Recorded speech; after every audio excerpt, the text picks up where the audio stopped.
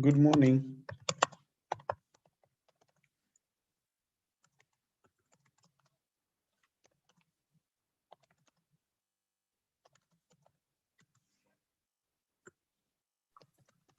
Hello, good morning, Dr. Chandra.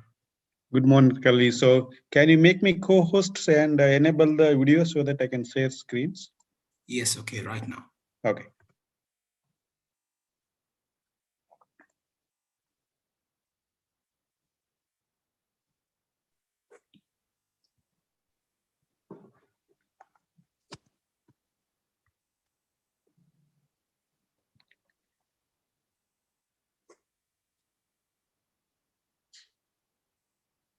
Perfect.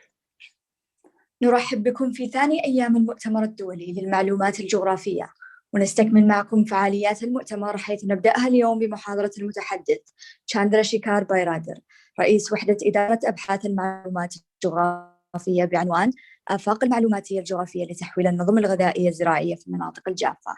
Ladies and gentlemen, Dr. Chandra Shekhar Bairadar, the head of Geoinformatics and Research Data Management Union, will now present a lecture on Prospects of Geoinformatics for Transforming Agri-Food Systems in the Drylands. Whenever you're ready, Dr. Chandra. Thank you, Doctor. Thank you so much, and welcome everyone. Just to checking, is that screen is visible and the voice is clear? Yes, it's clear. So can you see my full screen? Because I have multiple screens, so I'm not sure, just to make sure that I'm sharing the right screen. We can see the presentation and you. Perfect. So thank you very much and good morning, everyone. And thanks to Dr. Ali and the IGC committee for inviting me to give the keynote for this very important, the International Geoinformatics Conference. And of course, we cannot do it in face-to-face, but the virtual arena where we're heading towards. So I will take about 30-odd slides to present on how the digital augmentations is evolving in the recent past, and how this enabling the precision agriculture made simple, accessible, and accountable for the agri-food system transformations in dry areas. So having that the background and trying to understand that what are the new prospect of geoinformatics in the agri-food system in the dry areas. And we are going back to the what you call a system transformations. We're looking into the agri-food systems and the crossroads of the world agri-food systems, where we cannot continue the current trajectory, so that we have to change the way we consume food and we dispose food and we produce the food. So all that links to the how diversified systems in the dry areas, that links to the change of the current system of the outside of the boundary conditions, where it's unsustainable to the more sustainable food production systems that can help to save the soil, water, and the nature. And in the past 30-odd years of the agri-food systems and ensuring the global food security, we are looking towards the more poverty and hunger-centric to produce the yield and calories. But now just the calories is not enough, so the empty calories, and we need to move towards about nutrition, calorie together, and reduce the carbon footprint of the food we eat and produce and the way our lifestyle is that. And this is where put an enormous, tremendous pressure on where the dry areas. It's nearly about the 40% of the global area, but they are under tremendous pressures in terms of the what's called a perfect storm. Number of issues, whether it's land degradations and conflicts and high populations increase, land degradations, loss of biodiversity. It used to be the cradle of the agriculture, where the origin of the most of the domesticated crop species in the dry areas, and they have the high potential for the climate resilient cropping systems in the future. And of course, aridity and dryness is keep on increasing, and still is supporting the wide a range of the species, and including the nearly 27% of the world populations, and nearly 48% of the world livestock populations, and predominantly the small ruminants. That really enormous challenges for the dry areas. And while there is a high yield gap because of uncertainty in terms of the elemental conditions and precipitation, temperature, heat waves, and anywhere between the 20 to 80% of the yield gaps. So this puts a lot of challenges in the dry areas to ensure the food and environmental security. And when you heard about the Sustainable Development Goals, and of course we talk about addressing the 17 Sustainable Development Goals, and environmental security is one of them. And you are often look into the ecosystem services rather than looking into the functions and the structure. And but you look into the sustainable development, if you look into the agro-ecosystem-based approaches, and when you address the functions and productions and services by default, so this is where the future of system. So we have to be very pragmatic and fractal way to address this resilience, looking into the farm diversity, sustainability, and livelihoods across the different agricultural production systems, whether it can be rain-fed, this is predominantly in the dry areas, and but most of our agricultural food production system come from irrigated areas within the dry areas. Then, of course, there's the vast amount of the nearly 60% of the agropastoral systems, and of course the desert farming. That is where extracting a lot of the groundwater to be the desert agriculture. So these are the quite a dominant production system dry areas.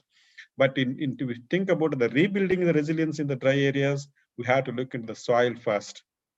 How our cropping system dynamics we can help us to address this crop diversity, rotations, organic matter, and building the healthy soils. And I always believe that if you look into any resilient systems, you have to look at the soil first. How the broken food systems need sowing the seeds of resilience in the people hearts and creating the green paradise. This is focused on the, again, crop rotation cropping system. So we have to combine the living soil, this biological, chemical, biophysical conditions, and that leads to the high water and land productivity. That should be the future production systems. And if you look into the last 50 years of the agriculture development and the research, and we mostly focused on business as usual and more centric on the addressing the immediate food and yield the gaps. And then, of course, there is a conservation efforts initiated in the SDGs. We are addressing the what's called orange curve, but it's not enough. So we're not just only looking at the productions, but also looking at the consumption pattern. So we have to look into both responsible citizens, the way we consume, as well as the way we produce and the way we waste. So all that matters. We have to reverse this degradation curve. So that's what the bending the curve for sustainable development that combines the different efforts of production, consumption, conservation, restorations, that all together a significant co-benefits to the people and the planet. This is putting this background picture, how you to address that one. What is the paradigm shift is required?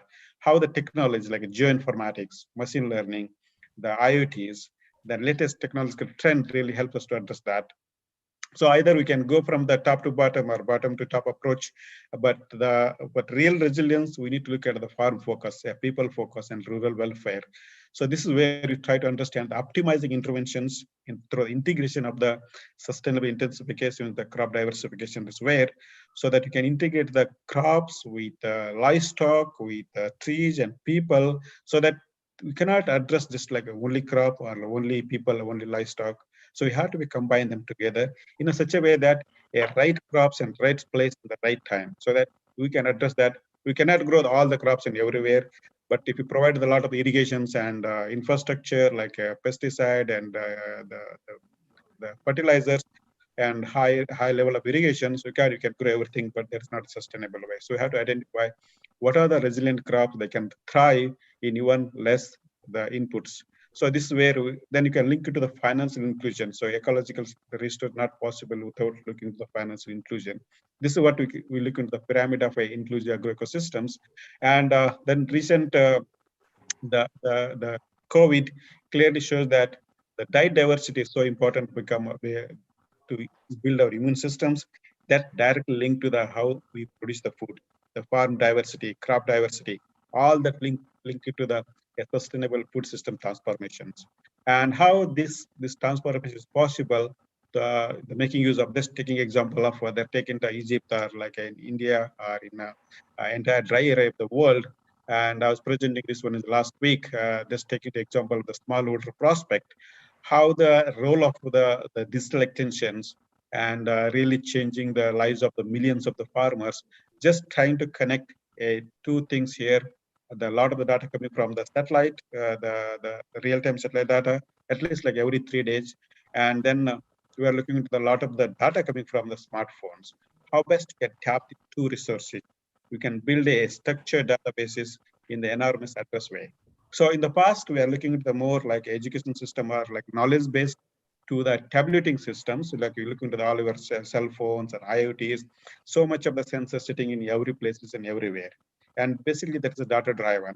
And using that data to the programmable era, so doing a lot of machine learning, IoTs, and the deep learning, artificial intelligence, how best you can make use of the locations, local intelligence, put them the cognitive way, and look at the very small systematic the innovations, looking at the small variabilities happening in the granular level. So this is where we look into the desert farming systems, like oasis farming systems, where a small oasis that can support so much of the different layer of the farming systems, and you have to bring that back to the where it used to be in the system diversifications. So where this comes to the fractal approach for the system transformations, whether it can be very global level, regional level, look into all the dry areas of the world, or you can do the country specific or landscape specific.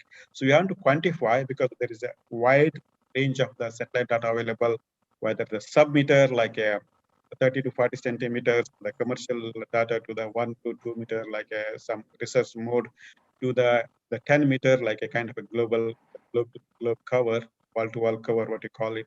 So that the blanket, the coverage of the entire world, that sentinel kind of satellites revisit for every 2 to 3 to 5 days, and core solution data coming for almost like every day.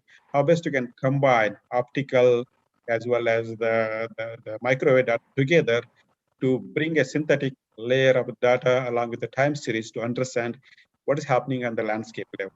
How best you can use this derived informations along with the site-specific informations coming from drone and the in-situ observation coming from the satellite, put them together to address the number of issues.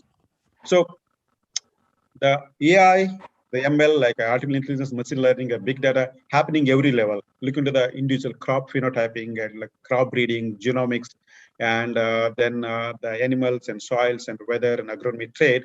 It's happening at the individual in the silos, but how best you can bring them together? That's what I call the meta-analytics. It's bringing them together, different science and geoinformatics and agrometric bioinformatics and genomics and trade into the what we call individual agroecosystems.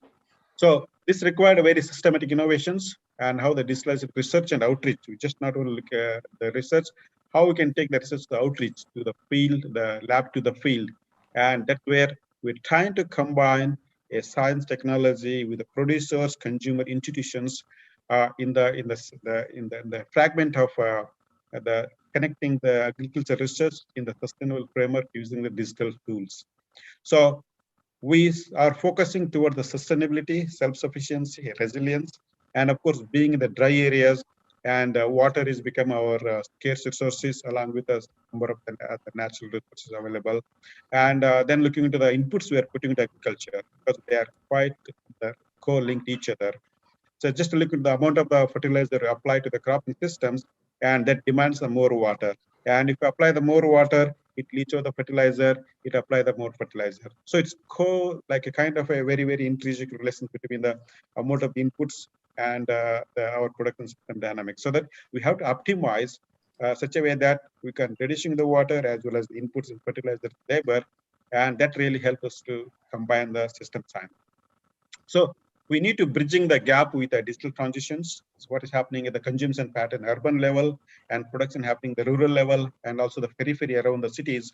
How best you can combine them together, and what is more crop per health, linking them to the urban gardening, to the polyhouses, polyculture, to the mainstream farming, and also the food miles traveling for the long distances.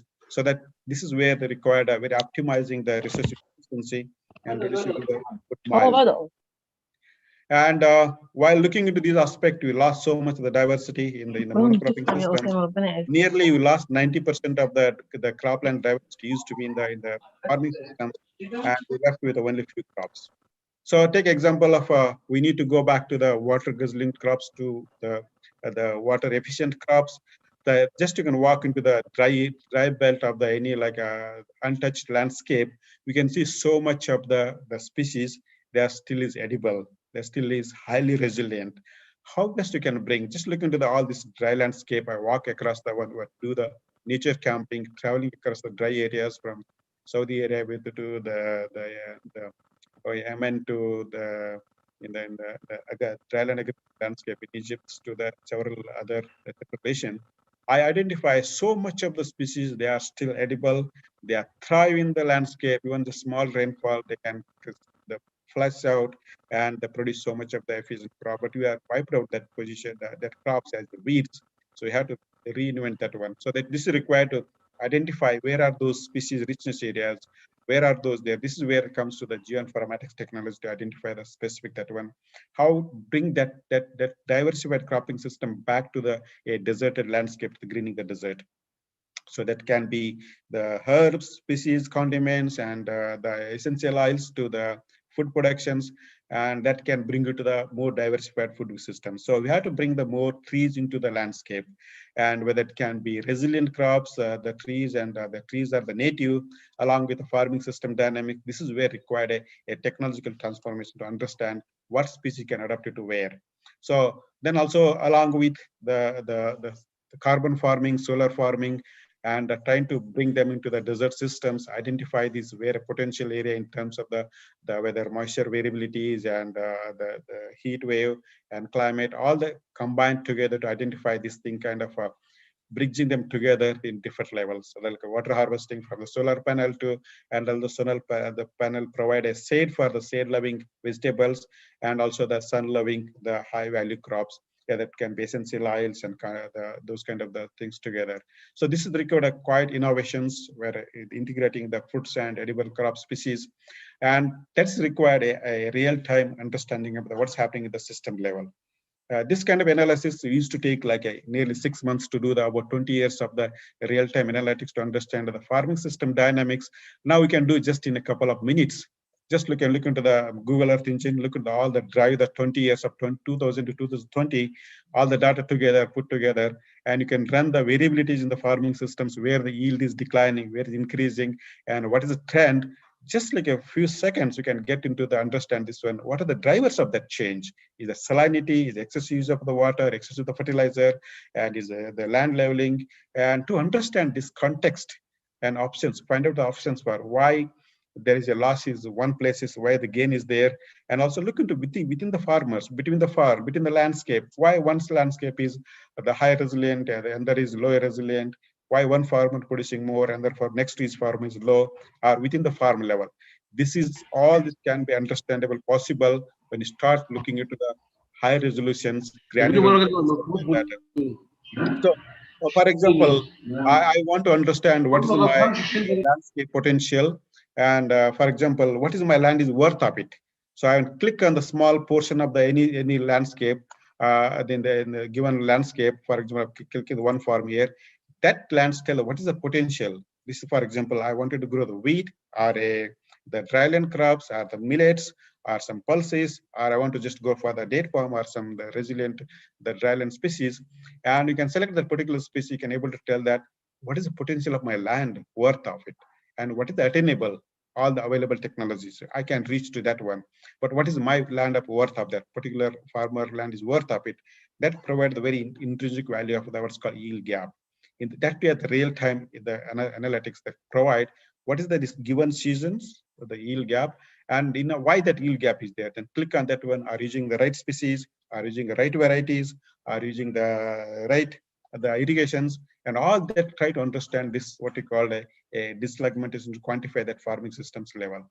So this can be applied for extra regional level, or small scale, or small landscape level, to understand the real time, the farming system dynamics, whether soil moisture, water productivity, and variety suitabilities, and geotagging, to understand the farm interventions to the very different scales. Just to give you an example here.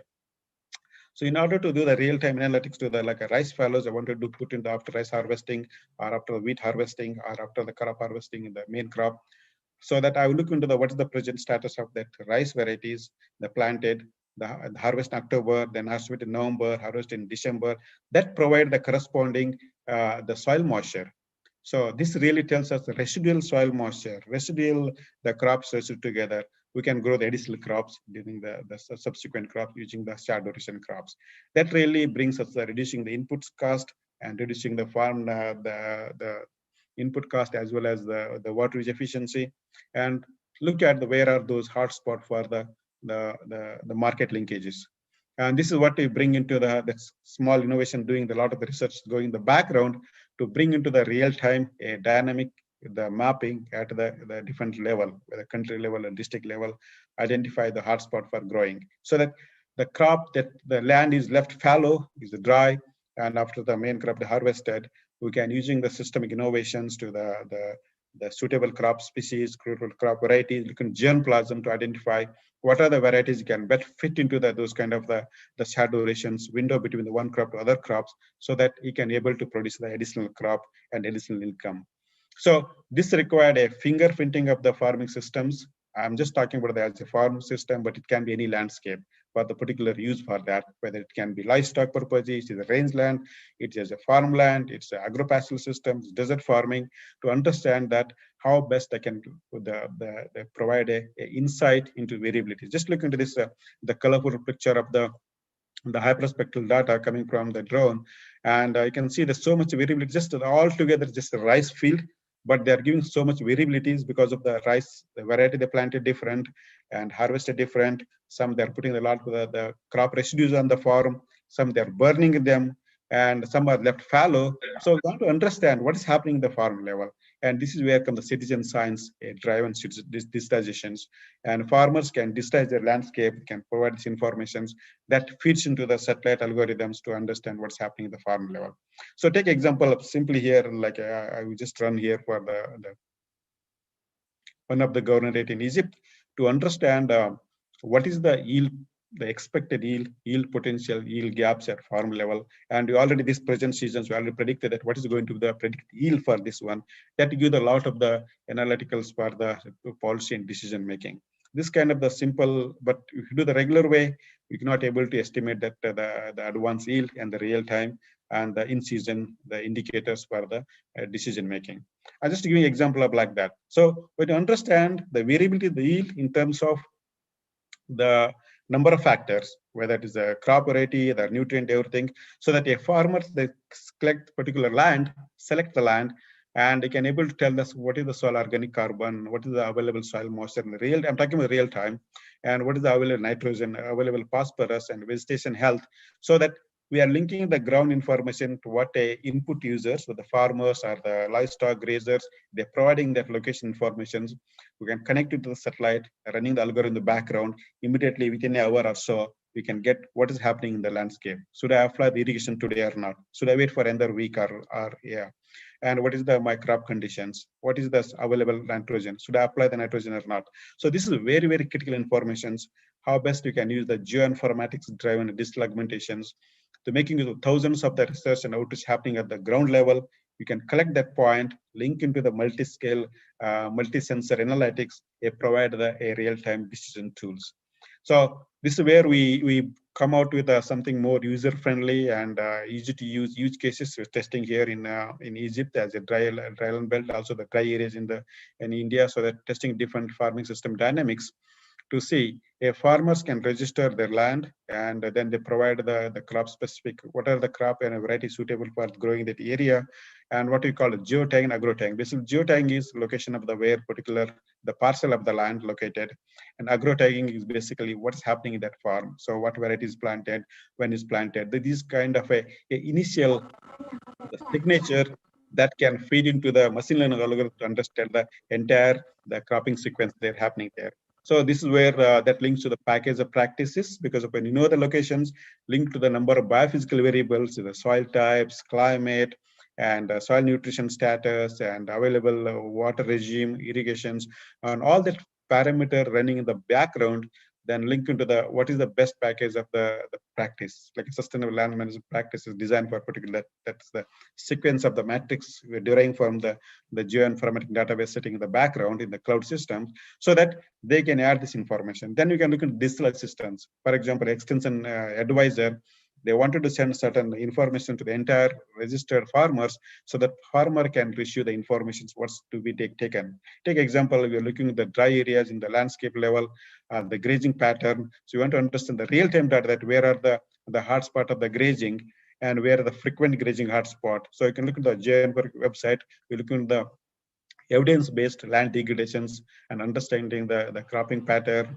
understanding the raised land pattern in degradations. So these kind of informations can be easily looked at the individual farm level, and also in-season advisories. Something is like a dust storm, or it is the drought outlook indicators.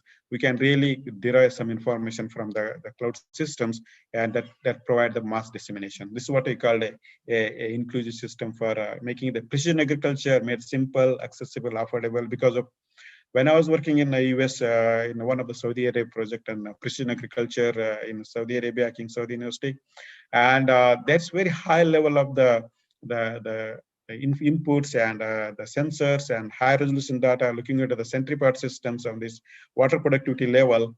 And if you want to do the same thing what you're doing in the very developed countries, very large farm size, and we are embedded a lot of embedded technology. We are putting a lot of sensors, IoTs on the ground, and that cannot be affordable or cannot work for the small holdings farmers like in Asia and Africa and Middle East. So we have to designing that one, how best we can replace the sensors on the ground with the satellite data and the cell phone data, club them together so you can design a much simplified the precision agriculture tools. So this just example I'm giving here is very the most important the development initiative happening in the dry areas. So we are sitting under the water stress region, and where we are to how best you can reduce the water use at the given real time, and how best you can reduce the chemicals, fertilizer, because of you add the more fertilizer and require more water. If we add the more water for irrigation, for example, and it leach out the more the fertilizer, so that they are quite combine that one. And how best you can bring this cropping system, crop rotation, for example, legumes and cereal systems. Just taking this three example. So optimizing the water use, optimizing the fertilizer, and the crop rotations. I'm just giving three examples. Of course, we are doing number of the farming system dynamics. Just taking three examples and how these precision tools really help us to reduce the water use in the agriculture dynamics. So this way we designed the site-specific farming system dynamics, what you call GeoAgro Pro, and we can look into the way the organic farmers or Egypt content or country-specific design, and then advisories, and look into the issue the SMS or digital assistance, and link into the farming system, what's happening there farmer level, and then look into the site-specific requirement of the crop and crop varieties and the inputs. So just an example, and if the water, like when I click on the particular farm boundary, I'm a farmer. If I select in the mobile, I can select my farm boundary or location of the farm, and it tells about the soil moisture trend happening that one, when is irrigated and when is time to irrigate. And I want to apply the nitrogen because that's one of the highest used fertilizer in the agriculture. But most of the times, like we go the blanket applications, entire the like upper Egypt or entire Egypt or lower Egypt, we have just like the entire government level one recommendations, like 300 kg per hectare nitrogen, but there's already the nitrogen available in the soil, or in already the growing conditions nitrogen applied. So that if I apply the next top-up applications, I just look into my satellite. We do it in general practice, use the green seeker, the small sensor, like a passive, the remote sensing sensor. It's cost about $300. I can just take that one, put on the canopy of my wheat cover, any crops. It immediately sends the NDVI, calculate the available nitrogen, but all the farmers not affordable to do that one. We cannot use the green seeker everywhere. And this is where you're replacing the green seeker with the satellite data and machine learning algorithm, so that you can able to understand available nitrogen at the farm level, and it's already tell that this recommended this many and already available this much, so that you can minus that, so they can reduce the nearly 50% of the nitrogen applications, reducing that way. Same thing, you look into the carbon, soil organic carbon. If we need to adapt to the best management practices, sustainable intensifications, and how any farmer practicing the good agronomic practice, a good agriculture practices, so that they can reduce the quantify incentive for that doing that way. So because he is helping the rebuilding the soil organic carbon in terms that contributing to the global carbon sink. And that way, so you can look into the simple geotech, agrotagging applications at the ground level, and different the languages you can check, either Arabic or English or any other local languages, and you can build this kind of incentive-driven adaptation for agronomic practice. That's what you're targeting, but there's huge potential to link into the farming system dynamics and inputs, where they can buy the particular inputs, whether fertilizer, biofertilizer, seeds, and equipments, and also the sell the produce. You can directly link it to the farmers to the producers and the market system, so that you can reducing the waste is happening at the different level. And this is what we're testing the very innovative tools to the farming system level, and how best you can bring back the youth into the agriculture. And just we have to just not only empower the extension department and the decision systems and power, but also encouraging the young minds to think into the sustainable developmental goals. And because still food is the one of the core area, and reducing the natural resources, the inefficiency, and how best we can bring them together as a connected dots to reducing the wastages in every level and optimizing the resource efficiency. And that is what towards building a resilient agroecosystems.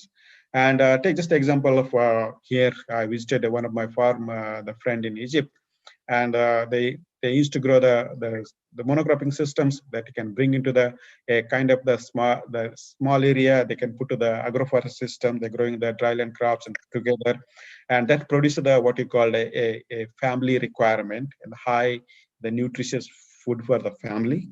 And we just walk into his farm, we found that nearly about 20 types of the fruits and vegetables that can be edible, and most of them they're unaware of that they're all edible. So I picked up about 6 weeds. They think that weeds, but I found that they're a highly nutritious vegetable. Like that, they grow so much if you manage such a systematic way. And then while not only feed the family, but also you need to look into the premium quality of the produce. The produce in such a high quality, like vitality in the food, so that you can increase the nutrition level in the food, so that even that makes both the economically and ecologically the viable options in the dryland system. So this is the way my forward, and there's exponential growth is happening in the digital transitions, whether take a geoagro, remote sensing, geoinformatics, and smartphone applications, and analytical framework and real-time analysis, and the technology-enabled citizen science. Because if I just look into the developing world, nearly 50 to 55% of the populations access to the smartphone, and nearly 90% of people access to the regular phone. But out of that, nearly 50% population access to smartphone. How best you can tap into this site-specific, the enabled citizen science? They are the one who can tell us what's happening at the ground level, what's the requirement at the ground level, what's the requirement at the market level.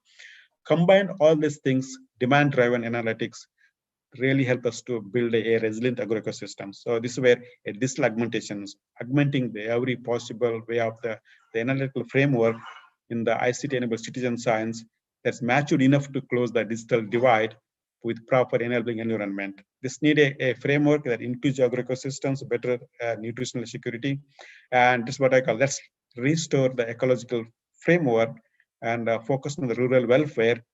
That's our priority for systemic development. That's good for the people and the planet and the wellness in general. So this is where we draw into the conclusion that, so how best we can make a geoinformatics, the drive-on augmentation for accelerating a sustainable agroecosystems, whether and how, where, how much we can reduce the site-specific interventions, and with making use of a precision agriculture made simple, accessible, acceptable, affordable, and scalable. Thank you very much. So that's my last slide, and I'm happy to take any the questions in probably in the chat box, I guess. I can stop sharing my screen so that we can look in the chat box.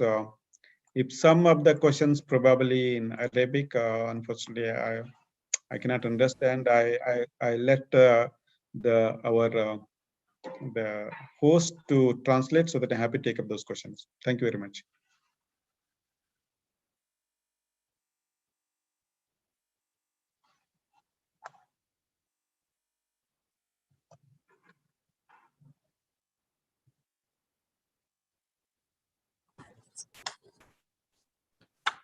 Thank you, Professor Chandra, for your excellent talk, great knowledge, different applications of using geoinformatics and geospatial technologies in agriculture.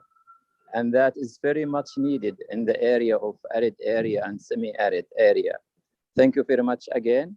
And we're looking forward to good more cooperation with your excellent knowledge and with the organization, and anyone from the panel or from the attendee, any questions, we will raise a hand to take the question. I can see Professor Muhammad Bayoumi Zahran. Please, can you open the mic and give your question? Thank you, Doctor.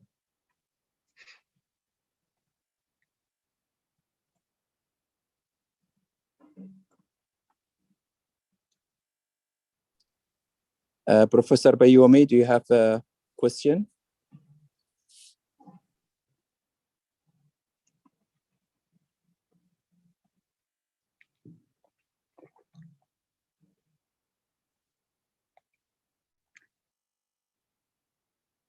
So maybe I see one question, but in Arabic. Let me quickly, someone can translate.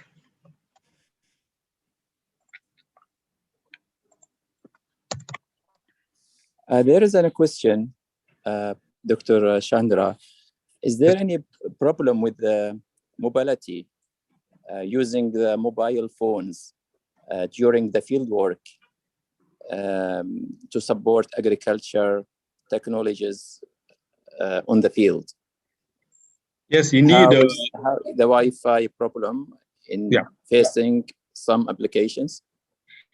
Yes, I think that is the valid questions, because of that technology is evolving, and we are targeting into the smartphone based one at the moment. And of course, there is we also developing what's called a offline the applications, where farmers wanted to select the farm boundary. Sometimes there is no internet is there. So, but we are connecting the center of the location of the farm using GPS satellite, so that they're not required even internet. So you know that where the farm is there, so that later when there comes to where the internet is available, so that they can display the farm boundary or just the location, or just take a picture of the GPS enabled the photo that provides the location information. That is already quite enough to make decisions. There's one side, the collecting the location informations. Other side, what you call a site specific package of practices, and we are disaggregating the recommended package of practices. They are like blanket applications, so that when location we know that one, then they're disaggregated into that particular small location, so that what are the recommended the technology available packages. So we're testing the different the modes of offline and online and partial the informative. But right now I'm targeting the smartphone where the internet is available, so that we expected to be growth of internet is going to be happen, and increase in cell phone network. Like I went to the Egypt like a field day last week. Even the remote area, I see there is a 3G, the 4G network. So it's still accessible, but may not be able to reach out to all the 100% of the population, but to targeting the 10%, and the expected growth will be going to happen that way at 5% every year. Thank you, Dr. Thank you, Dr. Chandra, for your attending with us, your time, your effort, and extend our thank to ICARDA for their efforts and projects across the Middle East and outside the area. We are looking forward for further collaborations. We are, thank you again. We're looking forward for further collaboration. Thank you again. Thank you, Doctor, very much. And I see just one more question. If the time is there, I can address. Otherwise, I can just reply to him privately. Yeah, So there is a question from the chat. Which model has been used to collect crop yield and then yield gap from satellites? Yeah. This is a question from Muhammad Khalifa from Sudan. Yeah. Thank you, Dr. Khalifa. And it is a very valid question. So what you're doing, like we are not just limited to the one yield model, but what you calculate right now is the light use efficiency based use model. Then like trying to link it to the light use efficiency and satellites, the indices. And then you can calculate with the ground informations to calibrate the variability between these two, and you can run that. Basically, it's run on the process-based light use efficiency model. That's very common in remote sensing applications. And for yield potential, we are looking into the assuming that all the ideal conditions to particular crop. That's where the potential comes from. But actual one is we are running with ground truth data in the previous years. And once you have the 3 years, so the stabilized data for there, then you can not require the ground to estimate the present yield.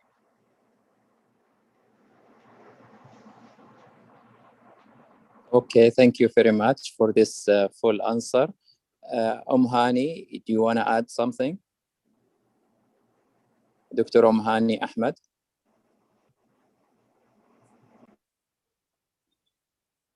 Okay, at this stage, we are ending our keynote speaker for our second day. Thank you very much again. Thank you, ICARDA, and see you in the future. Thank you. Thank you very much, Doctor. And thanks for everyone. Bye-bye.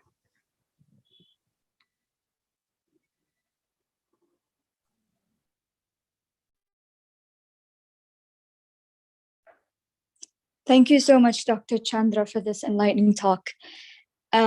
والآن يقدم دكتور محمد أمين أبو الغار، دكتور في تطبيقات الاستشعار من البعد في مجال رصد الزراعات والتنبؤ بإنتاجية المحاصيل، جامعة شيبا اليابان، في مارس 2005، ودراسات ما بعد الدكتوراه في مركز الاستشعار من البعد جامعة شيبا اليابان، خبير سابق في المنظمة العربية للتنمية الزراعية وجامعة الدول العربية، أستاذ زائر في جامعة زويل للعلوم التكنولوجية، أستاذ زائر في جامعة المنوفية، محاضرة بعنوان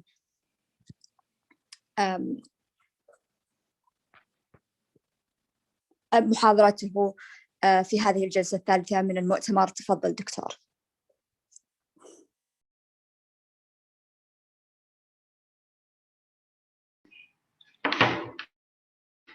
الو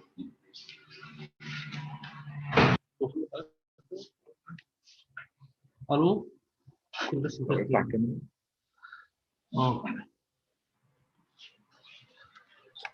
ممكن تتكلم انت كده عشان بس دكتور ابو الغار تفضل لإدارة الجلسة الأولى في هذا اليوم. Yes. Yeah.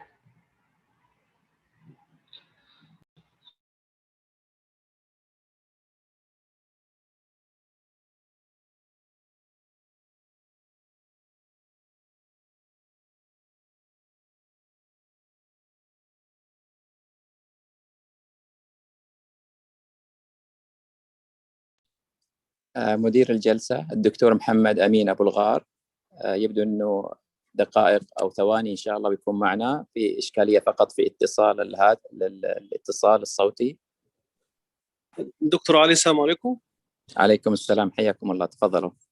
دكتور محمد هيتكلم من الهوست مع الدكتور بيومي زهران، هو حاليا فاتح الفيديو وهو هيدير الجلسة منه. بارك الله فيكم، تفضلوا. تفضل دكتور محمد. Okay, can you hear me? Okay.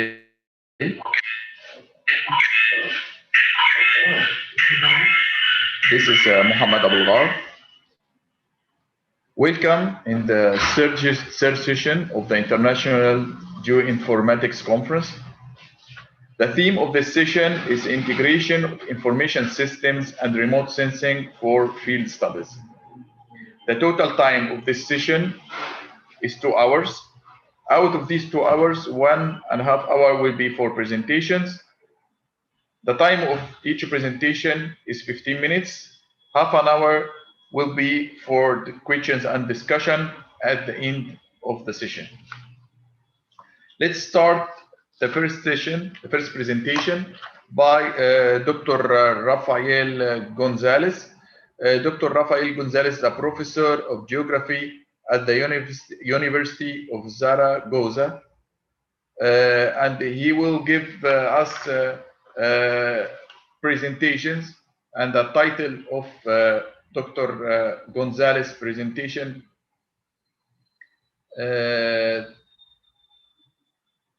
the title of Dr. Gonzalez presentation will be the Geoinformatics for Employment and Empowerment in Europe, Geospatial Education and Digital Competences. Okay, Dr. Gonzalez, start please. Hello, good morning everyone from Spain. Can I share my screen? Yeah, I think so.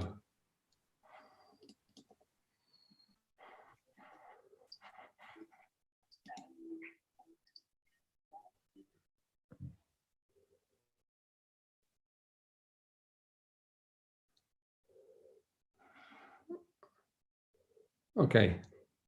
Can you see the presentation now?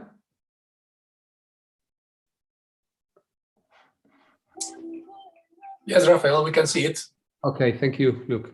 Well, the title of my presentation is Geoinformatics for Employment and Empowerment in Europe, Eurogeo, Geospatial Education and Digital Competencies. Well, first of all, I would like to introduce Eurogeo. Eurogeo is the European Association of Geographers. It's legally based in Belgium as an international NGO established in 1979 by the European Commission to network geographers in Europe, but beyond. It is also a professional association for geographers, geoscientists, and related area. It was developed further by the HERDOT network for higher education in Europe through the Bologna process, and it has achieved and granted the participatory status of the Council of Europe in 1989 at a special consultative status at the ECOSOC, at the Council of Economic and Social Council of the United Nations in 2017. Yeah, well, the aims of Eurogeo is to advance the status of geography, organize events, activities for members, produce publications, support geographers, identify and promote good practice in geography, research and teaching and professional geography, research and give advice, and in particular lobby at national and international level on geography and geospatial issues. But at the end, to make recommendations on policies to national geographical and cartographical institutes or ministries of education or geographical or regional planning or international institutions like the Council of Europe or the European Union or the different units or agencies of United Nations. So Eurogeo has a broad scope of partnerships, in particular with the International Geographical Union, with several commissions, but particularly with the Commission of Geographical Education. We have many partnerships with another regional and national geographical associations like SIAGA from the Southeast Asia, or the American Association of Geographers from the United States, or from Geotech Center, which is one of the top training centers in the United States about geoinformatics. We have also many agreements with the national geographical associations, like the recent that we have signed with Dr. Ali Al-Dorsani from the Saudi Geographical Society, and we are really proud that between Eurogeo and SGS we can start doing a lot of collaboration and bilateral cooperation. We have also partnership, or we belong to the European Alliance of Social Sciences and Humanities. We also have agreements with ESRI in particular, because we have worked a lot with RGS Online, but with any other softwares. We'll see later in the project. We have also connections with UGEO and Euroclio. We have also recently joined Sustainable Development Solutions Network and GeoConnection, among others. So you can see here how are the important activities, despite we have celebrate our 40th anniversary in 2019. But I would like just to highlight the 10 last years, about 14 conferences, about almost 7,000 members that are connected through our newsletter. We are now engaged in more than 32 European funded projects. We have 2 different kinds of publications. We have a book series who's indexed at the Web of Sciences. And we have a journal, the European Journal of Geography, who is indexed at Scopus. Many activities, field trips, teaching activities, and we have academic reputation because we are able to lobby for geography in Europe and beyond. And we have also very important dissemination network with more than 5,000 people, more than 400 geographical associations and departments of geography in Europe, in particular thanks to the project Erodot, who allowed us to connect many people, the top scientists and researchers in geography, but also the new young geographers are also connected with Eurogeo. And we have, I would like just to tell you that we have granted 2 particular awards. First one, it was a Geospatial World Forum in 2014 in the Geospatial World Forum for the project digitalearth.eu, Geomedia in Schools. And also we have recently granted by the European Commission for a new project, GA Learner. It was selected as a success story. It was coordinated by Professor Luc Suartis from the University of Ghent, who's also attending this session. He's also Vice President and Treasurer of Eurogeo, and I would like to thank his attendance this morning. Well, last, our aim is to protect geography and to promote the work of geographers in Europe and beyond. You can see at our webpage a list of the different projects that we are involved, but I would like to highlight today 2 particular projects. I would like to explain and to detail Geoinformatics and MyGeo, because the topic of my session is empowerment and employability. So how useful is geoinformatics for young people? When we teach geospatial technologies in our masters and in our bachelors in geography or geosciences or even in education. So why do you need geospatial technologies? Well, in Europe, I would like to tell you that we have 3 important documents. The first one, it was the Digital Agenda for Europe 2020. Later updated in 2014, the Digital Agenda for Europe. But nowadays, in last year, it was launched by the European Commission, the new European Data Strategy. So how important is data? How important is digital for economy, for employment, for training, etc.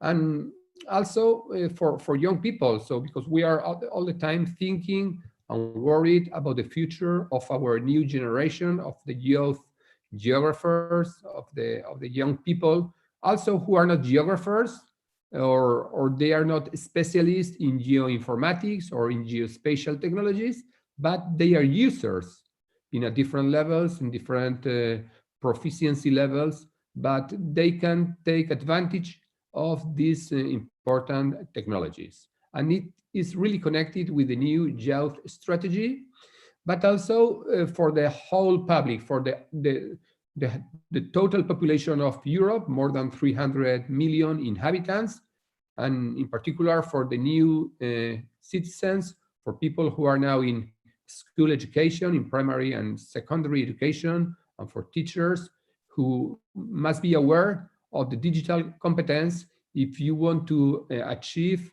a real European citizenship. So the European Commission has defined 8 proficiency levels to gain this digital competence. So the theoretical point of my presentation is with geospatial technologies, you can be able to get 5, we can see E's. So geospatial technologies and geography can enhance personal development, and also can enable for digital skills and digital competencies according to the document of the European Commission. It is also in a third position. It's also very important to think geospatial technologies as a tool to empower people, but in particular to empower young people. It is also related with the project I'm going to present you soon, which is Youthmeter, because Youthmeter show that geospatial technologies can be used not only for experts, but also for non-experts in non-formal education contexts. So geospatial technologies can also contribute to the engagement, participation for democracy, and to the acquisition of contribution of European citizenship. And finally, it's very important. Now we are in the middle of a pandemic, of a crisis. We see every day which is the GDP growth or the loss of the GDP from the different countries across the world in 2020 and even 2021. So the young people are really worried to get a job, to get employed. And so how can geospatial technologies can help people, not only geographers, so any kind of, I'm just thinking just engineers or architects or even sociologists or civil servants, so they can help because it's an added value to their personal competencies. So just to summarize, Youthmeter, it is the first of the projects I would like to present you. It's a tool for forward-looking youth participation. It was awarded by an European Union Key Action 3 line project, support for policy reform. And with this, we develop a e-portal, a data dashboard, a platform for visualization of data and e-tools with about 70 data sets, different geographical levels, available at mobile, tablet, and computers. So we have about almost 5,000 visits of the Youthmeter info pack. So it was really disseminated with also an important feedback from local authorities, countries, and youngsters. So after that, we started a process of dissemination and communication with the study groups. So just to summarize, media, subscribers, website, social media. So we can have evidence that Youthmeter reached about 50,000 persons overall anew and can get access to the platform. So they could check that Youthmeter, like a project, like an important project, is able to create forward-looking for youth participation. It can help to identify, test, and develop new innovative approaches to education, training, and youth. And in particular, innovation and practices and policies, which is expressed at the European Youth Strategy, the priority 7 for the European Commission, which is using e-participation as an instrument to foster young people's empowerment and active participation in democratic life. So the importance of geographic education in non-formal contexts. So, but the second project I would like to present you is GeoTools for modernization and youth employment. So geospatial technologies, they are not only valid for empower young people, to give them the voice to express toward different local authorities or social and community forums, which they can help just because they use geolocation, they use geospatial tools. But this is one, just to empower. But the second one is just how to get an employment, because you can master several geospatial tools. Well, my Geo project is also a project which is involved with different universities, Padua, Ghent, Zaragoza, Eurogeo, and many companies. So this is a project in which we try to connect university and geospatial industry. And the main outcomes, there were three. First, a MOOC for teachers. So not only teachers of geography or GIS, so we are a professional, so we teach, so I get paid every month because I teach GIS, so it's not worthy for myself. But how can, for example, a law teacher or a medicine teacher or a economy or a business teacher in higher education use geospatial technologies? So for this, we created a MOOC for teacher training on faculty members to promote modernization of methods and tools for teaching and learning through the use of GIS, not only for geographers. It is an online course favoring the acquisition of key competencies related to the use of GIS in higher education courses. So it is a very transversal training, and including real examples and good practices on the use of GIS in different fields of the sciences, even physics, or even chemistry, or even mathematics, or law, or any others, or human and social sciences, that can be really useful for the people who get a degree, but they don't have they don't use GIS. So the second one, it's it is not thought for teachers, it's a MOOC for students. And this is maybe the most important outcome of the project, because we try to foster the ability of students to demonstrate the skills acquired in the use of GIS applications. So it's for any kind of a student, you have to get some skills, because if you use GIS, if you are able, when you have a job interview, or you can input in your CV that you use GIS or geospatial technologies, it's for sure that you are more attractive for the labor market. So you have more possibilities to get a good job. So, and this is not because we say this. This is mostly because we work with companies, universities, and industry together, and we ask them what they want, or what they need, which is the profile of the new recruitment profile they need. So they define it, they help us to define several competencies that take part of the MOOC. So, and lately, it's an important also a European mobility, because we formalize a training methodology in students acquiring GIS-related skills via international mobility in companies. So students from Spain went to Belgium and to Italy, and vice versa, because this training contains a set of key competencies for on-the-job training, which is, and this is very important, not only the theoretical training that we give in the university, but on job. And this is the competencies. Sorry, I realized that some parts are still in Spanish, apologies for that. But you have here in the left side, the transversal competencies, analytical and critical thinking, business competencies, interpersonal competencies, and technical competencies. And in the right side, the specific competencies on GIS, source, store, analysis, and data visualization. So these we gather from the literature, from the theory, from the academia, but after that, we launch a huge survey.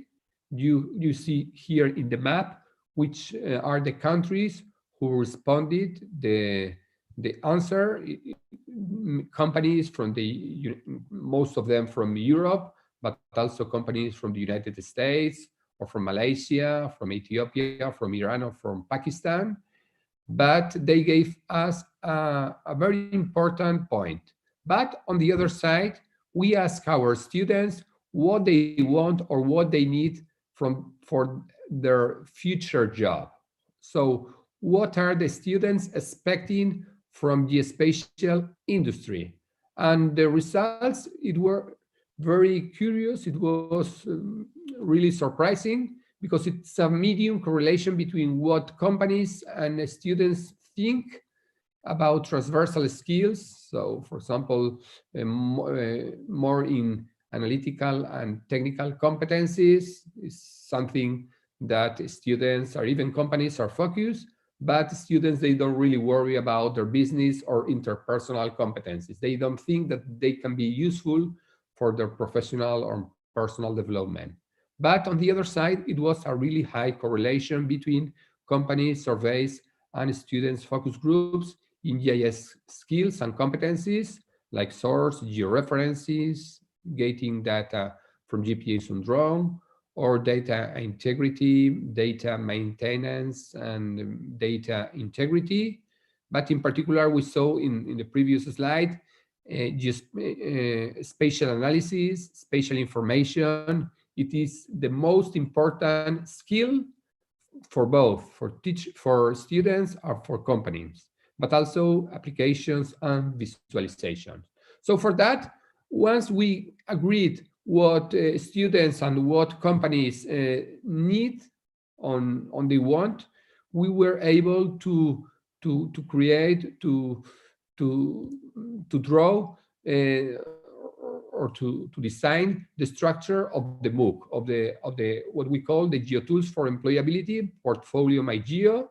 So this is a MOOC for students in higher education with the different modules. So GIS, how did it change my professional life? Until will mobile apps help me to get a job? So in this module, we try to teach and train about geo applications and programming, etc., etc. So you can get access to the MOOC. You can see because here in the presentation you have the link, or if you just search in Google My Geo project, it gets you directly access to the MOOC with the description of the MOOC. Well, just going really fast because I think it's my last minutes. Several examples of geospatial exercises or training lessons, or the structure or data model design, or the different index. When we spoke, for example, spatial analysis, I told you it's one of the most important topics for both. So it was the end index, or the path that students must follow: distance from settlements, slope, geology, area, protections, visibility, coast, etc. So these different exercises.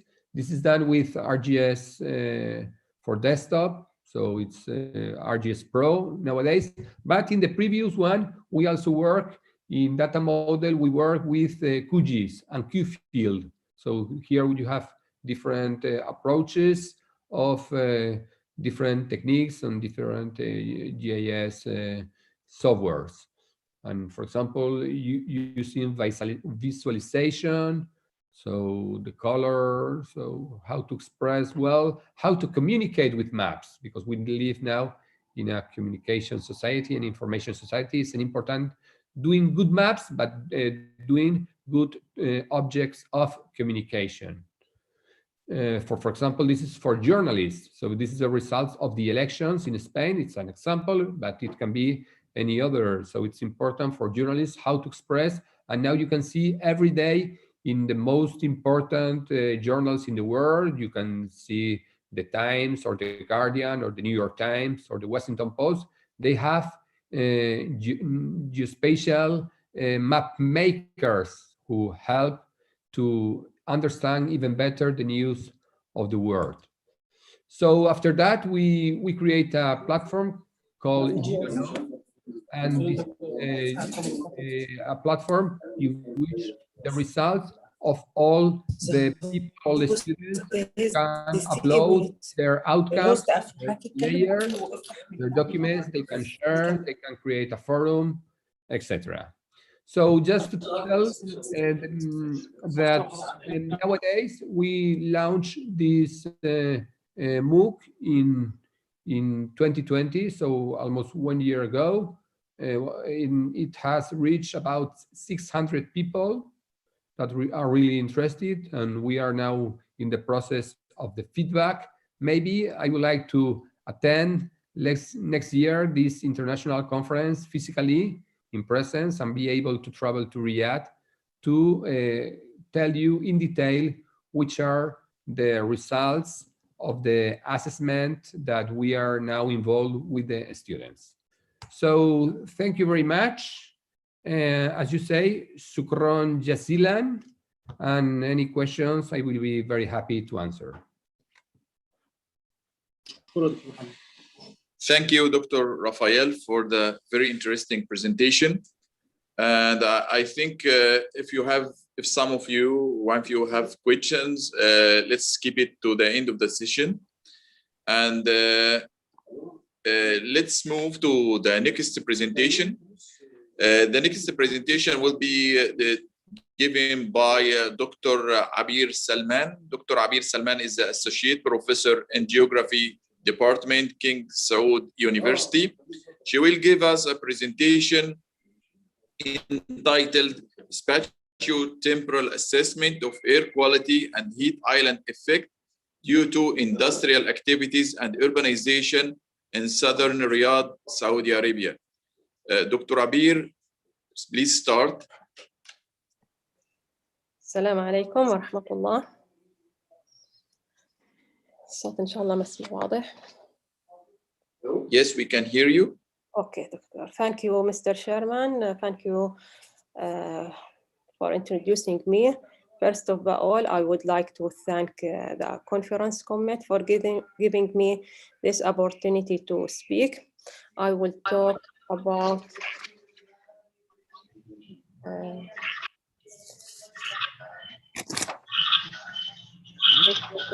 assessment of air quality and heat island affected due to industrial activity and urbanization in the southern Riyadh, Saudi Arabia. If I can share my screen.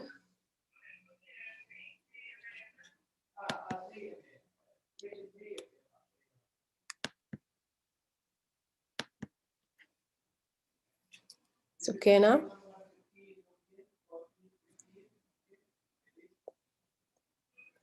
Can you see my screen now? Yes, we can see your screen.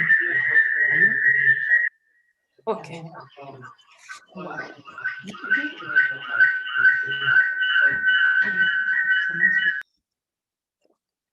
This research was the work of research group, and I am so glad to speak on behalf of a group about this paper.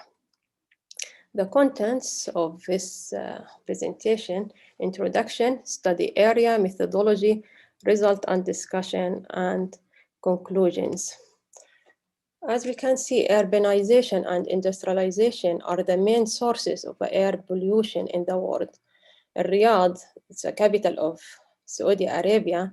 Industrialization has increased dramatically during the past couple of decades in response to the increase in population and urban development. The second industrial city in this and Saudi Aramco oil refinery, Al-Misfat, was established in the south of Riyadh. Far from city, yet urban expansion and associated economical activities have forced the people to live around the industrial city. Accordingly, overcrowded buildings, especially along roads, increase the traffic and vehicular emissions, and frequent dust storm in the area were principal sources that increase the level of environment pollutant leading to air pollution. All of these factors have resulted in deterioration of the air quality indoors and outdoors in many sites of Riyadh. During several visits to a study area in the southern Riyadh, it was evident that the area is suffering from multiple aspects of pollution, such as reduction of visibility during the morning, dirty and eroded building. Accordingly, residents and workers complain of unhealthy air quality in the area. The aim of this study is to shed light on the opinion of residents living in the southern Riyadh near the industrial city. The spatial and temporal changes in the thermal and air pollution were evaluated during period 2014-2020. Additionally, the impact of lockdown on air quality during corona pandemic was also assessed. This is a study area. As we can see, it's in the southern side of Riyadh. It's covered about 130 square kilometers and includes 7 districts: Dar al-Bayda, الدفاع, الإسكان, طيبة, المنصورية, مصفات, and second industrial city. Also, we can see here 2 air stations, Al-Khaldiyah and Southern Ring Road Air Station. This is map represent the land use of a study area. We can see it is mostly in industrial area and residential area and very limited agriculture area. Methodology, we follow 4 steps. First of all, a questionnaire. We distribute 405 questionnaire. The result were analyzed using SPSS. Then we try to estimate land surface temperature from Landsat 8. Then air sampling were carried out at 18 points during 2014 to estimate particular and oxides. The results were analyzed using geostatistical analysis, and finally temporal air analysis, where the trend of particle and NO2 during 2016 and 2020 in the Southern Ring Road and Khaldiyah air stations estimated. The land surface temperature was calculated from band 10 and band 11 by using land surface emissivity, and NDVI also calculated using band 4 and band 5 to determine the proportion of vegetation to estimate land surface temperature in the three images, to 2040, 2070, and 2020, with the ground resolution about 30 meters. The result of the questionnaire, as we can see here,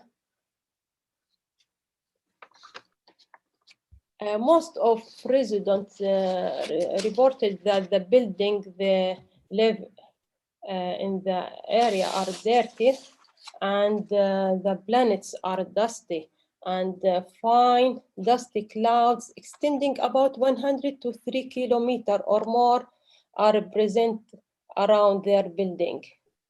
Also, most of residents suffer from many respiratory and eye diseases, which they thought that it's related to air pollution. The second step is thermal analysis, as we can see here. the study area show high variation in temperature and low value of the NDVI. During 2070, the temperature is increasing and NDVI is decreased, but in 2020, we predict lower temperature as a result of lockdown during prevent of a spread of COVID-19.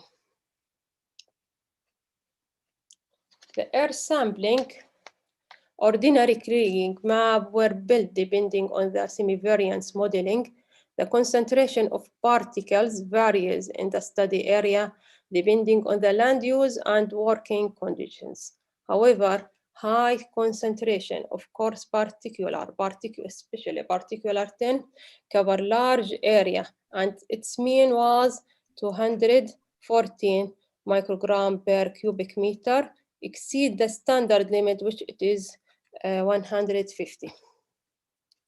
And here we can concentration of particular in the industrial city and in Misfah.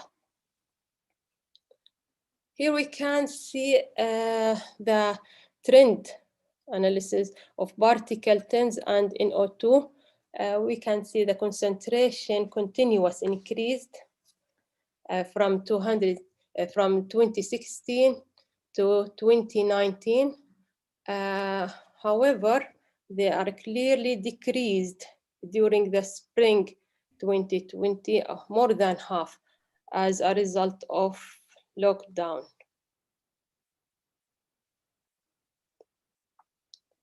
Finally, the southern part of a study area is suffering from pollution, mainly particulate matter from factories and dust storm. In addition, vehicles are one of the main causes of air pollution and emissions of carbon from particle 2.5. Conclusions. This study, based on questionnaire response of residents living in southern Riyadh and air quality monitoring from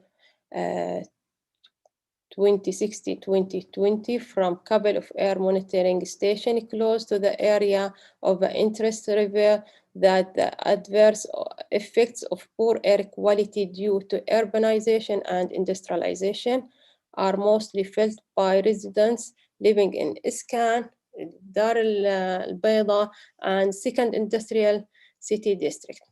The minimal commercial industrial activity during lockdown period 2020 shows improving of air quality. At the end, thank you for listening.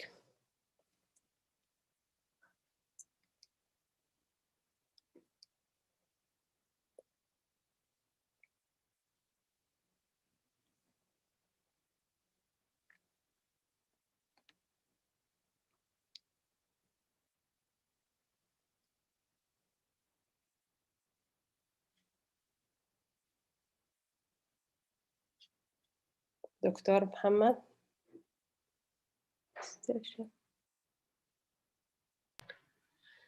Okay, can you hear me?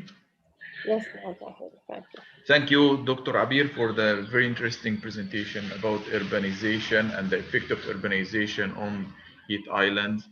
Let's move to the next presentation by Dr. Rania Sayed. Dr. Rania Sayed is a researcher in the National Authority for Remote Sensing and Space Sciences in Egypt. She is a supervisor of scientific publishing and documentation department in NARS. Her presentation will be entitled Comparison of Machine Learning Algorithms for Extracting Urban Impervious Surfaces from SAR Imageries, Sentinel-2, and Fused Imageries. Dr. Rania, please start.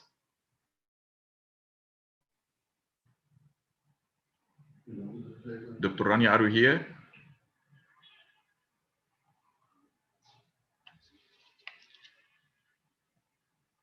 Hello, Dr. Rania Sayed, are you here?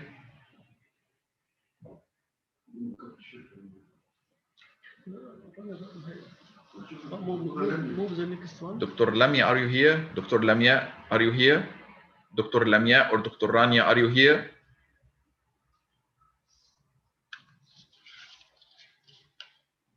Okay. Hello?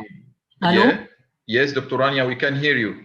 أيوة sorry, internet connection is unstable here. I will start. Can you share my screen? Okay, please.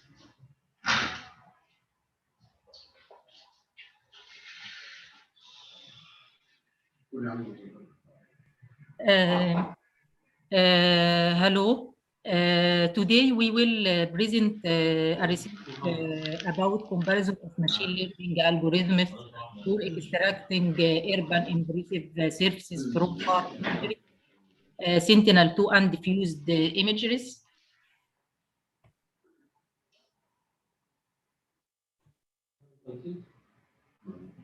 Extracting urban impressive from satellite images is the starting point in real-world applications such as urban management, monitoring unorganized urbanization. However, clouds and clouds shadows remain a significant downside for optical sensor.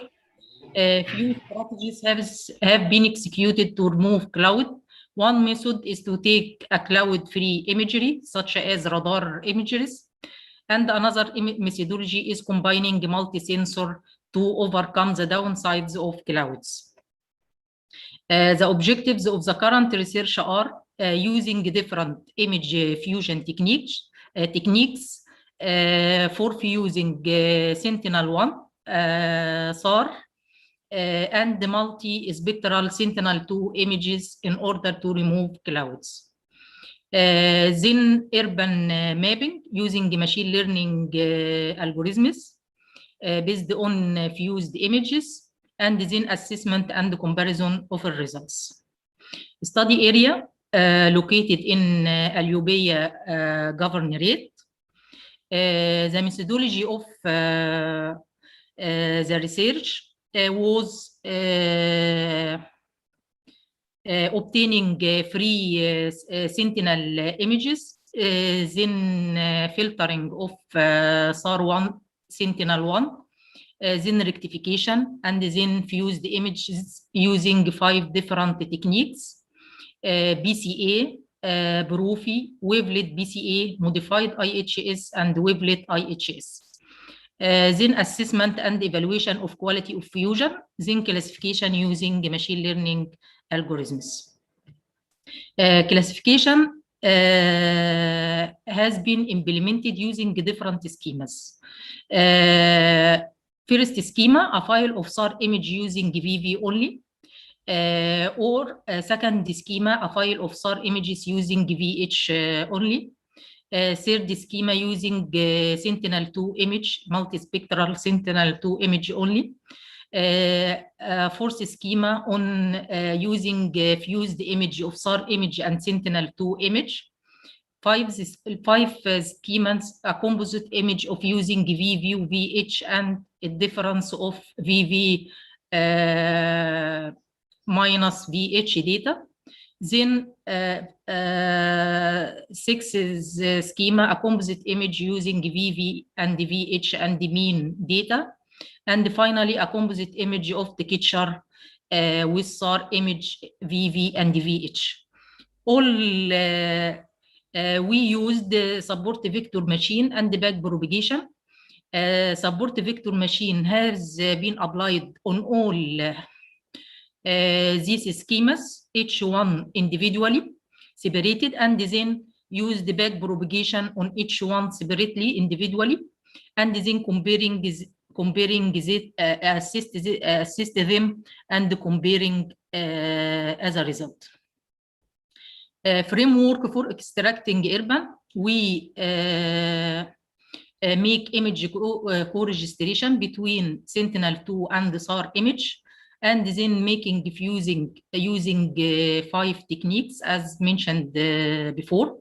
Each fused image is classified using backpropagation or support vector machine. Then produce classification map. This framework is repeated for each of the 5 schema, and then make assessment and comparison. Accuracy assessment made using Kappa coefficient and overall accuracy. Methodology of Sentinel-1 processing. This workflow aims to apply a series of corrections and to apply a precise orbit, to update orbit satellite, to radiometrically calibrate SAR backscatter. Range Doppler is a correction of geometric distortion, and the last step is to convert to database.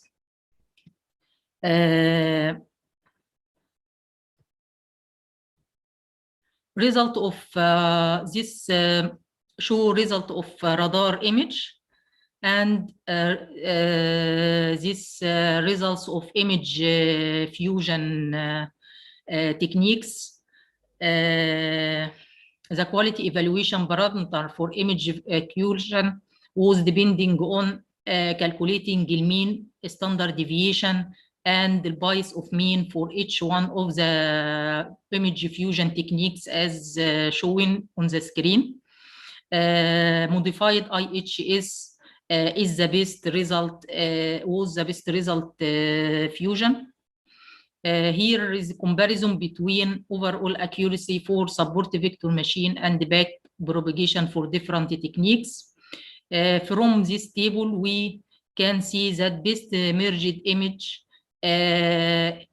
modified IHS gives the highest overall accuracy, other than different other schemas, and support vector machine also gives a better result than back propagation network. Here of comparison between support vector machine and the back propagation classification for urban extraction based on fused image. Conclusion, 5 different image fusion techniques was used to fuse Sentinel-1 and Sentinel-2. It was found that image fusion removed the clouds and enhanced the resolution and increased the information. It was found that modified IHS was the best result, best fused result. It was found that support vector machine classification results were better than back propagation for urban impressive surface extraction. Thank you.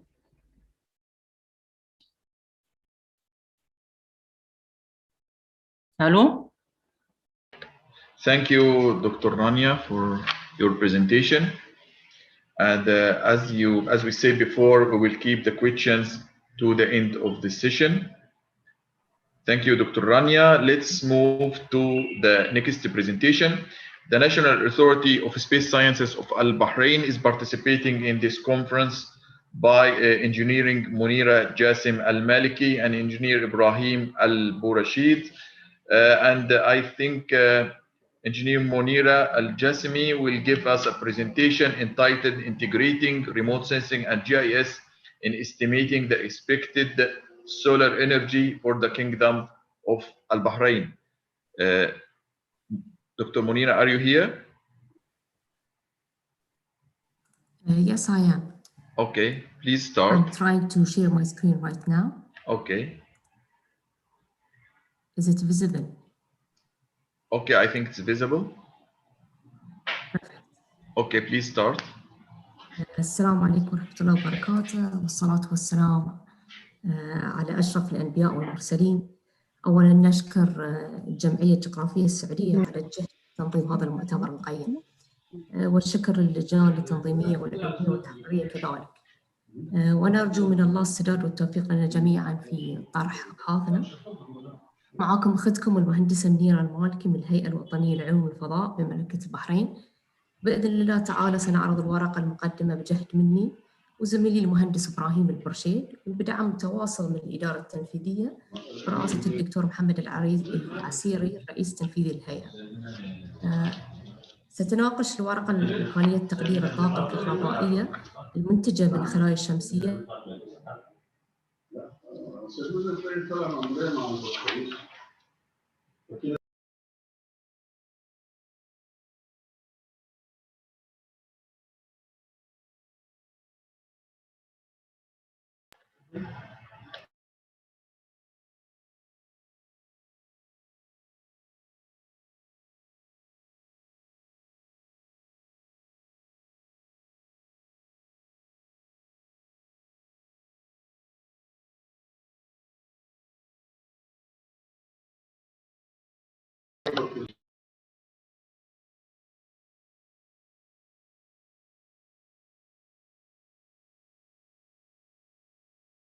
Dr. Munira, it seems that there is a problem with the connection.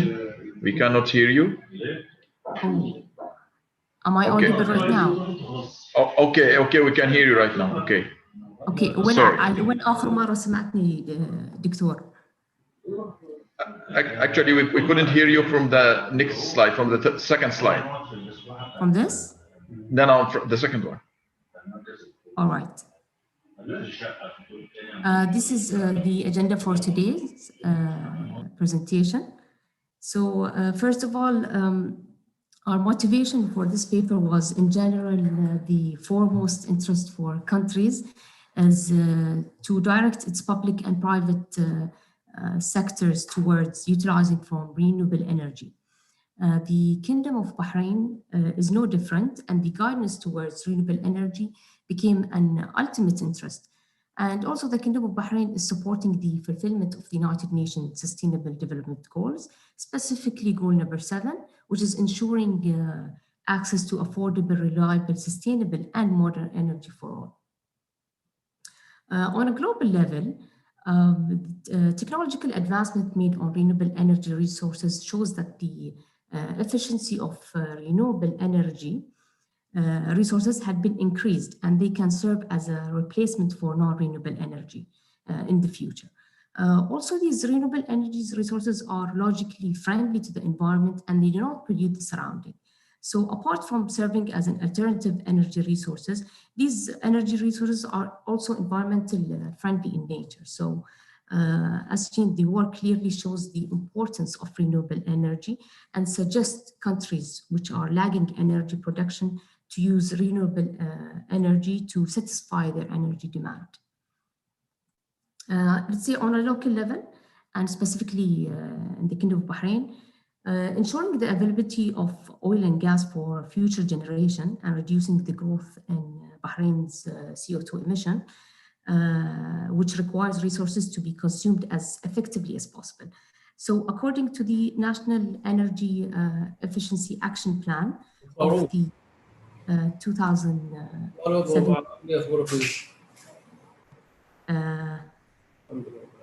am I audible? So it's okay, it's okay.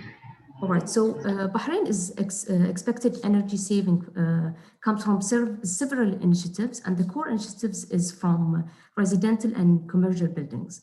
Therefore, since the Kingdom vision is to also partake in space science technologies, the paper will address how renewable energy can be related to space science technology in order to relate remote sensing and GIS techniques will be utilized in estimating the expected solar energy for the Kingdom of Bahrain on a country and city level.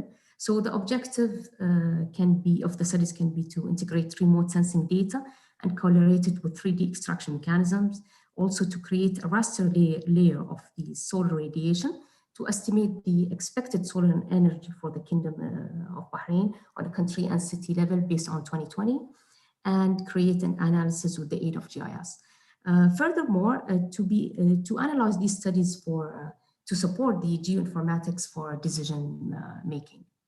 All right, so basically what was used is the GIS system software and the spatial analysis tools. So the tools follows the basic theory behind it. So the tool has the capability to calculate the solar radiation based on the digital elevation model as an input, considering several elements, which are the position of the sun throughout the year, the latitude of the area of interest, limitation factors such as trees, shadows, building shadows, the slopes, the orientation of the rooftop surface, and the directional aspects, and so on. The digital elevation model plays a crucial role in providing these necessary limitation factors to the tool. So the output was a result of a raster layer with a cell value that represents the amount of solar radiation in kilowatts hour per meter square for the year 2020 for each of the area of interest.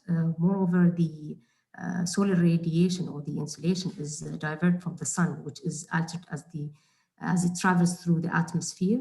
So advanced modification can later be conducted by the topography and the surface features, while captured at Earth's surface as the three main elements, which is the direct, diffuse, and reflective components.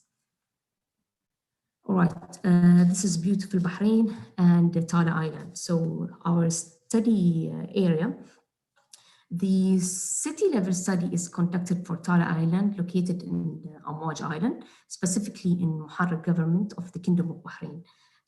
This study was chosen due to the availability of the data and the reason to display an urban island and its capability to support efficient energy. On a country level study was conducted for the whole Kingdom of Bahrain, located in the MENA region, specifically in the Arabian Gulf. This study was chosen due to the purpose of mapping at the country level to show the most and least zones for estimating solar energy potential to support the Kingdom's vision towards sustainable energy. All right, so the data collection, the total study area for the city level is 22 hectares with 153 buildings. The data used for this study is very high resolution stereoscopic satellite imagery with a pixel size of around 50 centimeters.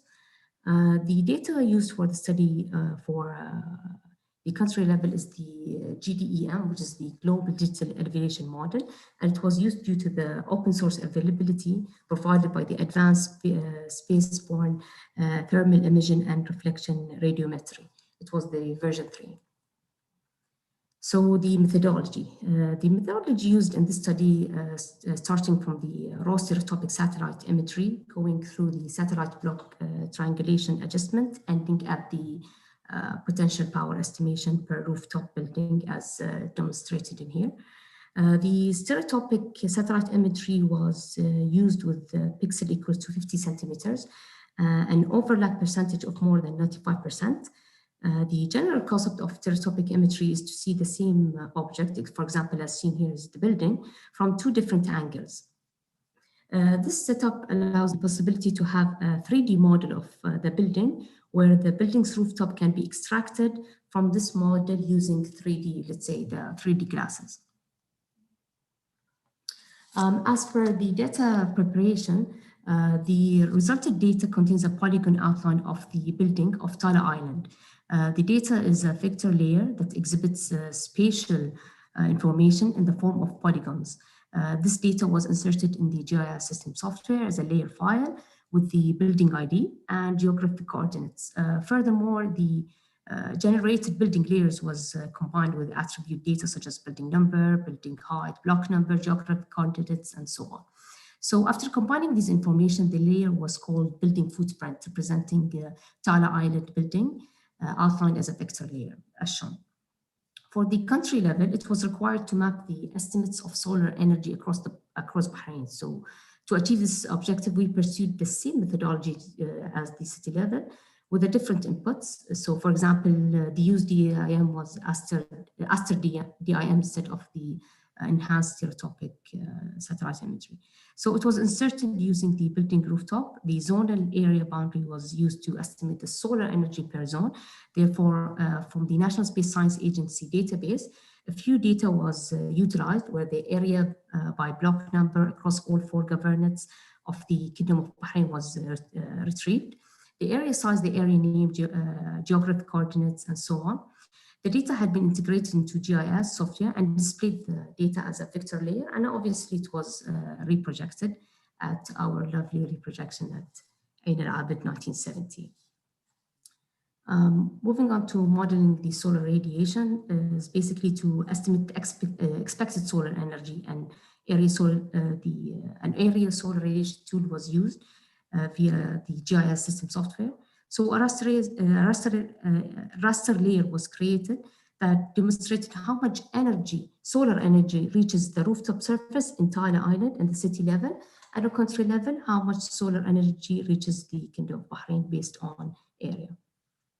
So what was conducted from the country level study was, after having to input the DEM and the vector footprint to the tool, as well as considering all the parameters mentioned earlier, the output was a solar map rooftop data raster layer for Tala Island for the city level, and a solar map raster over the whole of Bahrain for a country level. So the workflow that is developed effectively, where the data attributes, spatial tools, and the satellite imagery all play a role in making it effective.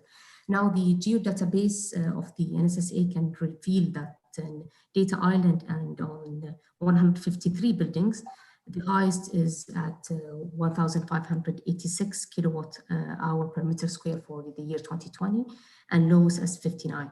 As per the country level, for 100 areas across the kingdom, as per the zonal footprint as shown earlier, the average of 1,517 kilowatts hour per meter square for the year 2020, while the lowest is at average of 153.31. So we are very lucky of having such exposure. So the study was further analyzed to support geoinformatics for decision making by finding the electrical power potential. So utilizing from the solar map raster layer, the analysis was conducted to show the electrical production of each building if it was equipped with solar panel.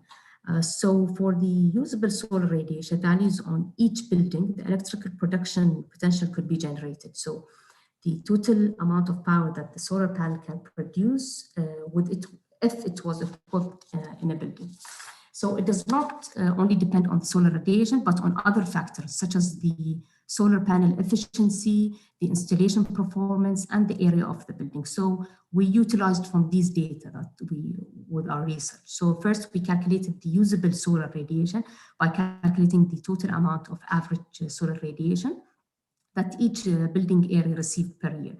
And then the usable solar radiation for each building is then related to the factors mentioned, such as the solar panel efficiencies, the installation performance, and the area of the building.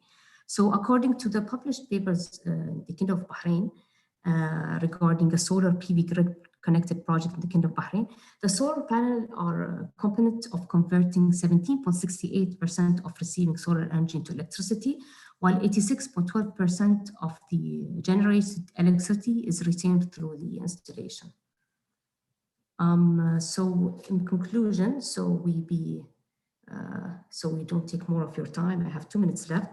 So basically, I won't read all this, I'll just say it in general, that in this regard, the National Space Science Agency established a proposed workflow throughout this paper that was developed and applied to estimate the solar energy potential on a country and city level.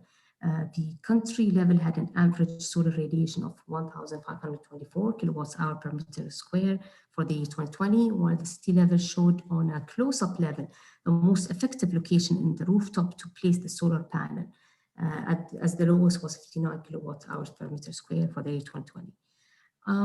So in here, remote sensing and GIS integration were an optimal method where satellite data footprints, data attributes, and spatial tools helped in relating the two fields. And spatial tool helped relate the two fields of space science and renewable energy.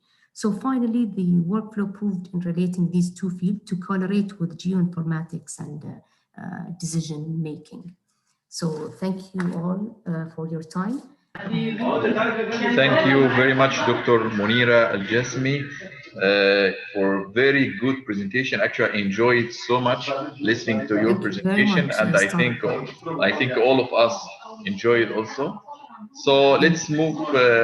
Thank you, Dr. Munira. Let's move to the next presentation by Dr. Muhammad Khalifa.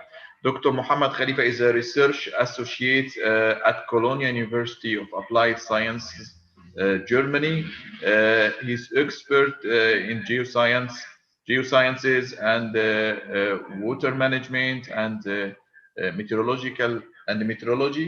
So he will give a presentation entitled Oasis or Mirage, the Inconsistency of Multi-Satellite and Multi-Model Products for Water Resources Applications. Dr. Muhammad, are you here? Yes, thank you very much. Do you hear me? Yes, we can hear you. Please start. Thank you very much, Dr. Muhammad. Thank you very much, the organizers of this very interesting conference, for having me. My name is Muhammad Khalifa. I work as a researcher at Cologne University of Applied Sciences, and this research is done by me and my colleague Samah Saif, who is also attending the conference. She is a PhD researcher at Cologne University of Applied Sciences and the University of Kassel in Germany. The research of our the title of our presentation is Oasis or Mirage, the Inconsistency of Multi-Satellites and Multi-Model Products for Water Resources Applications. The outline of today's presentation, I will start with a brief background, and then I will move to talk about the problem dimensions, the innovative solutions to that problem, and then I will list the research objectives. I will talk about the methodological approach that we followed in this research. Then I will highlight some of the main results of this research. And finally, I will give a brief conclusion. As you know, water is a vital resource to sustain life and socio-economic development. It's an essential resource to ensure specifically food and energy security. And as you know, due to population growth and climate change, water has become increasingly scarce resource in many parts of the world. This means that we need to manage water resources efficiently. But the problem is, usually to manage water resources, you need extensive data. For example, if you look at the water balance estimation, which is a central concept in water resources management, usually you need to measure and monitor several parameters, for example, precipitation, evapotranspiration, infiltration, stream flow, and others. And these different components, these different variables need to be monitored spatially and temporally. Usually, if you look at the ground stations that give information about these parameters, you can see that the ground-based measurements are scarce. If you look at this map, which shows the location of key climate stations from the World Meteorological Organization, you can see that many areas around the world lack ground stations, for example, in this case, the climate stations. And these climate stations or other parameter stations that collect information about the different parameters of water resources are decreasing around the world, the number of these stations, the operating stations. And as I mentioned, in some locations, like in Africa and Asia, you can see that many areas lack ground-based stations. This make it difficult to represent these parameters spatially and temporally, especially if you look at this representation. If you have different stations and you have lack of a station in one area, you usually go to interpolation methods, and interpolation methods can give you some systematic errors. So yes, it can provide you with some useful information about the spatial distribution of the parameter, but you have to expect that the different spatial interpolation method can result in different spatial representation of the parameters that you are dealing with. For example, this is the precipitation over the Blue Nile Basin. you can see that if you use different spatial interpolation methods, you can result, this can result into different spatial representation of the parameter. This means that to solve the problem, we need a dense network. A dense network, it's expensive and also hard to maintain. And this will hinder also an accurate spatial representation of water parameters. If you are able to install a ground-based station at the lowland, what about the hill at the background there in this picture? It will be expensive and hard to maintain such a climate station. And usually such high lands receive more precipitation, for example, and this means that you will miss the spatial distribution, an accurate spatial distribution of the parameter that you are detecting. And also ground data have some also other problems like latency in data availability and also unsystematic errors such as gaps in time series. Additionally, some of the ground data are inaccessible. So this also will hinder the ability of using such data to employ them for water applications and other applications. So there are some innovative solutions to this problem. One of them is to look at the data available from satellites, models, and other algorithms that are available online, free of charge. Recently, there are many advancements in the technological solutions like sensors, models, algorithms, satellite missions, and these are providing data with good spatial and temporal resolution. And at the same time, they are collecting data continuously. The most interesting thing about these products, they are open source, they are free, available online, so anyone can download them and use them for the intended application. For example, we were able to detect more than 37 different precipitation products available online. You can download them easily, free of charge.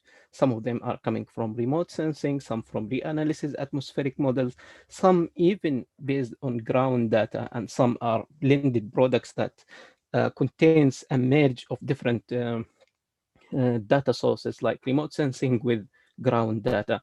And you can see here a table that shows some categorization of these different products.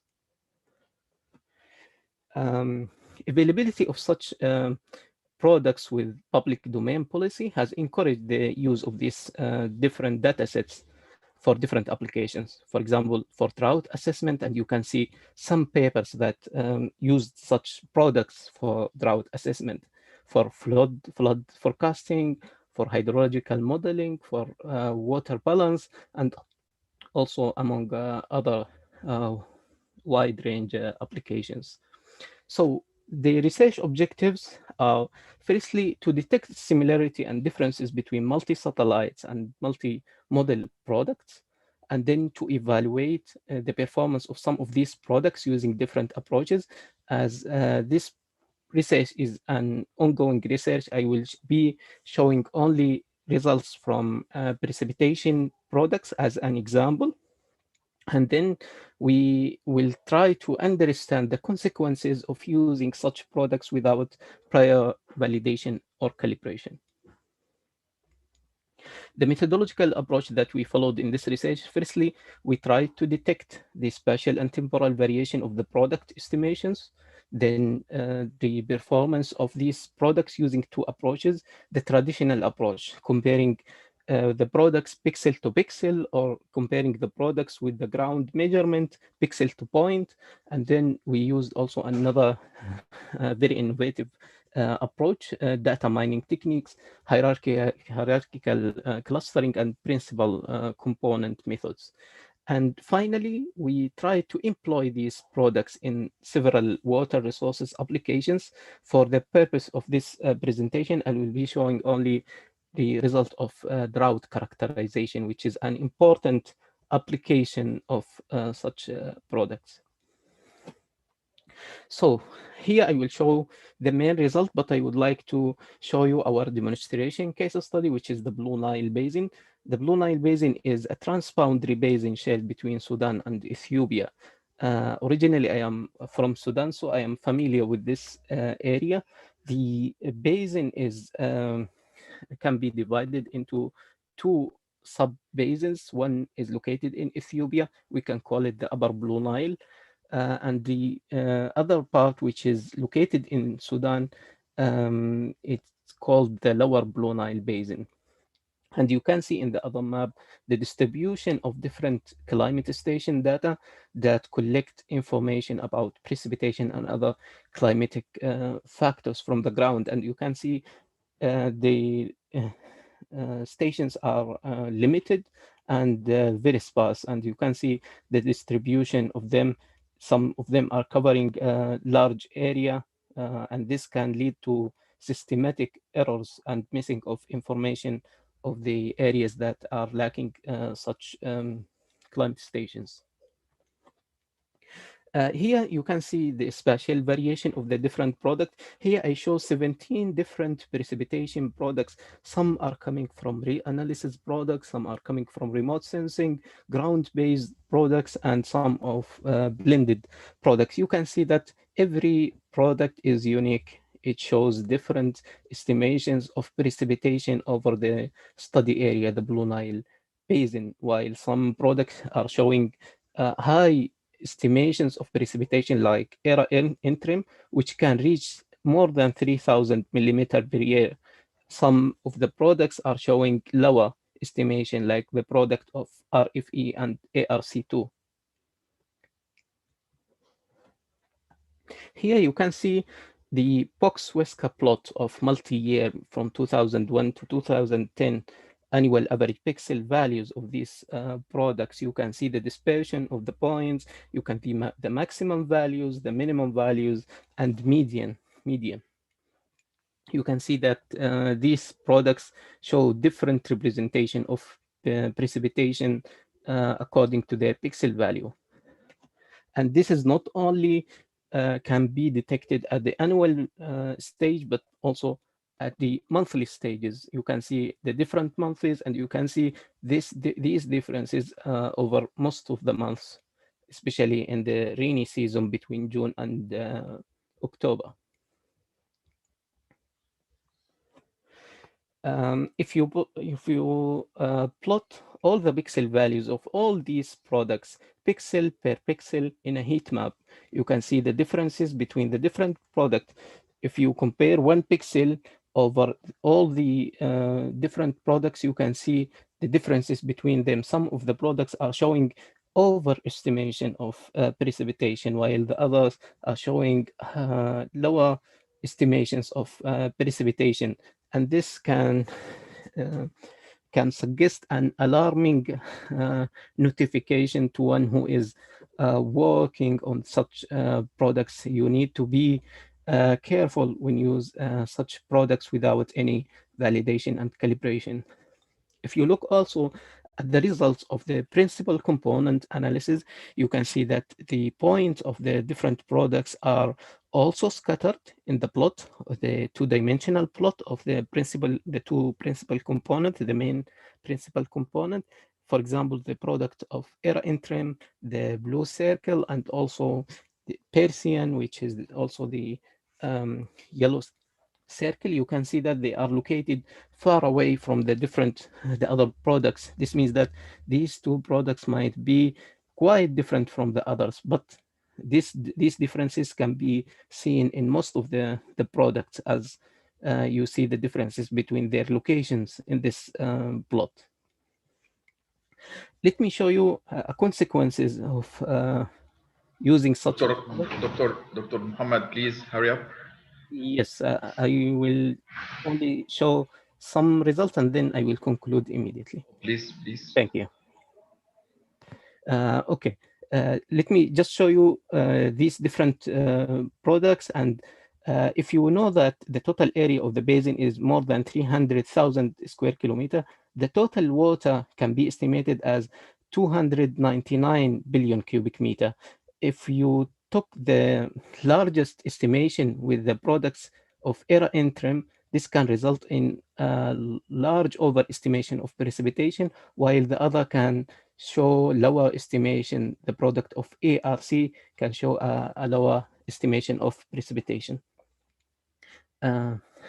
Here some results of correlation between the different products with rain gauge. I will not go deep into that, but it is good to know that not all of them show good performance when you compare them with ground stations. Here, when you look at the drought characterization, they result also in different drought characterization.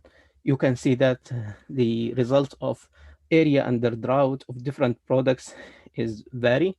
And also, if you look at drought severity, you can see that these products can result in different drought severity estimation and characterizations. Also, if you look at the trend analysis, you can see that some of these products are showing an increasing trend of drought severity, while others show a decreasing trend of drought severity.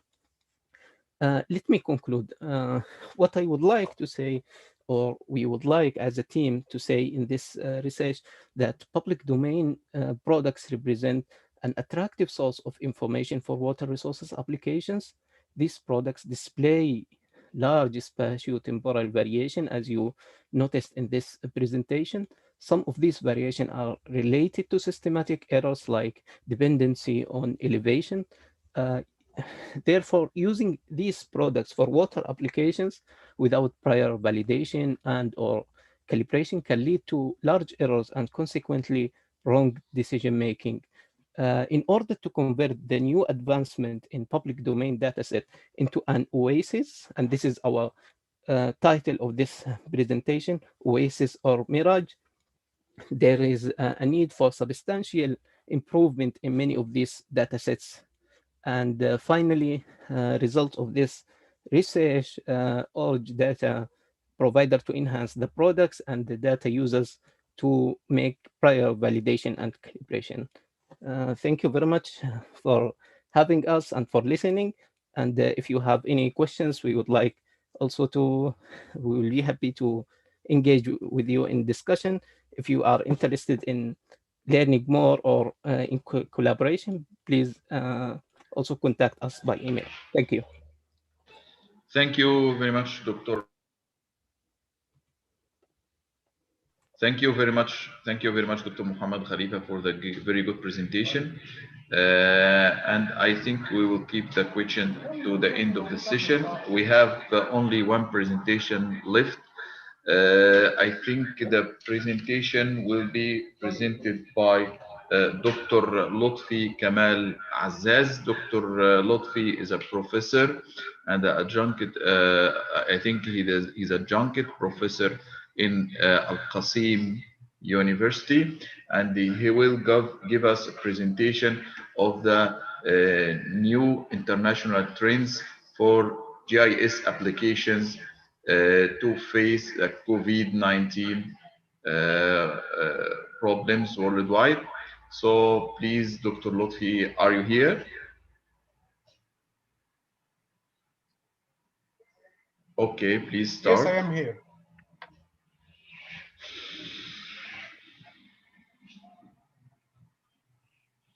بسم الله الرحمن الرحيم. الحمد لله رب العالمين، والصلاة والسلام على أشرف المرسلين. في البداية يطيب لي أن أتقدم بخالص الشكر والتهنئة في نفس الوقت للجمعية الجغرافية السعودية ورئيسها سعادة الدكتور علي الدسري لتنظيم هذا المؤتمر الدولي الهام، وأشكره مرة أخرى على عنوان المؤتمر الدولي للمعلومات الجغرافية. فالصفة الواجبة للمعلومات هي المعلومات الجغرافية أيا كان هذا المصدر. اليوم المداخلة ستكون باللغة العربية حسب البرنامج بعد عدة مداخلات باللغة الإنجليزية، وأرجو أن تكون استراحة لمن سمعوا المداخلات من الزملاء باللغة الإنجليزية حتى يتحقق التركيز على المحتوى أكثر من بذل الجهد في متابعة اللغة.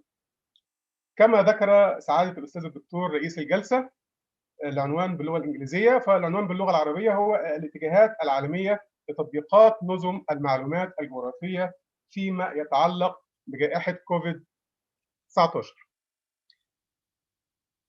محتويات العرض اليوم إن شاء الله مقدمة سريعة، ثم سنبدأ في استعراض التطبيقات المختلفة لاستخدام نظم المعلومات الجغرافية فيما يتعلق بهذه الجائحة، بداية من تطبيقات لوحات المعلومات الجغرافية، ثم سيتم استعراض دور هيئات المساحة، وبالتحديد هيئة المساحة البريطانية على سبيل المثال. أيضا سنقوم بعمل استعراض ل ما تم من أبحاث خاصة بهذه الجائحة باستخدام نظم المعلومات الجغرافية، ثم سننتقل إلى نقطة أخرى على كيفية إدارة سلوك التباعد الاجتماعي باستخدام هذه التقنيات، وننتقل إلى تبادل المعلومات ودمج البيانات وبيانات القمر الصناعي GNSS ودورها في هذه الجائحة، وأخيرا استعراض أهم النتائج. بالطبع منذ شهر ديسمبر 2019 وحتى الآن العالم كله تأثر بجائحة كوفيد-19 أو فيروس كورونا المستجد، وليس هناك شك في أن كل شخص على سطح الأرض قد تأثر بطريقة أو أكثر أو بأخرى بفيروس كورونا المستجد كوفيد-19، سواء من الناحية الصحية أو الاقتصادية أو الاجتماعية وغيرها. ولقد حاولت في هذا المقال حصر معظم هذه الاتجاهات العالمية لتطبيقات نظم المعلومات الجغرافية فيما يتعلق بهذه الجائحة، من أجل التعرف على كيفية تعامل التقنيات مع هذه الجائحة، وكيف صاغت هذه التقنيات علاقات جديدة تماما مع جهات واسعة الانتشار مثل وسائل الإعلام، وما هي الإضافة التي قدمتها شركات البرمجيات الكبرى العاملة في البيانات والمعلومات الجغرافية مثل شركة إزري والشركات الأخرى المتخصصة مثل شركة بنتلي، شركة تيمبل وغيرها، بالإضافة إلى الأدوار الجديدة التي لعبتها الأوساط الأكاديمية والبحثية وهيئات المساحة الوطنية وإدارات المدن والجامعات العلمية المتخصصة في هذه البيانات في هذا المجال المستجد بشكل طارئ. وفي النهاية كما ذكرنا سيتم عرض أهم النتائج لاستخدام بيانات ومعلومات نظم المعلومات الجغرافية في التعامل مع الجائحة. طبعا إذا بدأنا سنبدأ بالتطبيقات الأشهر لاستخدام نظم المعلومات الجغرافية في الجائحة، اللي هي لوحة المعلومات الجغرافية أو المعروفة باسم الداشبورد. وهذا هو التطبيق الأشهر عالميا والأكثر وضوحا لتكنولوجيا نظم المعلومات الجغرافية، عن طريق توفير تمثيل بياني لانتشار المرض يتم تحديثه على مدار الساعة حسب الجهة المستخدمة. وبالطبع التطبيق الأشهر عالميا في هذا السياق هو المنتج بواسطة جامعة جون هوبكنز، ونقلت عن هذا الموقع أو هذا التطبيق جميع وسائل الإعلام العالمية.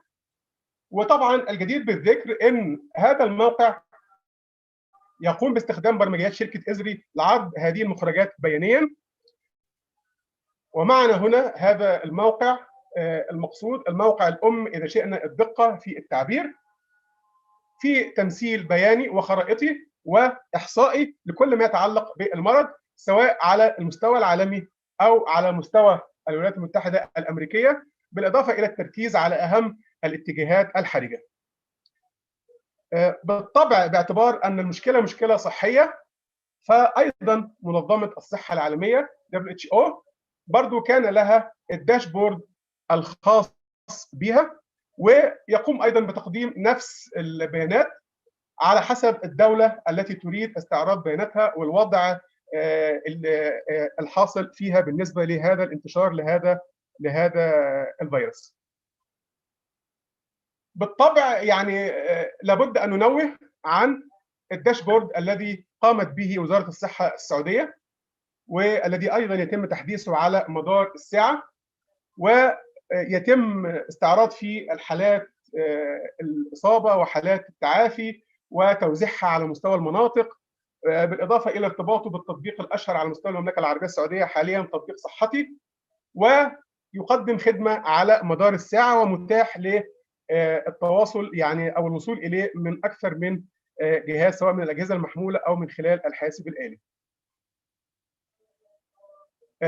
شركه ازري التي توفر هذه الخدمات ل او البنيه التحتيه لهذه لوحات المعلومات الداشبورد، ايضا قدمت هذه البيانات والمعلومات وبرامج الخرائط والخدمات والمواد من اجل الرصد والاستعداد والاستجابه لتاثير تفشي المرض. ايضا قامت الشركه بتشكيل فرق الاستجابه للكوارث في العديد من البلدان حول العالم، وتم استخدام لوحات معلومات ArcGIS داشبورد على نطاق واسع للتمثيل البياني والرصد لانتشار المرض والفيروس في المجتمعات المحليه والمقاطعات والولايات والبلدان وفي جميع انحاء العالم. وباعتبار ان طباخ السم يذوقه كما يقول المثل العربي، فان شركه ازري نفسها لها ولديها بوابه خاصه تسمى COVID-19 GIS هاب معنا الحين على الشاشه. إذا انتقلنا إلى استعراض دور هيئات المساحة وبالتحديد هيئة المساحة البريطانية على سبيل المثال، سنجد أن خبراء هيئة المساحة شكلوا فريق للاستجابة لهذه الطوارئ لمساعدة هيئة الخدمات الصحية الوطنية البريطانية NHS وخدمات الطوارئ والسلطات المحلية في الاستجابة للوباء. كما أن الهيئة أصدرت ترخيص إضافي للمطورين الذين يقومون ببناء تطبيقات معينة لهذه الجائحة. ومن ضمن الأرقام والمؤشرات اللافتة للنظر أنه من شهر فبراير 2020 زاد استخدام الخرائط الرقمية لهيئة المساحة البريطانية، وبصفة خاصة أداة لتخطيط المغامرات الخارجية أو الدور Adventure Planning Tool وتطبيق OS Maps لخرائط هيئة المساحة البريطانية زاد استخدامهم بنسبة 78% على الرغم من دخول الدولة في حالة إغلاق كامل. وهذا هو التطبيق الادفنشر تول اللي احنا كنا بنتكلم عليه اللي قامت بإنشائه هيئة المساحة البريطانية، وتطبيق OS Maps أيضا تطبيق OS Maps يضم حوالي أكثر من 3 مليون مستخدم سنويا. هذا التطبيق شهد زيادة في استخدامه في أبريل 2020 بمقدار 41%. كما ازدادت المشاهدات لخرائط هيئة المساحة البريطانية وطبقة خرائط الدراجات الوطنية National Cycle Layer التي تمت إضافتها مؤخرا بنسبة 98% منذ شهر فبراير 2020، حيث يكتشف الناس طرق ركوب الدراجات بالقرب من المكان الذي يعيشون فيه. وهنا عندنا الصفحة الخاصة بالتطبيق للحصول على المسارات الخاصة بالدراجات، لأن طبعا الدولة في حالة إغلاق كامل وبالتالي الناس تحتاج إلى أماكن من أجل ركوب الدراجات والتريث. أيضا من ضمن الفوائد الجانبية لحالة الإغلاق الكامل في البلد إن المواطنين زاد حرصهم على اكتشاف المناطق المحلية أثناء الإغلاق، وتمثل ذلك في زيادة استخدام تطبيق OS Green Space منذ فبراير 2020 زيادة بلغت 1728%. الرقم صحيح، مقدار الزيادة في استخدام هذا التطبيق 1728%. أيضا هناك متجر اسمه Get Outside، عبارة عن متجر شامل للحصول على أحدث المعلومات حول ما يجب القيام به وأين تذهب بأمان في الهواء الطلق عبر إنجلترا واسكتلندا وويلز وأيرلندا الشمالية. أيضا لم يقتصر الأمر على استخدام نظم المعلومات الجغرافية في تطبيقات الترفيه والرحلات فقط، بل أيضا تم استخدامها في عمليات تعافي الاقتصاد، حيث تم إنشاء لجنة البيانات المكانية Geospatial Commission التي تقدم للحكومة المشورة بشأن الاستخدامات الأكثر إنتاجية وقيمة من الناحية الاقتصادية للبيانات المكانية. هذا هو موقع اللجنة Geospatial Commission. أيضا من خلال إنشاء برنامج لإنتاج الخرائط لحالات الطوارئ Mapping for Emergencies، هيئة المساحة البريطانية تدعم استجابة الحكومة للوباء دكتور لطفي بعدة طرق. please be aware you have 3 minutes left. مثال You have 3 minutes left. يعني اعتقد ان انا يعني اخر حاجه، ويمكن في وقت معانا الله، يعني عشان بس ما نضيعش المحتوى اللي انا عامله يعني. باذن الله احاول يعني نضغط الوقت يعني ان شاء الله. فعلى سبيل المثال يتم تحديد محلات السوبر ماركت ذات مواقف السيارات الكبيره للمساعده في مواقع الفحص او الاختبار للكشف عن الفيروس، وتحديد مواقع دور الرعايه والصيادله، بالاضافه الى دعم تخطيط الطرق وقياس عرض الرصيف واي مشكلات تتعلق بالتباعد الاجتماعي في البلدات والمدن البريطانيه. وهذا هنا صفحه التطبيق ايضا الخاص بانشاء الخرائط من اجل الاستجابه للطوارئ. اذا انتقلنا الى استخدام نظم المعلومات الجغرافيه في البحث العلمي. في مجموعه من البحوث الهامه جدا اغلبها بتركز على تتبع مسار انتشار المرض. فعندنا هنا هذا البحث الاول يعني تم اقتباسه في حوالي 318 بحث اخر بيتابع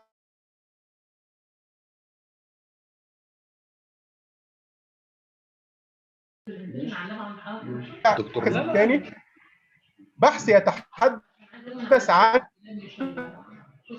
التحديات الخاصه بالبيانات الضخمه. طبعا يتم تحليل بيانات على مستوى العالم، فالتحديات الخاصه به في المركز الثاني حوالي تم اقتباسه في حوالي 178 بيبر. ايضا في المركز الثالث نمذجه مكانيه باستخدام الGIS لمعدلات حدوث الوباء في امريكا بنسبه اقتباس بعدد اقتباس حوالي 159 اقتباس. في المركز الرابع عمل مابينج لنمط الحركه او تغير الحركه في الولايات المتحده الامريكيه، وتم اقتباسه حوالي 111 مره. وفي المركز الخامس انا يعني جبت التوب 5 يعني الخمس ابحاث على المستوى العالمي في هذا السياق، اللي هو التحليل المكاني للGIS، نوع من المراجعه للدراسات التي يعني تمت بعدد اقتباسات 92. ايضا في استخدامات اخرى في البحث العلمي، يعني في جمعيه ISPRS نشرت البحث اللي انجزه البروفيسور ديرين لي الصيني في جامعه ووهان. طبعا وعارفين ووهان المشكله اللي صارت فيها، حيث استخدموا تقنيات الاشعار عن بعد ونظم المعلومات الجغرافيه لخوض معركه الوقايه من الوباء في ووهان، وقاموا بتقييم تاثير بناء المستشفيات الميدانيه اللي انشأوهم لعلاج المصابين. بالاضافه تم تطبيق الGIS في التوجيه المروري ونقل مواد الوقايه والسيطره والروبوتات من اجل التطهير وتسليم المواد الغذائيه والمعدات الطبيه الى المستشفيات وغيرهم. انا بحاول امشي وفي نفس الوقت يعني ايه، يعني انا اعتبر نفسي سعيد الحظ ان انا في الاخير، وان شاء الله لا زال لدينا وقت نحاول باذن الله نخلص قبل ان شاء الله. ايضا فيما يخص اداره سلوك التباعد الاجتماعي، يوجد لدى الوكاله الاوروبيه لانظمه الملاحه عبر الاقمار الصناعيه صفحه على الانترنت عن نظام الملاحه العالمي عبر الاقمار الصناعيه عن الازمات، وتعرض قائمه للتطبيقات الخاصه بالاستجابه لكوفيد 19 تغطي قضايا مثل اداره قائمه الانتظار واداره الاستجابه. هذا الموقع بتاعهم. ايضا بعض التطبيقات الخاصه بانتشار الوباء. ايضا شركات مثل بنتلي قامت بعمل بعض البرامج تقوم بالاستجابه للشروط المقيده المطلوبه للعمل اثناء الجائحه. فمثلا شركه بنتلي عمل برنامج اسمه بنتلي ليجن مفيد جدا لمحاكاه ونمذجه حركه السير على الاقدام وفي التخطيط للتباعد الاجتماعي وتحسين استخدام المسافه والمساحه الامنه وتقليل المخاطر. وهنا عينه من هذه التطبيقات. ايضا فيما يخص ادارات المدن، قامت باستخدام نظم المعلومات الجغرافيه لتخفيف الضغط على وسائل النقل العام ولاعداد المسارات الخاصه لركوب الدراجات بامان وكفاءه.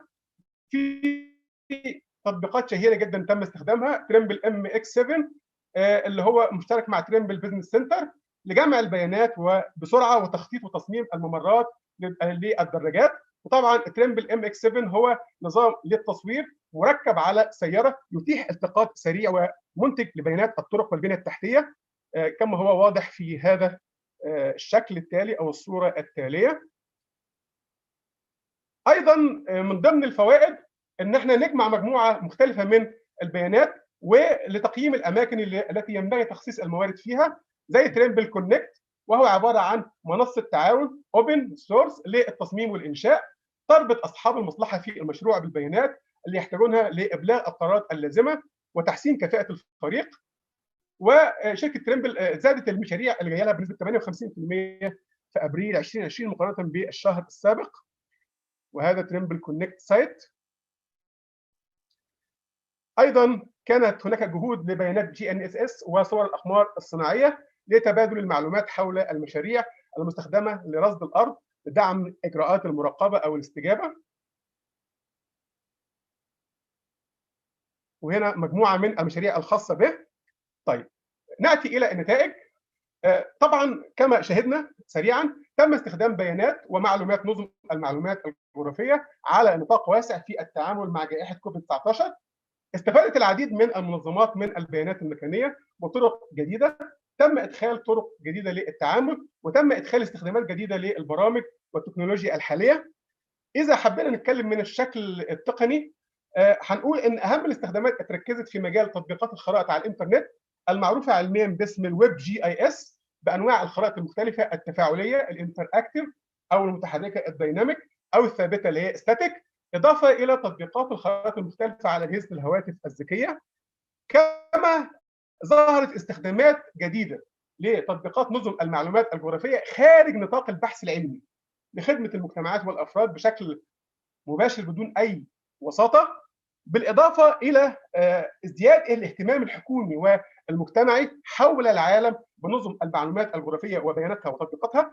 كما حققت هذه التقنيات مكاسب ضخمه في خلال فتره بسيطه. طبعا هذه المكاسب كانت ستحتاج مرور سنوات طويله مع جهود حثيثه وربما تنجح وربما لا، وهو مكسب لو تعلمون عظيم يجب الحفاظ عليه والبناء عليه وتطويره.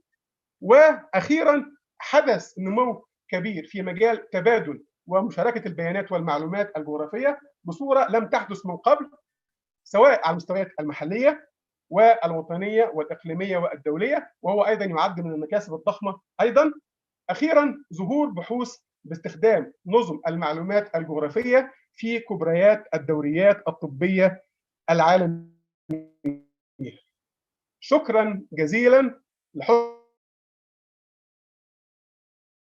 الاستماع، واتمنى ان والسلام عليكم ورحمه الله وبركاته. شكرا جزيلا دكتور لطفي عزاز. I think Professor Lotfi Azzaz gave us a very good example of how GIS could be involved seriously and effectively to face global problems that we are facing right now, COVID-19. So I think by the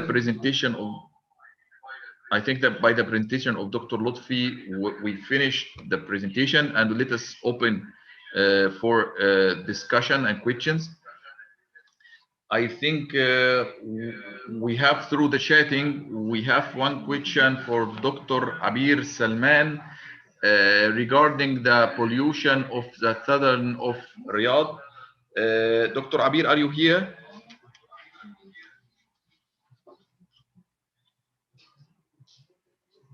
Dr. Abir Salman, are you here? Yes, doctor. Yes, doctor. Okay, there is a question here that if you perform any kind of analysis to identify the resources of this pollution. Okay, doctor. The aim of this research is to evaluate the spatial extent of pollution, not to make any chemical analysis. Actually, this is one of our recommendations in the paper to make chemical analysis of particle. Maybe it's our next step, inshallah, to do it. Okay, so I think in the near future work, Dr. Abir will going to perform this kind of analysis. Thank you, Dr. Abir. And we have another question here to Dr. Lotfi Azzaz. Dr. Lotfi, there is a question here. How do you estimate the performance of the Arabian countries to face COVID-19 problems comparing to European countries? اوكي، هو السؤال الموجود في هنا أيوة. في الكويشن انسر. نعم. ماذا عن تجربة الدول العربية مقارنة بالدول الأوروبية في مواجهة COVID-19؟ يعني هل ضعف توافر البيانات والمعلومات يمكن أن يعوق فعالية تلك البرامج؟ هو طبعا هنا يعني ينبغي أن نسجل شيء يعني بمنتهى الأمانة بدون أي نوع من أنواع المجاملات. يعني ليس لأن المؤتمر موجود في المملكة العربية السعودية، ولكن هذه هي الحقيقة. المملكة العربية السعودية من خلال الداشبورد اللي قدمته وتحديثه على مدار الساعة تعد بمنتهى الأمانة الدولة العربية حسب معلوماتي، قد يكون هناك دولة أخرى، ولكن أنا أتابع طبعا بحكم الإقامة الداشبورد الخاص بالمملكة العربية السعودية. هو الداشبورد أو لوحة البيانات الأب تو ديت. وطبعا احنا كان معنا أمس زملاء من هيئة المساحة السعودية في توفير وتعاون كامل ما بين القطاعات المختلفة الخاصة بالبيانات الجغرافية على مستوى المملكة، وإلا ما كان يخرج هذا التطبيق. يعني هذا التطبيق ظهر من وزارة الصحة، ولكن المنشأ بتاعه أو الأساس بتاعه هو الأساس الجغرافي. لم تكن وزارة الصحة لتنجح في هذا التطبيق لولا تضافر الجهود الخاصة بكل الجهات الموجودة في المملكة المعنية بالبيانات. فصراحة يعني أعتقد أن يعني تجربة المملكة العربية السعودية في هذا السياق يعني تجربة تستحق أن تدرس وتدرس، وإن شاء الله بعد انتهاء الجائحة بإذن الله على خير. أعتقد أن هذا ممكن يكون أحد موضوعات البحوث الهامة جدا لإجراء بحث عن هذه التجربة. ويعني الدول العربية يعني تحاول أن تبدأ من حيث انتهت المملكة في هذا السياق، مش بس لمثل هذه الجائحة، لأشياء كثيرة جدا من المشكلات.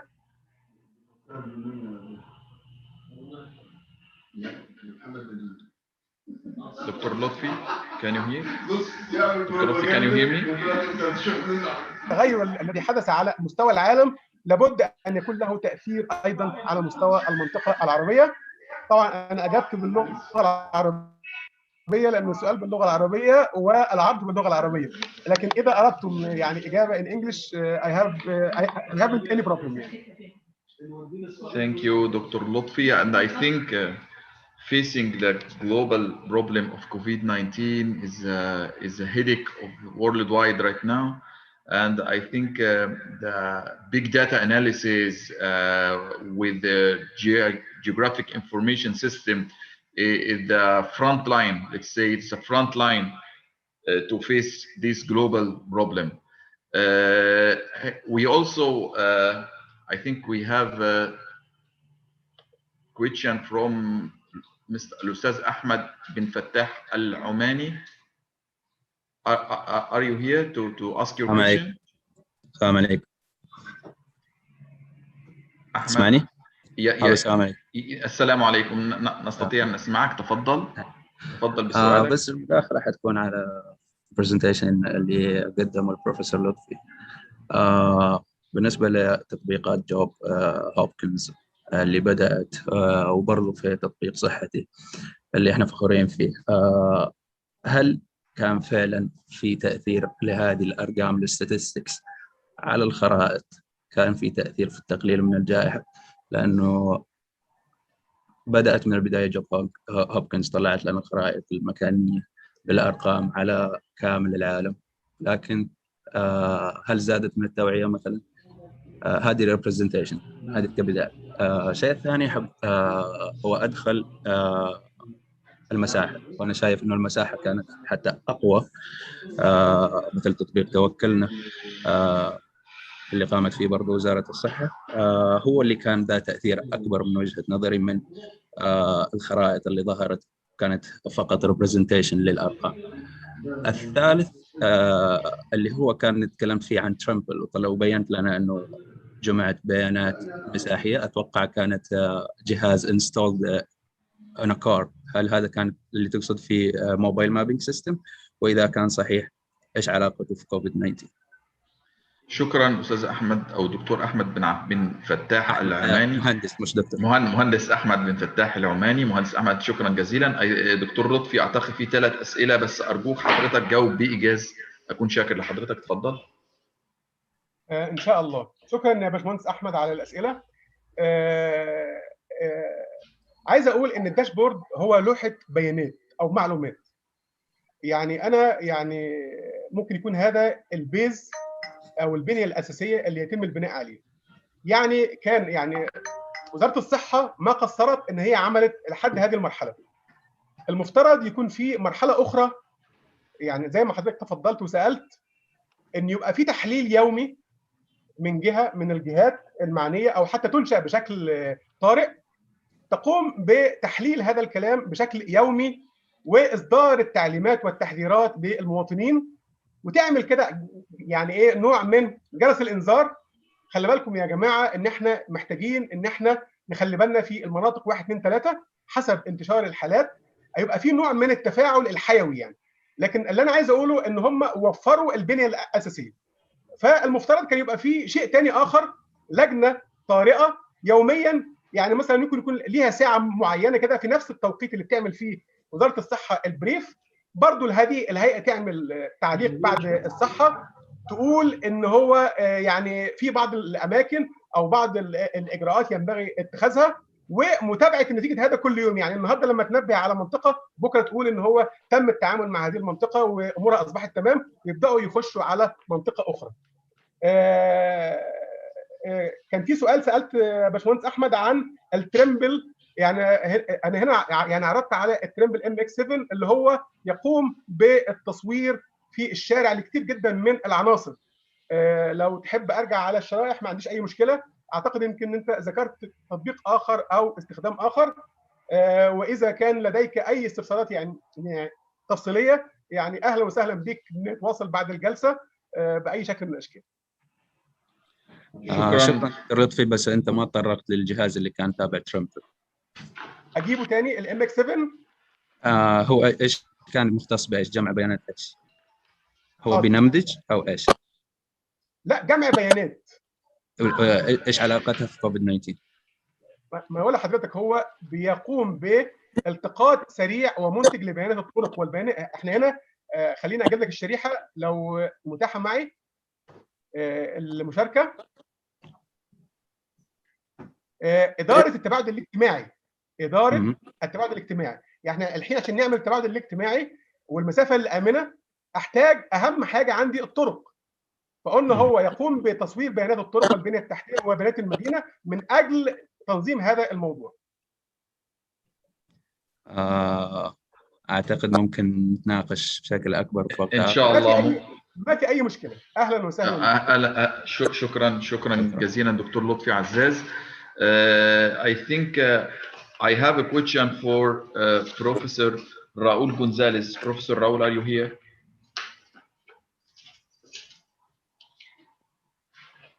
Yes, I'm here. Yes.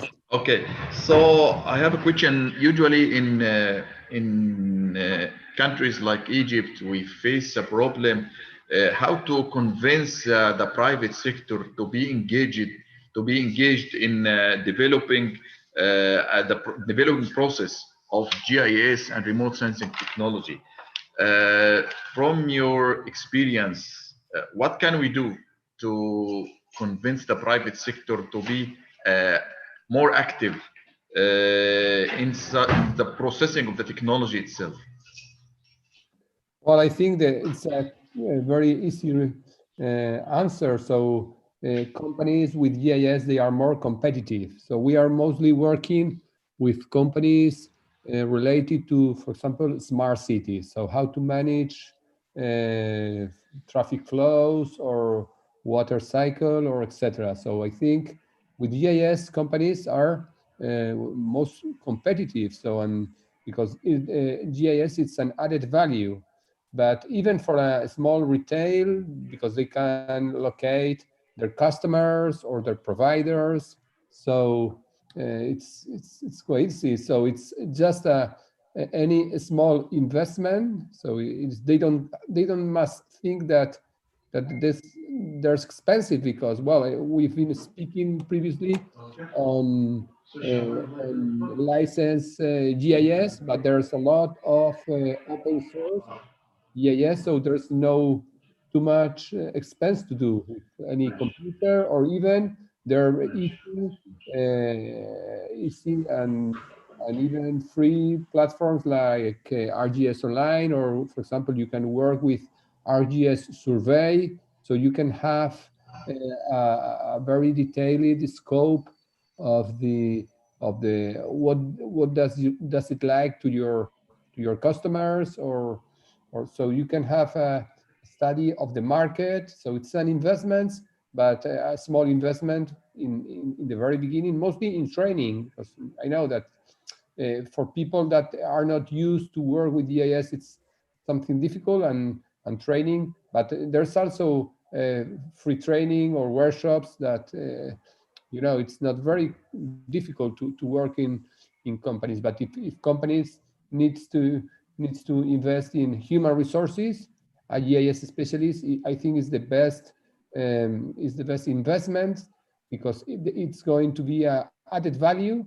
So added value compared with your competitors, and it's going to help you to have more profits in the future. So it's just thinking for the future. So you must be a company just thinking on the daily basis, day by day basis, or you can have a more strategic and long-term vision for your company.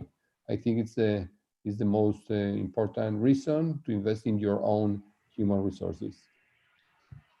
Okay, thank you very much, Dr. Raul Gonzalez. And for Dr. Munira Al-Maliki. Dr. Munira, are you here? نعم. أستاذي أنا المهندسة، لكن إن شاء الله بإذن الله أكون إن شاء الله عن قريب إن شاء الله بإذن الله. أهلا بحضرتك مهندسة منيرة. Did you perform some kind of studies of how can we choose the optimal sites to make solar system stations, solar energy stations, how to integrate many all the necessary GIS layers for land use suitability, some kind of land use suitability or land use policy map or land use mapping, and choose the optimal sites for solar system stations?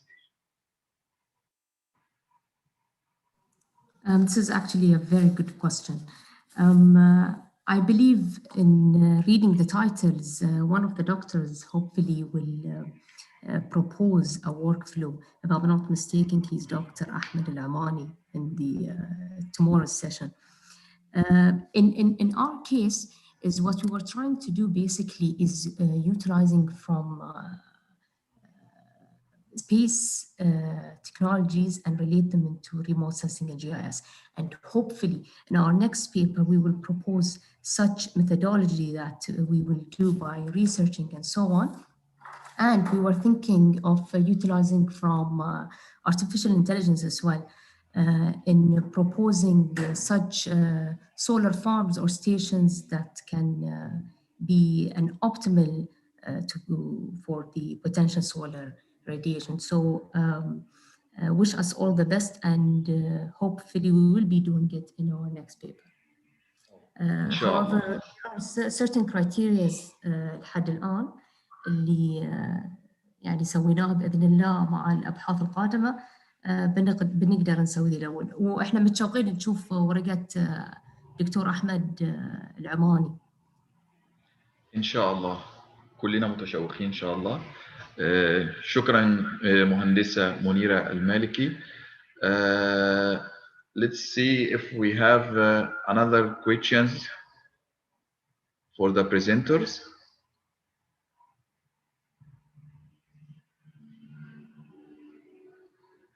Okay, so I think if we don't have more questions, let us close this presentation. Let's close this session, this technical session. I would like to thank all of you for participating in this conference, and I would like to also thank the presenters for the very good and informative presentations. And we will meet each other online, and hopefully we'll meet each other soon somewhere. Have a nice day, and thank you for all of you. Thank you very much, and let's close this session. Thank you very much. شكرا لكم الأستاذ دكتور محمد أمين أبو الغار على إدارة هذه الجلسة، على الانتقال بشكل جميل ورائع بين المتحدثين وإدارة الأسئلة والنقاش. فلكم جزيل الشكر على هذا الجهد المبذول الرائع، وإن شاء الله نلتقي بكم في مناسبات قريبة بإذن الله. وندعو الحضور الكرام الساعة 1 ظهرا بتوقيت الرياض للبدء في الجلسة الرابعة. وشكرا لكم مرة أخرى. Dear ladies and gentlemen, we are about closing now the session number 3. So after 20 minutes, we will start our 4th session. Thank you for your attention, and we'll see you soon. Thank you very much.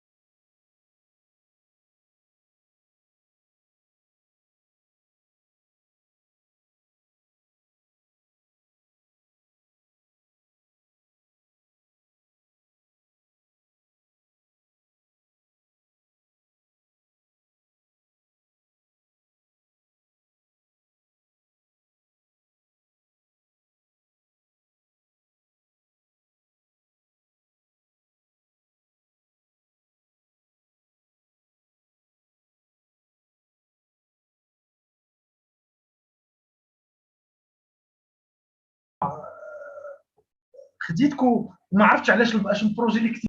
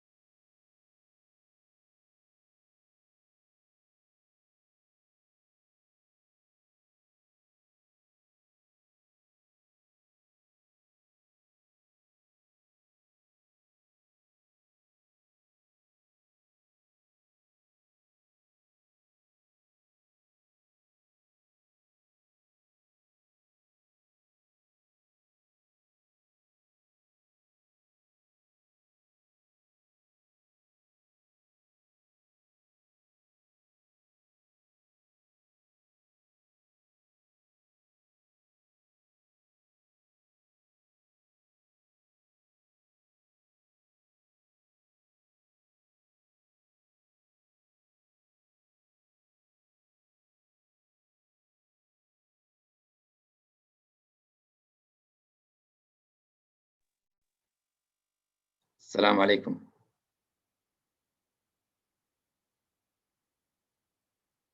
المهندس منصور الخالدي موجود؟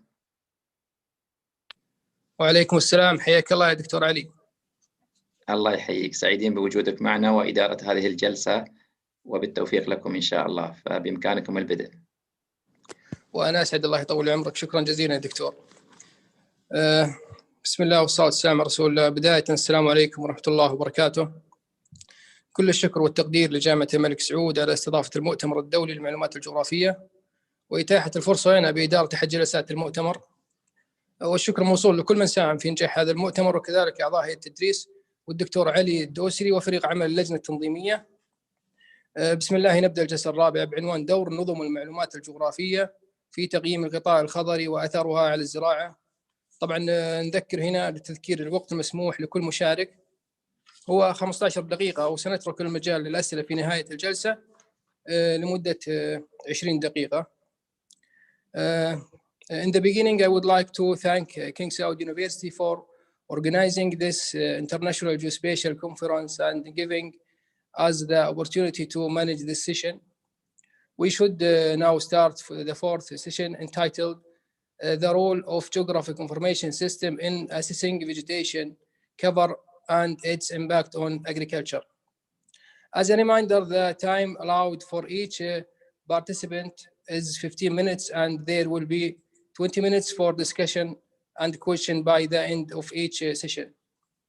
We should now start with the first participant entitled Influence of Vegetation Cover Change on Brightness Temperature Using Remote Sensing Data and GIS-based Study of Farafra Oasis, Western Desert, Egypt, by Professor Najwan Afif and Professor Irshirbini.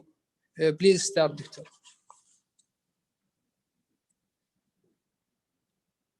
السلام عليكم. بس هستأذن بس ان ادخل من على اليوزر بتاع دكتور محمد بيومي زهران في مصر.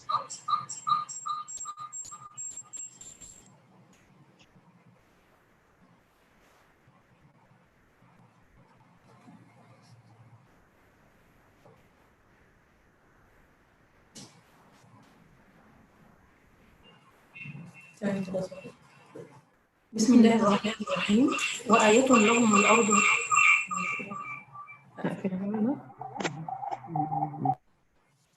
بسم الله الرحمن الرحيم وآية لهم الأرض الميتة أحييناها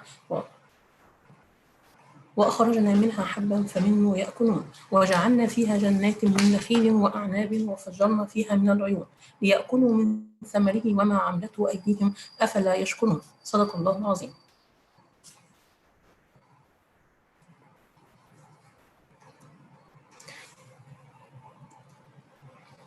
Influence of change vegetation cover on brightness temperature using remote sensing data and GIS case study of Farafra Oasis, Western Desert, Egypt.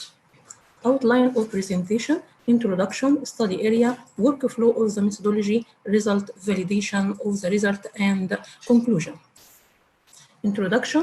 Advances in space technology have increasing allowed the use of satellite data to use complex physical process on the Earth's surface. The importance of this study is to evaluate to use the remote sensing information, especially thermal band, to gain brightness temperature, according to Hassan 2012. The brightness temperature value will be compared with vegetation cover density extracted from the normalized different vegetation index. Brightness temperature can be defined as total shortwave albedo, is a pivotal parameter for affecting terrestrial energy budget. Human activity is widely changing the Earth's vegetation cover, where it directly contributes to climate change through a variety of processes. These include the increase of degrees of surface vegetation and change in the land surface, which affect regional and global climate by producing a change in the surface energy budget.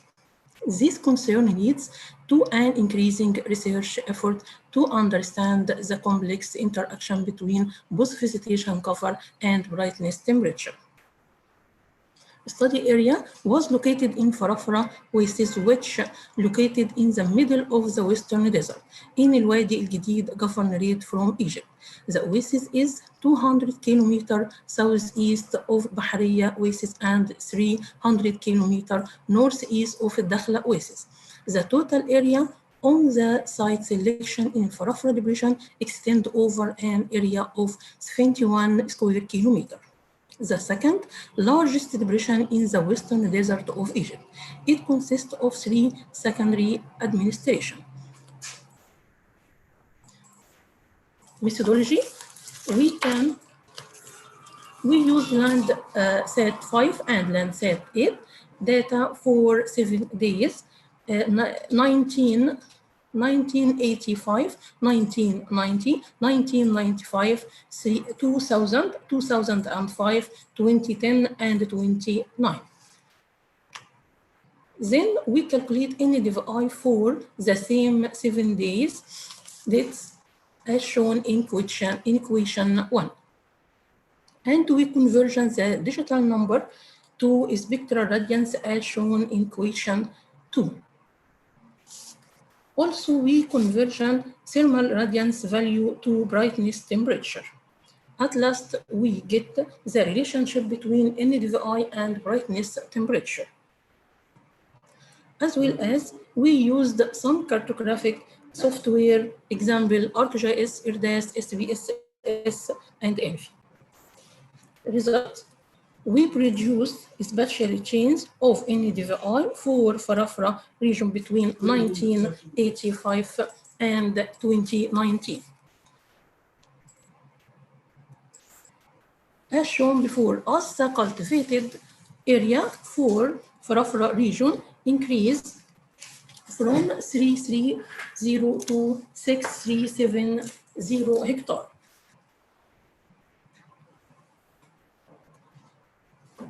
At 1995, we found that there is an above-use increasing as well as shown in the diagram.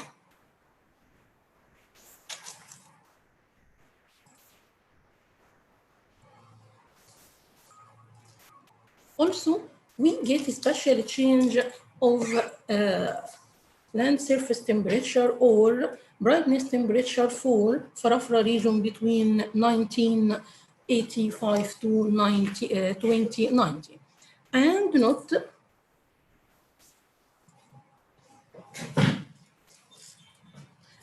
that lower brightness temperature area observed in area were converted by cultivated area.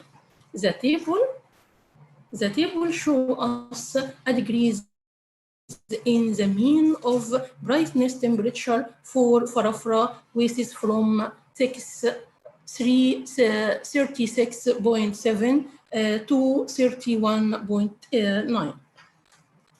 At least we get a strong correlation between NDVI and brightness temperature on Farafra region. Validation of brightness temperature and air temperature, the collected mean annual air temperature from the weather station data 26.6 degree centigrade is near the those of Landsat 5 and 8 data 26.9 degree centigrade. Accordingly, the brightness temperature collected from satellite data is more adequate for the different soil surface within the direct projection of remote sensing data to the located study area. Conclusion, the study used Landsat data and explored the spatiotemporal distribution of brightness temperature and NDVI and the quantitative relation between them. The result of this study have shown that the brightness temperature over Farafra oasis has decreased during the study period of 1985, 1995, 2000, 2005, 2020, and 2090. Average brightness temperature has been lower with a decreasing rate of minus 0.14 per year. The result of this study have also shown that there has been increasing vegetation cover, as indicated by NDVI, in all dates, which increase from 330 hectare to 6370 hectare, with increasing rate of 177 hectare per year. Thank you.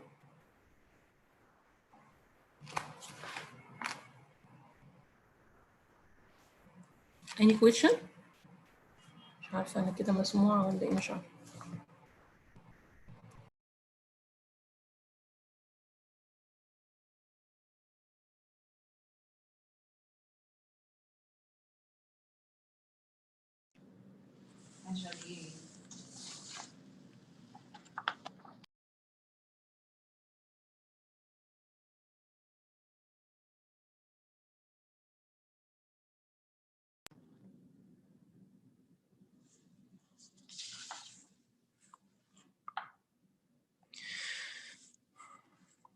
شكرا يا أخت نجوى على التقرير والعرض.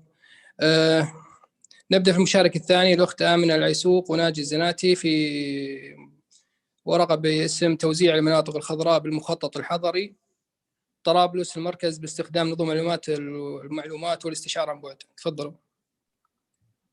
السلام عليكم. السلام عليكم. السلام ورحمة الله وبركاته. ممكن تعطيني الشير دكتور؟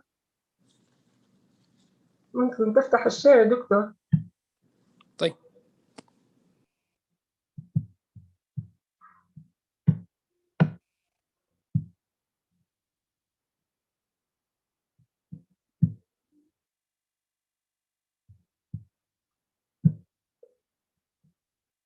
واضح دكتور؟ واضح العرض دكتور؟ اي نعم واضح هنا. تفضلي يا اخت آمنة. بسم الله الرحمن الرحيم وبه نستعين. اللهم صل وسلم وبارك على سيدنا محمد وعلى آله وصحبه أجمعين. نشكر القائمين على هذا المؤتمر العلمي القيم، ونشكر الجمعية الجغرافية السعودية، ونشكر رئيس الجلسة على إدارة الجيدة. مداخلتي بعنوان توزيع المناطق الخضراء بالمخطط الحضري طرابلس المركز باستخدام نظم المعلومات الجغرافية والاستشعار عن بعد.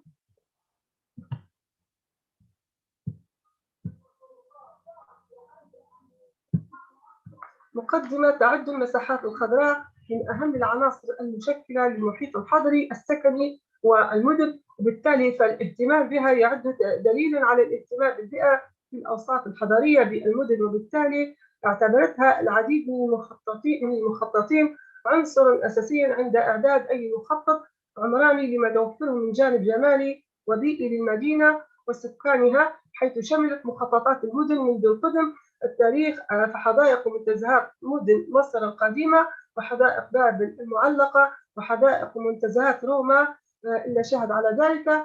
ووجود المساحات الخضراء بالمدن يعد أمرا مهما يتطلب الاهتمام بها لما توفره من حيز ترفيهي متناغم مع البيئة المحيطة، يتشكلان معا مظهرا حضريا يجذب السكان لقضاء جزء من أوقاتهم خارج المدينة خارج المنزل. ونتيجة لذلك يركز التخطيط الحضري الجيد للمدن على التوزيع المكاني الصحيح للخدمات والمرافق والمساحات الخضراء. وقد اشتملت المخططات الحضرية الحديثة لمدينة طرابلس على المحافظة على المساحات الخضراء الموجودة وتوفير الآفات الحدائق اللازم، بالإضافة إلى إيجاد مساحات جيدة لتقديم خدماتها للسكان والبيئة الحضرية للمدينة. ونظرا لأهمية المساحات الخضراء بالمدن وما تشهده من تعدي عليها، وجب دراستها وتحديد مدى قدرتها على تقديم خدماتها للسكان.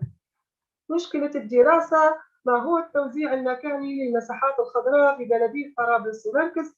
هل هناك تعديات على المساحات الخضراء بالمدينة؟ ما مدى تطابق مساحات المناطق الخضراء والمعايير التخطيطية الليبية المعتمدة لهذا الشأن؟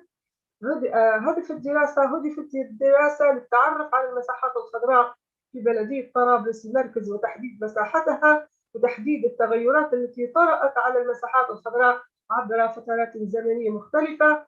مدى تلائم المساحات الخضراء مع المعايير التخطيطية في ليبيا؟ أهمية الدراسة تكمن أهمية الدراسة في توفير بيانات مكانية عن المساحات الخضراء بالبلدية من حيث المساحة والتوزيع المكاني وتوفير الخدمات بها. مجالات الدراسة تتمثل مجالات الدراسة في المجال المكاني، يشمل نطاق الحدود الإدارية لبلدية طرابلس المركز، وتغطي فلكيا المنطقة المحصورة بين دائرتي عرض 32 درجة و54 دقيقة و41 ثانية و32 درجة و52 دقيقة و11 ثانية شمالا، وبين خطي طول 13 درجة و13 دقيقة و25 ثانية و13 دقيقة درجة و9 دقائق و10 ثواني شرقا. وتمتد حدودها الجغرافية من البحر المتوسط من الشمال إلى بلدية أبي سليم في الجنوب، ومن بلدية سوق الجمعة في وعين زارة في الشرق إلى بلدية حي الأندلس في الغرب. المجال الزماني وهي الفترة التي يغطيها موضوع الدراسة للمساحات الخضراء خلال الفترة من 2010 إلى 2020.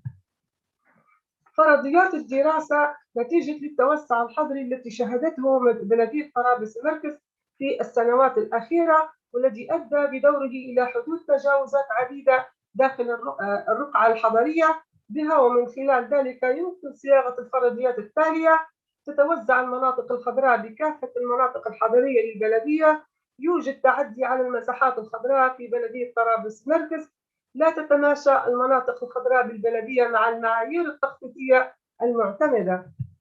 منهجية الدراسة: من أجل تحقيق أهداف البحث تم استخدام المنهج التحليلي الذي يهتم بالبيانات من حيث التصنيف والتبويب وتقييمها باستخدام المرئيات الفضائية لفترات زمنية متفاوتة باستخدام الدلالات الإحصائية. ولتحقيق ذلك تم استخدام عدة أدوات لجمع البيانات تشمل بيانات ثانوية، تشمل المصادر والمراجع المنشورة وغير المنشورة التي صدرت عن الجهات الرسمية والدوريات، والكتب التي تناولت منطقة الدراسة أو لها علاقة بموضوع الدراسة. وقد تم استخدام التصنيف الموجه ببرنامج ArcGIS 10.3 لتصنيف المرئيات الفضائية ولرسم الخرائط وإجراء الأساليب الإحصائية المكانية وحساب المساحات لمعرفة مدى التوزيع الفعلي مع التوزيع النظري، واستخدام برنامج إكسل للرسوم البيانية. الخصائص الطبيعية والبشرية لمنطقة الدراسة: يأخذ الساحل شكلا غير منتظما تتخلله مقاطع جيومورفولوجية كثيرة، حيث تداخل المياه مع الأرض في خلجان صغيرة بعرض قد يصل إلى أمتار عدة. ويعد الشاطئ الصخري الرملي موردا مهما يمكن تطويره لسكان المدينة، وتتميز بانبساط سطحها وتدرجها نحو البحر. تتأثر بلدية طرابلس المركز بالظروف البحرية نتيجة موقعها بالقرب من البحر الذي يعمل على تلطيف درجة الحرارة صيفا والحد من البرودة شتاء، حيث اكتساب المناخ المعتدل سواء من ناحية كمية الأمطار أو درجة الحرارة أو الرياح السائدة. خصائص مناخ البحر المتوسط: حار جاف صيفا دافي ممطر شتاء. وتعد بلدية طرابلس المركز جزءا من مدينة طرابلس العاصمة، تقع في الجزء الشمالي الغربي منها وعلى ارتفاع 15.5 متر على مستوى سطح البحر، وكنتيجة لموقعها التجاري الهام مع صلاحية تربتها الزراعية ووفرة المياه الجوفية ومع وجود الطقس المناسب والمعتدل. كل هذه العوامل اشتركت في تحويلها لتصبح منطقة سكنية ومكان للاستقرار الحضاري. محور السكان: بلغ عدد السكان في بلدية طرابلس المركز حسب تعداد عام 2006 حوالي 164,670 ألف نسمة، وتضم 10 محلات على مساحة قدرها 18.512 كيلومتر مربع بنسبة 6.4 من المساحة الكلية لمدينة طرابلس. وبلغت الكثافة السكانية عام 2006 896 ألف شخص في الكيلومتر المربع. وحسب تقديرات قدر عدد سكان منطقة الدراسة لسنة 2020 نحو 192,723 ألف نسمة، وبالكثافة بلغت نحو 107 ألف شخص في الكيلومتر المربع. نلاحظ أعلى كثافة في محلة المسيرة الكبرى. المحور الثاني المساحات الخضراء. أهمية المساحات الخضراء: تعد الحدائق من الناحية الصحية الرئة التي تتنفس من خلالها المدن، وزيادة مساحة الحدائق تعني توفير البيئة الصحية للإنسان والفن الراقي والذوق الرفيع للشعوب. تساهم بقدر كبير في توطيد الروابط الاجتماعية بين الناس حيث يلتقون ويتعرفون على بعضهم، وتقوم بوظيفة أساسية في تجميل المدن بما تحتويه من نباتات مختلفة الأشكال والألوان ومناظر جمالية كالنافورات والبرك والأقواس التي تعمل على تجميل المواقع المحيطة بها وتجذب الأنظار إليها وتوفر للإنسان البيئة الملائمة التي تعوض عن عناء ومشقة عمله. تصنيف المناطق الخضراء: تصنف المناطق الخضراء داخل المدينة وفقا للمعايير المتبعة في ذلك، فقد تصنف حسب الانتفاع بها إلى مغروسات خضراء ذات منفعة عامة وذات محدود ومغروسات ذات أهمية. ويعد التصنيف حسب المناطق السكنية وتدرجها الهرمي أكثر التصانيف أهمية في مجال التخطيط الحضري، حيث تختلف المناطق الخضراء في مساحتها حسب أعداد الساكنين في المنطقة أو الحي. لذلك تصنف كما يلي: المناطق الخضراء على مستوى المجموعة السكنية وأهمها حقول وساحات لعب الأطفال. المناطق الخضراء على مستوى المحلة السكنية وتتمثل في الحدائق العامة داخل المحلة، تتكون من مناطق مشجرة وأحواض مياه وممرات للمشاة وساحات مخصصة للراحة وساحات مشجرة للألعاب الرياضية. المناطق الخضراء في الحي السكني وهي أكبر من سابقتها من حيث المساحة وذات فاعلية متنوعة تلائم جميع الأعمار، وهي تخدم سكان 4 محلات سكنية أو أكثر، وفي بعض الدول تضم ما يسمى الحقل الرياضي. المناطق الخضراء على مستوى القطاع السكني ويمثل على الأكثر منتزه القطاع السكني، وهو عبارة عن مكان مفتوح يضم الكثير من الخدمات السياحية يقدم خدماته لجميع السكان المدينة وزوارها.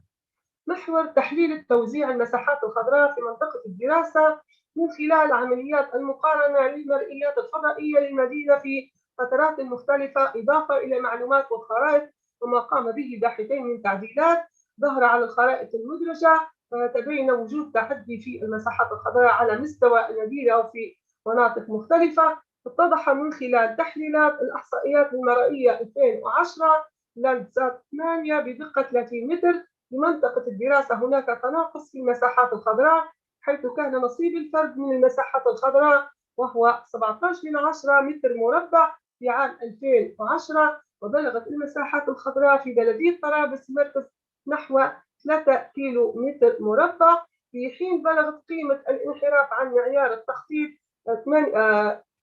98 متر مربع، ونسبة الواقعي للمخطط 17 متر مربع. هذه الخريطة توضح التصنيف عام 2010.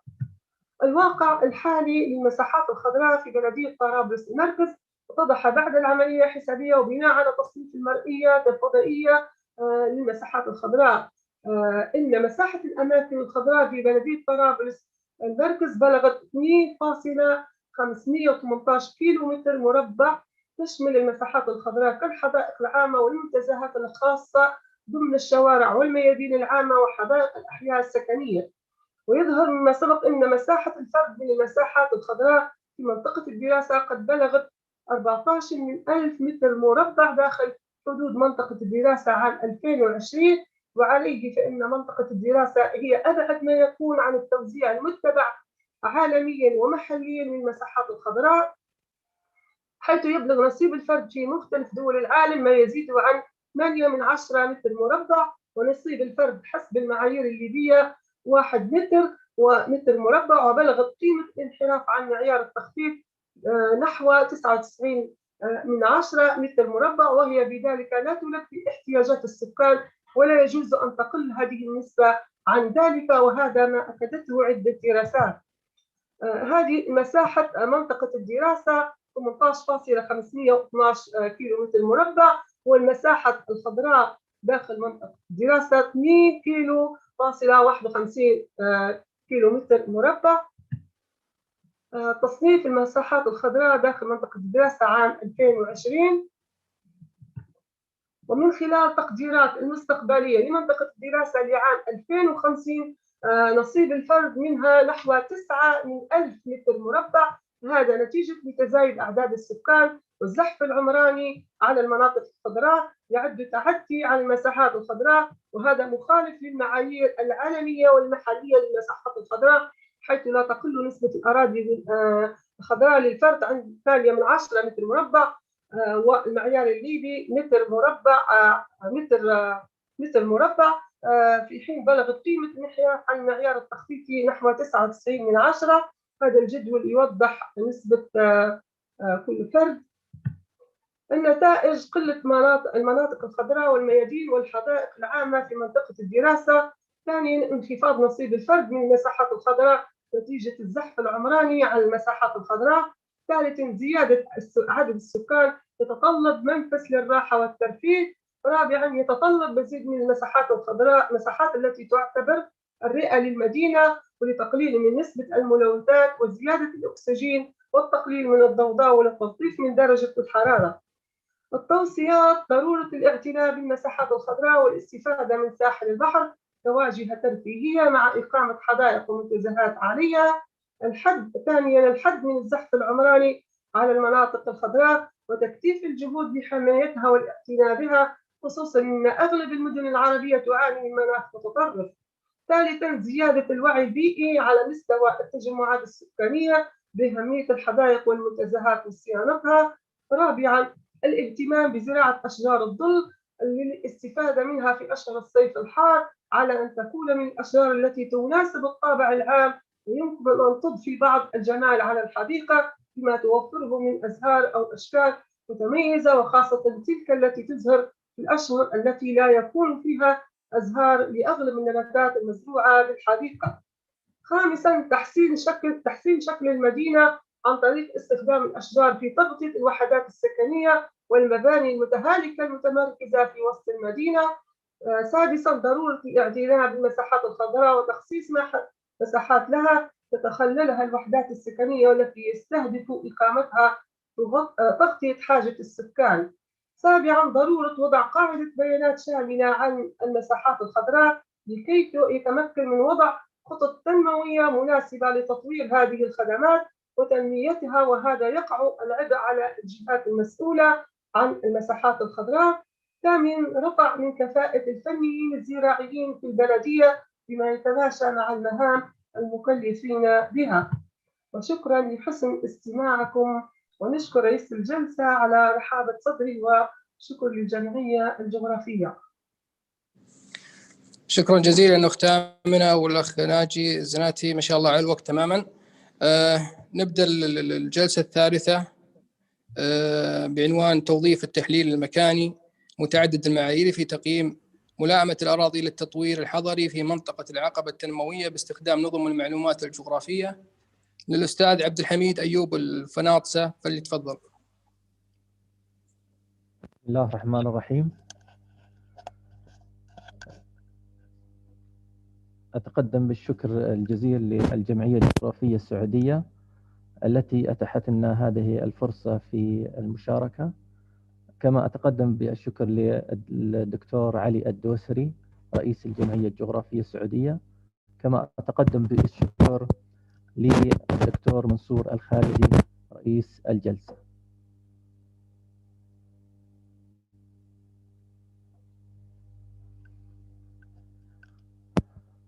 عنوان المداخلة: توظيف التحليل المكاني متعدد المعايير في تقييم ملائمة الأرض للتطوير الحضري في منطقة العقبة التنموية باستخدام نظم المعلومات الجغرافية.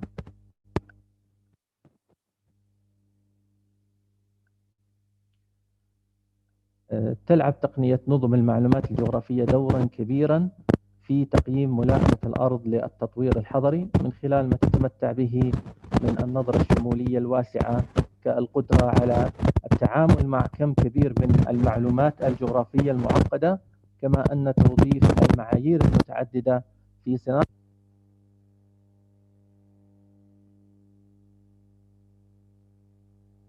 من الآثار المستقبلية الناجمة عن القرار وانعكاسات ذلك على حياة الإنسان وموارد الأرض، كما أن تقنية النظم المعلومات الجغرافية تقدم لنا إمكانيات النظر إلى الطبقات والعلاقات من خلال المطابقة بين ورؤية المكان بطريقة تكاملية تساعدنا في التحليل والاستنتاج العلمي المبني على المعلومات المكانية.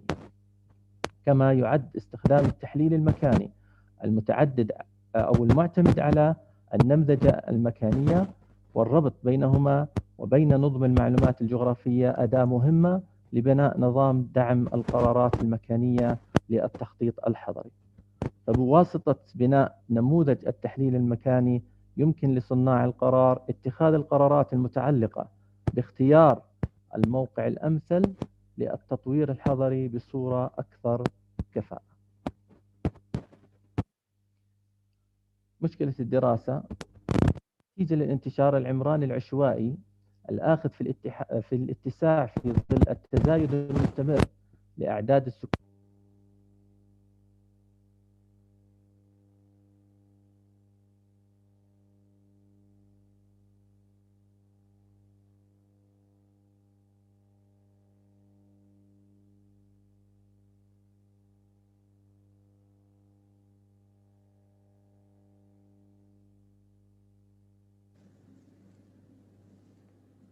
الصوت ينقطع أخوي عبد الحميد.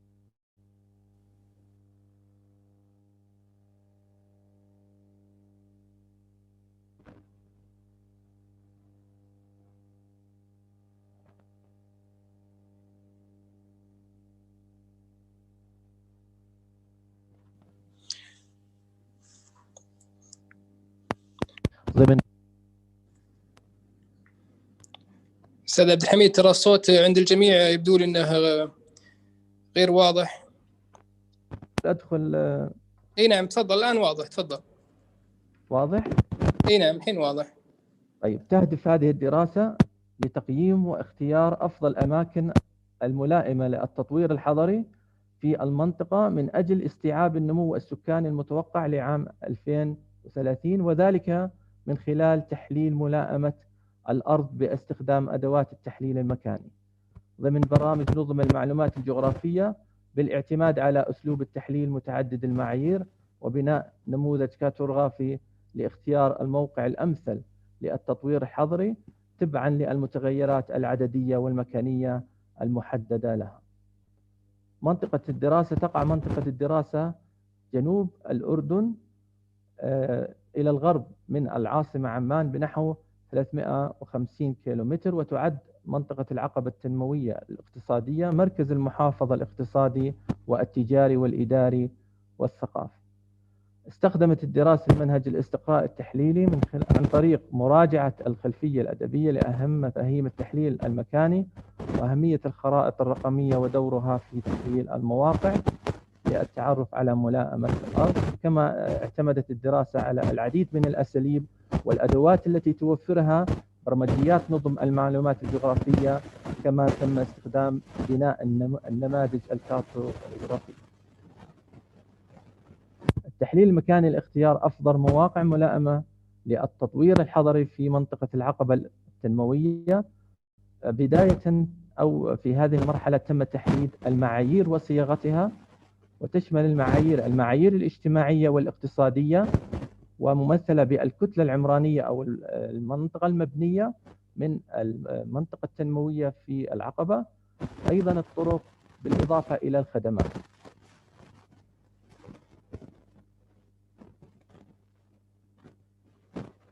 بالإضافة إلى أماكن الدفن والمقابر ومطار الملك حسين بن طلال. أما المعايير الجيومورفولوجية تشمل درجة الميل أو الانحدار وبالإضافة إلى الأودية الموسمية. المعايير البيئية الساحل البحري، كبات النفايات ومحطات مياه العادمة، أيضا المنطقة الحرفية والصناعية، المحاجر واستخراج المعادن، بالإضافة إلى المعايير السياسية والأمنية، الحدود السياسية، شبكة الكهرباء أو الضغط العالي. تم بناء قاعدة البيانات الجغرافية من خلال تجهيز خريطة أساس لمنطقة العقبة التنموية، وتم الحصول عليها من سلطة منطقة العقبة الاقتصادية بنظام إحداثيات مسقط جوردن UTM، وتشمل جميع الخرائط التي تم إدخالها في عملية بناء النماذج الكارتوغرافية. تم إعداد خرائط المعايير من خلال إنشاء المسافة الإقليدية، حيث تم في هذه المرحلة تحويل خرائط المعايير إلى خرائط خلوية أو راستر ماب، بحيث تبنى التحليلات التالية على خرائط من نوع خلوي أو الراستر ماب، لأن عملية الاحتساب باستخدام صيغة البيانات الخلوية الراستر ماب أقل تعقيدا من أشكال البيانات الخطية الفيكتور ماب داتا. وتم تحويل خرائط المعايير المختلفة إلى خرائط خلوية راستر ماب من خلال تصنيف البيانات المكانية، بحيث يتم تقسيم مدى التأثير على 10 نطاقات متساوية البعد عن العامل المؤثر. تم أيضا في هذه المرحلة إعادة تصنيف الخرائط، إعادة تصنيف جميع الطبقات المعلوماتية بعد تعريف المعايير اللازمة وتحديد الملائمة المكانية لتحقيق الهدف الذي من أجله تم بناء النموذج من خلال أدوات التصنيف، حيث قسمت المسافة إلى 10 نطاقات أو فترات، مستخدما طرق المعالجة في نظم المعلومات الجغرافية، وتم إعطاء كل فترة قيمة محددة من الرقم 1 إلى 10، بحيث إذا كانت القيمة 9 إلى 10 تكون المسافات ذات قيمة كبيرة وقريبة من الموقع المقترح إنشاؤه، وتكون ذات ملائمة عالية، وإذا كانت القيمة من 1 إلى 2 تكون المسافة بعيدة وتكون غير ملائمة بشكل دائم. تم إعطاء تصنيف لجميع المعايير. وهنا خرائط توضح عملية هذه التصنيف لكل المعايير التي تم استخدامها في الدراسة في هذا الشكل. يعني هنا توضيح لدرجة الميول أو الانحدار في المنطقة، وأيضا المنطقة المبنية، وأيضا الطرق وغيرها من الظواهر التي أو المعايير التي استخدمت في الدراسة.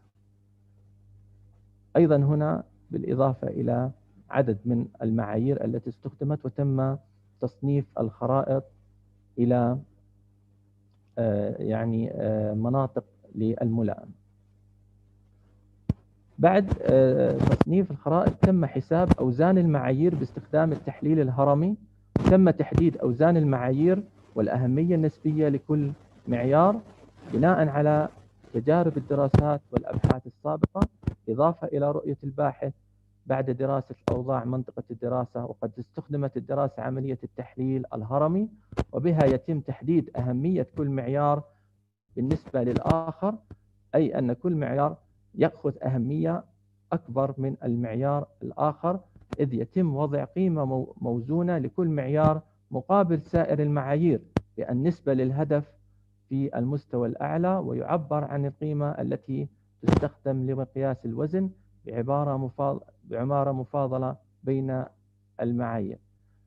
في هذا الشكل يوضح المعايير التي تم استخدامها والوزن النسبي لكل معيار، وأيضا التحليل الهرمي الذي تم استخدامه، بحيث تم إعطاء المعايير ذات الأهمية نسبة أكبر ووزنا أكبر في عملية التحليل وبناء النماذج.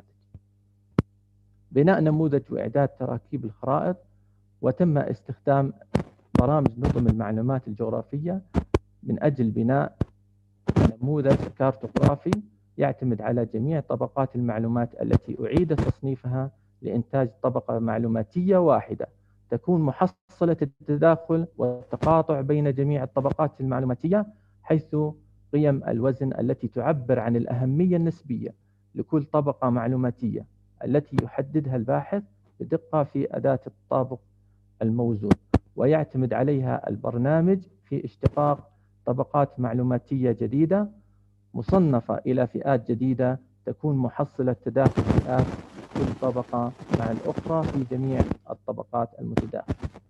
وهذا مثال على النموذج الكارتوغرافي الذي تم إعداده باستخدام برامج نظم المعلومات الجغرافية.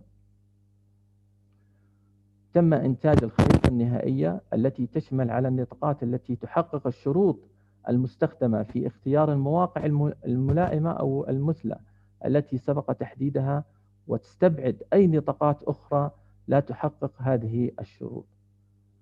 وهذه الخريطة النهائية التي تم إنتاجها لتحديد درجة الملائمة لغايات التطوير الحضري في منطقة العقبة التنموية، حيث نلاحظ هنا المناطق الأكثر ملائمة وهي قريبة من المناطق المبنية، بالإضافة إلى الاستبعاد المناطق غير الملائمة. مثلا هنا التضاريس أو الوعورة التضاريس تم استبعادها، بالإضافة إلى استبعاد المناطق غير الملائمة نهائيا في عمليات التطوير الحضري، وتم تحديد المناطق الأكثر ملائمة وأكثر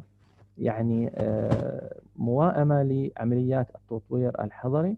وهنا تم تحديد النسب التي لكل مساحة من مساحات التي تم استخراجها باستخدام الخرائط هناك، وتصنيفها الملائمة بدرجة متوسطة والملائمة بدرجة نسبيا، الملائمة بدرجة متوسطة والملائمة بدرجة عالية نسبيا، والملائمة بدرجة عالية، والملائمة بدرجة عالية جدا ولكن نسبتها قليلة. قدمت الدراسة نموذجا خاصا بالتحليل المكاني مستخدم أدوات برامج الArcGIS، أساليب التخطيط الحضري ومعاييرها في اختيار مواقع التطوير الحضري المستقبلي، حيث أكدت هذه الأدوات والأساليب دورها الفاعل في مساعدة المخططين وأصحاب القرار في منطقة الدراسة على اختيار أفضل المواقع للتطوير الحضري، مع إمكانية تعميم هذا النموذج على مناطق أخرى بما يتناسب مع طبيعتها وظروفها. توصي الدراسة بناء على ما توصل إليها إلى الاستفادة من تقنيات نظم المعلومات الجغرافية في اتخاذ القرارات التخطيطية على وجه الخصوص والقرارات التخطيطية المكانية مع إمكانية الاستفادة من هذا النموذج. أشكركم على حسن استماعكم، متمنيا لخاتمة أعمالكم كل النجاح والتوفيق. كل الشكر والتقدير للأستاذ عبد الحميد على هذه المشاركة. الآن المشاركة الرابعة مع الأستاذة منال سمير متولي بعنوان التحقق الميداني من التمييز الطيفي لملوحة التربة وأثرها على الغطاء النباتي شمال شرق دلتا نهر النيل بتطبيق تقنيات الجيوانفورماتكس. تفضل. السلام عليكم ورحمة الله وبركاته. في البداية للقائمين على تنظيم المؤتمر، وكل الشكر موصول للجمعية الجغرافية السعودية على تنظيم المؤتمرات والورش العلمية. إن شاء الله أقدم لحضراتكم النهاردة برزنتيشن لبحث التحقق الميداني من التمييز الطيفي لملوحة التربة وأثرها على الغطاء النباتي شمال شرق دلتا نهر النيل باستخدام أو بتطبيق تقنيات الجيو انفورماتكس. بالنسبة للهدف من الدراسة مباشرة، إن بتهدف للتحقق الميداني من مؤشرات ملوحة أو أدلة التربة من خلال المرئيات الفضائية، وبالإضافة للقياس ملوحة التربة معمليا من خلال أخذ عينات ليها لتحديد أفضل أو أعلى درجة ارتباط ما بينهم علشان أوصل لأعلى دقة ممكنة لأفضل مؤشر من المؤشرات دي، وبالتالي أطبقه على السنوات المختلفة، وفي النهاية أوصل لأثر الملوحة دي على أكثر استخدامات الأرض حساسية وهي غطاءات الأرض. وبالتالي تم اختيار منطقة الدراسة شمال شرق الدلتا، واللي بتقع بين دائرتي عرض 30 و47 31 درجة و32 دقيقة شمالا، وبين خطي طول 31 و28 شرقا و32 و19 بمساحة تبلغ 3955 كيلومتر مربع.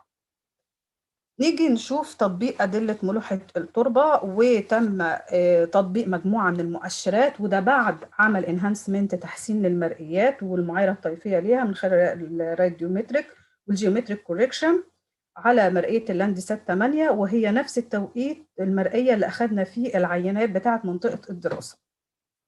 وتم تطبيق 8 عينات مختلفة، 8 مؤشرات مختلفة على المرئية اللاندسات 8 OLI أكتوبر 2020. وزي ما قلت ده نفس توقيت أخذ العينات، ودي مجموعة العينات 20 عينة تم أخذها في نفس التوقيت وتحليلها بمعامل كلية الزراعة في جامعة الزقازيق. كمان تم التحقق الميداني أو التحقق البصري غير العينات من وجود مناطق السبخات، مجموعة من السبخات اللي طبعا مع المرئيات إن أنا أتأكد مباشرة تحقق بصري من المناطق الشديدة الملوحة، بالإضافة للغطاء النباتي اللي كان متباين في مناطق قليلة جدا أو ضعيفة جدا ومناطق متوسطة. بعد كده كان أهم نقطة إن أنا أدرس العوامل المؤثرة في الملوحة. فطبعا عندي عدة عوامل: خصائص جيولوجية وهيدرولوجية، خصائص تضاريسية، خصائص مناخية. لو جينا تناولنا الخصائص الجيولوجية باختصار، هلاقي إن منطقة الدراسة بتقع ضمن رواسب الزمن الجيولوجي الرابع. فبلاحظ سيادة الرواسب النيلية اللي هي بتمثل لي حوالي 53.8% من إجمالي مساحة منطقة الدراسة. بيليها مباشرة الرواسب السبخية بنسبة 12.5%، ثم الكثبان الرملية المستقرة، ودي موجودة في الأماكن الأكثر انخفاضا في منطقة الدراسة، ودي بتمثل 8.9% من منطقة الدراسة. لو جينا على الخصائص التضاريسية واشوف ليه بدرس الخصائص التضاريسية، كان الهدف منها الوقوف على مدى تأثيرها في عملية تسرب المياه وبالتالي زيادة معدلات الأملاح في التربة. لو جينا شفنا الدم الخاص بالمنطقة، هلاقي إن الارتفاعات في منطقة الدراسة بتتراوح ما بين 0 ل 4 متر. الفئة الأولى اللي هي من 0 ل 1 متر بتمثل لي أعلى نسبة اللي هي 49% من إجمالي مساحة الارتفاعات في منطقة الدراسة. بتليها الفئة الثانية من 1 ل 2 متر ب 19%، والفئة الأخيرة بتمثل لي 2%. لو جيت بصيت على خريطة السلوب الانحدارات، بلاقي إن بيسود في منطقة الدراسة الانحدارات اللطيفة اللي هي من 1 ل 9 درجة بنسبة 53% من إجمالي مساحة منطقة الدراسة.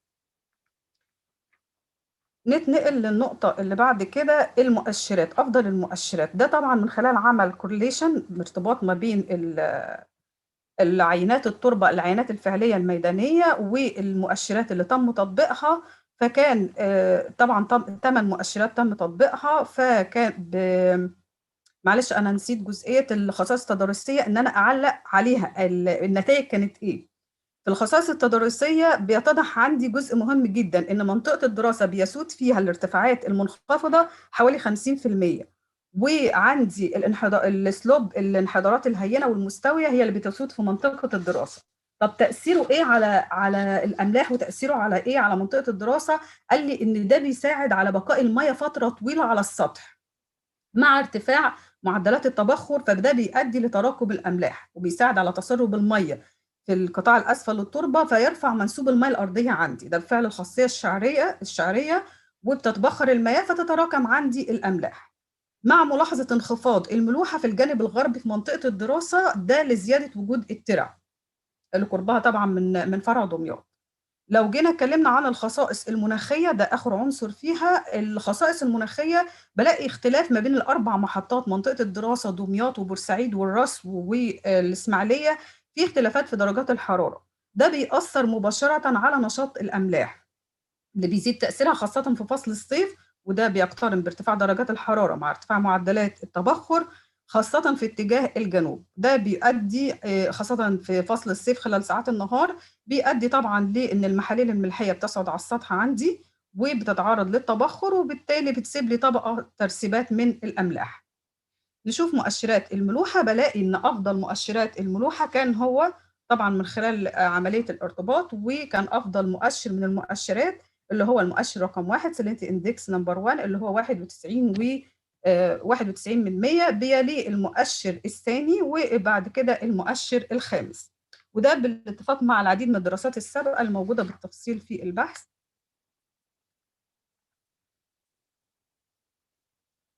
بعد كده بشوف ديناميكية ملوحة التربة والتطور. أخدنا الاندكس نمبر 1 وطبقته على سنة 84 و2000 و2010، وطبعا كان مطبق على مرئية 2020، طلعت منها المساحات المختلفة.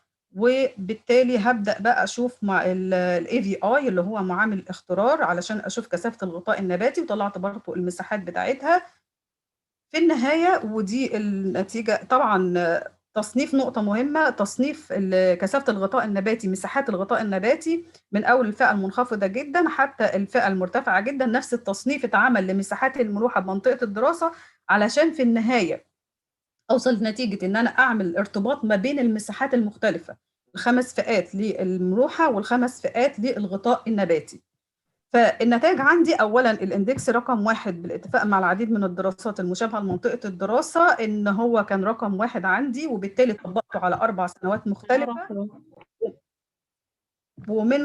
ومن خلال التطبيق تم عمل ارتباط ما بين ال AVI والملوحة وتصنيف المنطقة، وبالتالي بلاحظ إن عندي ارتباط عكسي قوي هنا. لو بصينا على ال3 فئات الأخيرة، ارتباط عكسي قوي جدا ما بين مساحة المناطق المرتفعة الملوحة جدا وفئات كثافة الغطاء النباتي المتوسط والمرتفعة جدا، اللي بتتراوح ما بين -91 ل-99.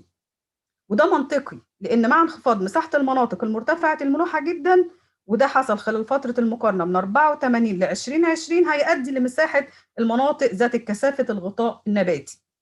طيب أقل ارتباط عندي سجل ما بين المناطق المنخفضة والمنخفضة الملوحة جدا، وده طبعا سجل علاقة عكسية ضعيفة ومتوسطة مع الفئات المنخفضة اللي تراوحت ما بين -25 ل -44، وعلاقة طردية ضعيفة جدا ومتوسطة مع المناطق المتوسطة والمرتفعة جدا اللي بتراوحت ما بين 11 و40.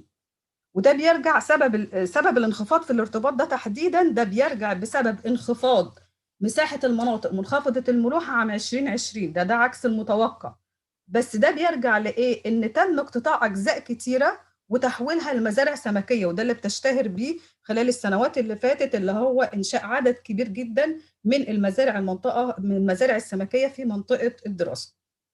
في النهاية بشكر حضراتكم. كل الشكر والتقدير للأستاذة منال على هذه المشاركة.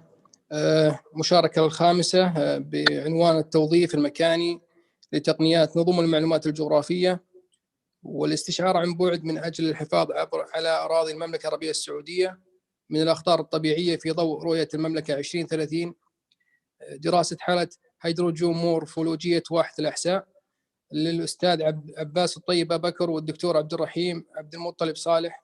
تفضلوا الكلمة لكم. السلام عليكم ورحمة الله تعالى وبركاته. نعم، الشكر الجزيل للجنة المنظمة للجمعية الجغرافية السعودية على تنظيم هذا الملتقى، ونتمنى لكم دائما التوفيق والتقدم وتقديم ما هو كله مفيد للعلماء وطلاب العلم.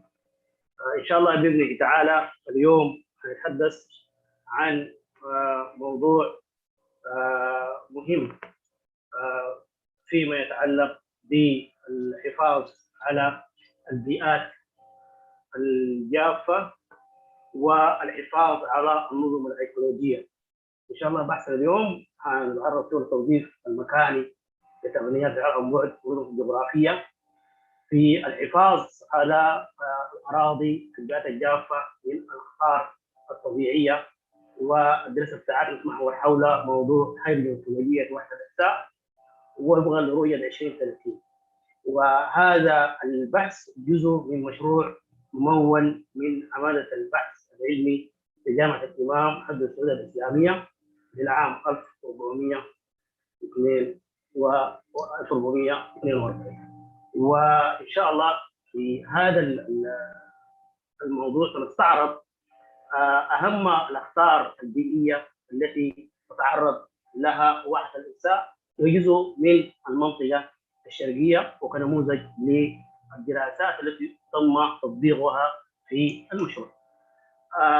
الجانب اللي حركت عليه إن شاء الله هو الجانب الذي يتعلق بالجانب التطبيقي في التقنيات الحديثة.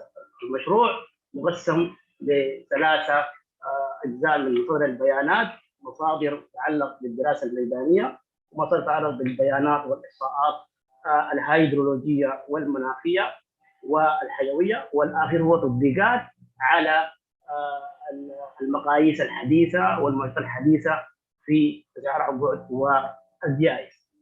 تظهر قدامكم وحدة الإحساء باللون الأخضر اللي هو واضح البيئة ساعات تقع في منطقة تحيط بها الصحاري من جميع الجهات، منطقة تقع وسط صحراء في ثلاثة بيئات: بيئة صحراوية وبيئة ساحلية وكذلك بيئة الواحد.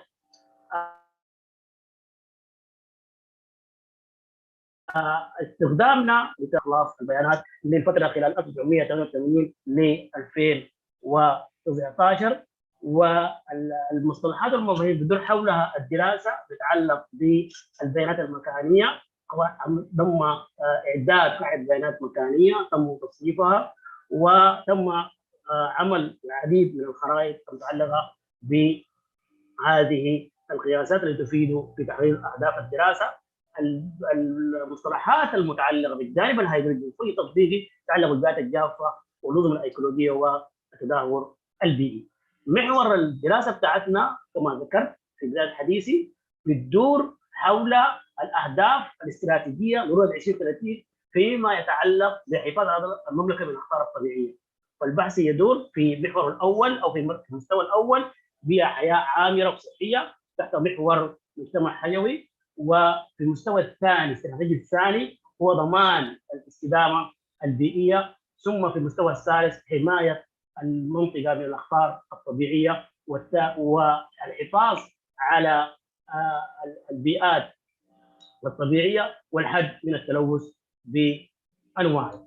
تعتمد الدراسة كما ذكرت في حديثي على بيانات من قبل الصناعة الإنسات ونماذج الارتفاعات الرقمية DEM، بالإضافة إلى الأعمال المكتبية والميدانية، وكما ذكرت تعتمد على النشرات.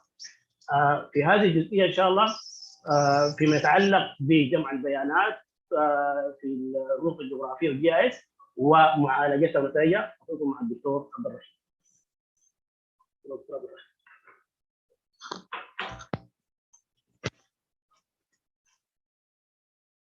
السلام عليكم ورحمة الله تعالى وبركاته.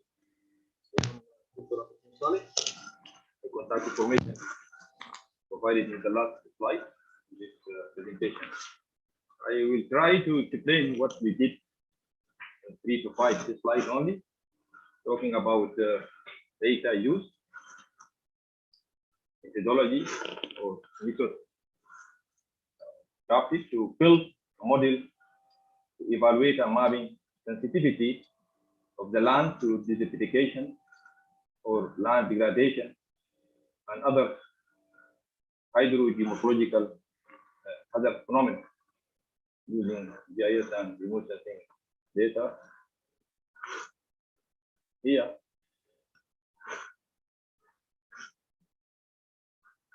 where different variables were used include topographic slopes and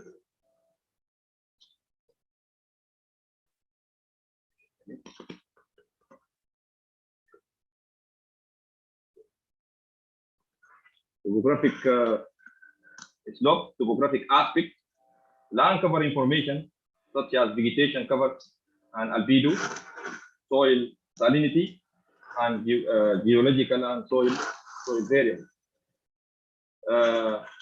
All these variables were extracted from different data sets,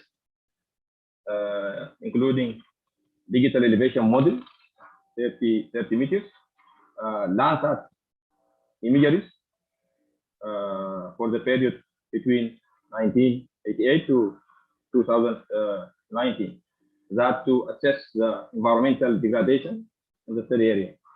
Also, we use geological and soil maps. The soil maps provided by FAO World Database with high resolution 30 arc second. I will talk about as methods used. I will talk about the methodology employed in the study to obtain the very important variables to carry out the study with vegetation cover.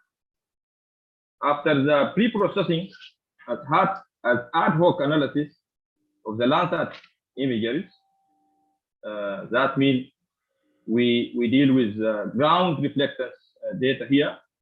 Subset covering the study area was provided. As of all of you know that the arid and semi-arid areas, the features in arid and semi-arid areas highly complicated, especially when we use low resolution satellite images. Traditional classification methods will be less accurate to extract information about land use, land cover. So we adopt one of the very common statistical classification methods known as sub-pixel classification or unmixing classification methods to extract information related to our model. To reduce the dimensionality related to Landsat, we use one of the well-known transformation methods known as principal component analysis, PCA. Here, one of the figures scatter plots between PC1 and PC2, showing how we extract the end members related to three of the land cover features: urban, given red, green, and yellow, and blue color for sand areas. This scatter plot here showing the three vegetation covers. As you can see, all the information related to vegetation and urban given in PC1. After that, also here, the equation used to extract information related to soil salinity, and equation given to extract information related to NDVI or vegetation cover in the three area. Other variables related to compound topographic features and stream power index, also sediment transportation index, were extracted using these equations here. After that, as you can see here, this one of the obtained features from the sub classification method related to urban areas. All the statistical information for the four periods given in this table here. Also, this figure showing the information related to soil salinity in the study area that was used as variables in our model. This figure showing the information related to vegetation cover changes in the study area. All the variables combine all the variables to build our models to extract the sensitivity of the land to degradation. We rescale all the variables from 1 to 10. 1 means low potentiality to the land to be modified or to be degraded, and 10 means high potentiality of the land to be degraded. Using this this linear equation here. P means probability of y, I, given x1 multiplied by x2 multiplied by x3 xn, n means other variables, over 1 divided by n using Lewis software. After combine all these variables together, we obtain this figure here. Low value means low potentiality of the land to be degraded. High value means high potentiality of the land to be degraded. Then we classified the final map to 4 classes, from low to high, to very high class. As you can see, the high class showing in black color cover about 11% of the total of the study area. Every model should be validated, but in this study, unfortunately, because we didn't have what we can say inventory data to validate our models, we don't have these data. That means this is one of the limitation of this study.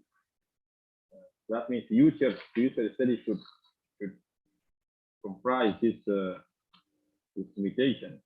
Also, in future, other variables like climatic variables and human activities variables should be included to enhance and improve our models.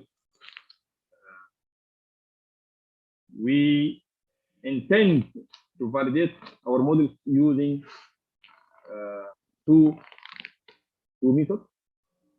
One of them known as Kaba coefficient, and the other one very common method between remote sensing communities and GIS communities or users, known as ROC or AUC, area under the curve method. We will try to validate our final map using these two methods after collecting the necessary historical data. This map is soft map showing the highly degraded land in different directions in the study area. The red color here or the black color here showing the high degraded land in the study area. Thank you very much.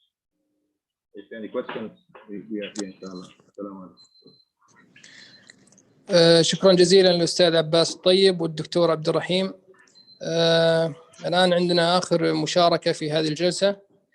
المواقع الهيدروديناميكية بحوض وادي العبيد، سافلة سد بني الويدان، الجرد والكارتوغرافية والتقييم والتثمين، الأطلس الكبير الأوسط، حوض أم الربيع المغرب، للأستاذ محمد الغاشي، فليتفضل. شكرا أستاذي، شكرا للجنة المنظمة، شكرا للحضور الكريم.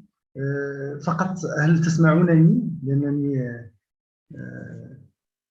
نعم صوتك واضح يا أستاذ محمد. مرحبا مرحبا أستاذي.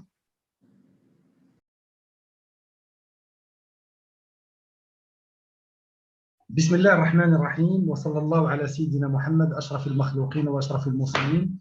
بدء أتوجه بالشكر الجزيل إلى اللجنة المنظمة وإلى تلة العلماء والباحثين الموجودين في هذا الملتقى، والشكر موصول للجنة العلمية لأنها أعطتنا الفرصة لكي نتقاسم مجموعة من الأبحاث العلمية والتي ترتبط أساساً بنظم المعلومات الجغرافية. في البداية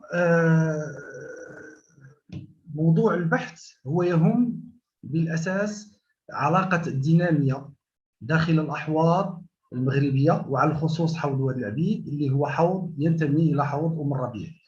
المداخلة فهي تتمحور على الشكل التالي: أولا سوف نقدم مجال الدراسة، ثم سوف نفصل في الإشكالية والمنهجية المتبعة، ثم نتحدث عن النتائج الهيدرومناخية، كل ما هو مرتبط بالجانب الهيدرولوجي والمناخي، ثم أيضا نتائج مرتبطة بالجر للمواقع الهيدرودينامية ونتائج المواقع الهيدرودينامية.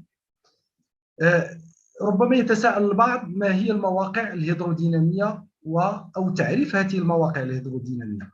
المواقع الهيدرودينامية يجب تصنيفها ضمن الدراسات الجديدة التي بدأ الاهتمام بها في القارة الأوروبية في التسعينيات، وعلى الخصوص في سويسرا، لكنهم كانوا يشتغلون بشكل كبير عن المواقع الجيومورفولوجية، وهي ترتبط أساساً بما هو جيومورفولوجي، بمعنى على مستوى البناء وعلى مستوى التشكيل تحتاج مدة زمنية طويلة لكي يتم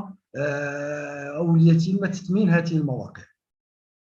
ثم أن هذه الدراسة تطورت عندنا هنا في المغرب بشكل كبير في كلية الآداب والعلوم الإنسانية بن ملال، وبدأ هذا التوجه سواء في المواقع الهيدرودينامية أو المشاهد الهيدرودينامية أو حتى المواقع الهيدروجيولوجية أو المواقع الجيومورفولوجية. وبالتالي هذه المواقع هي تدخل أساساً في الاشتغال العام للأحواض، وبالتالي يجب تصنيفها ضمن الجانب الإيجابي للدينامية النهرية. وضعت فقط خطاطة، أحاول فقط أن أشرح هذه المواقع الهيدرودينامية. كما تعلمون الأحواض النهرية هي أحواض تجتمع فيها المياه، وفي غالب الأحيان هي مرتبطة بخصائص مناخية معينة. هذا الاشتغال الهيدرولوجي ينتج عنه نشاط للدينامية النهرية. هذه الدينامية النهرية قد تكون في السفوح، وقد تكون في الروافد، وقد تكون في الأودية الرئيسية.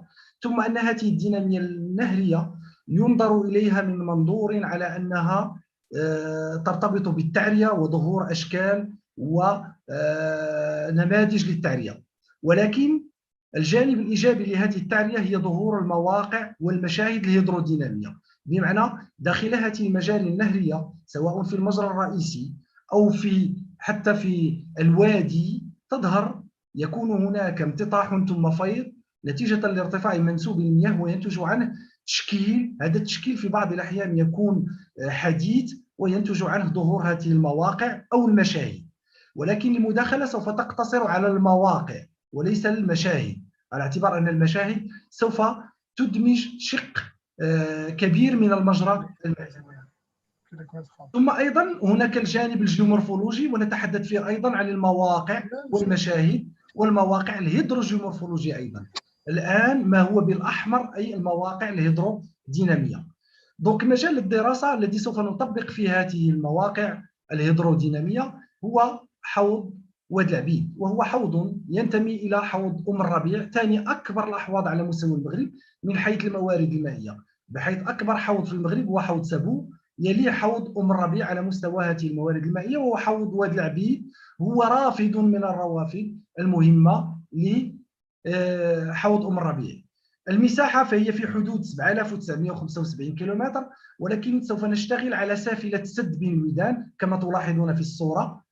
تلاحظون على أن هناك سد، وفي سافلة السد سوف نشتغل على هذه المواقع الهيدرودينامية، على اعتبار أن هذا المجال عرف تدخل الإنسان، وبالتالي حتى على مستوى تدبير هذه الموارد المائية خصوصا السطحية مستوى الصبيب سوف نلاحظ على أن هناك تدبير معقلا لهذه الموارد، وبالتالي سوف تظهر يكون هناك وقت كافي لظهور هذه المواقع الهيدرودينامية. على مستوى الصخارة وعلى مستوى الغطاء النباتي والشبكة المائية كلها تتميز بالتنوع. هذا التنوع هو نتاج لطبيعة المناخ، على اعتبار أننا في منطقة جبلية، الارتفاعات في حدود 3000 متر، وبالتالي سوف تتميز بوجود تساقطات مطرية صلبة وسائلة. بالنسبة لهذه الإشكالية كما قلت فهي تتمحور أساسا على استخلاص ومحاولة تحديث هذه الأشكال النهرية وتحويلها إلى مواقع، وبالتالي سوف ترتبط بعالية ووسط وسافلة الحوض، وسوف نحاول أن ننجز استمارة ميدانية تحاول أن تمكننا من من تحديد هذه المواقع الهيدرودينامية. ولكن السؤال الذي سوف يطرح: من مخلفات هذه الدينامية النهرية كيف سوف يتم اختيار هذه المواقع، وعلى أي أساس، وكيف سيتم تمثيلها؟ وهنا المقصود نظم المعلومات الجغرافية. بالنسبة للإطار المنهجي، الإطار المنهجي سوف نلاحظ على أن سوف يتشكل من 3 مراحل أساسية، وهو أساسا المرحلة الأولى وهي العمل الميداني، ولكن قبلها يجب وضع استمارة للجرد والتقييم، بمعنى ما هي المعايير التي سوف نعتمد عليها لكي يتم هذا الجرد. ثم عمل ميداني سوف يقتصر بشكل كبير على الجريان وعلى تتبع المجرى من العالية نحو السافلة، وعلى محاولة تطبيق هذه الاستمارة في الجرد والتقييم. وبالتالي مرحلة ثالثة وهي العودة إلى المختبر وتقييم النتائج، وهنا سوف يتم الاستعانة بنظم المعلومات الجغرافية لتمثيل هذه المواقع، وبالتالي محاولة إخراجها للوجود في إطار صيغة تمثيلية جيدة.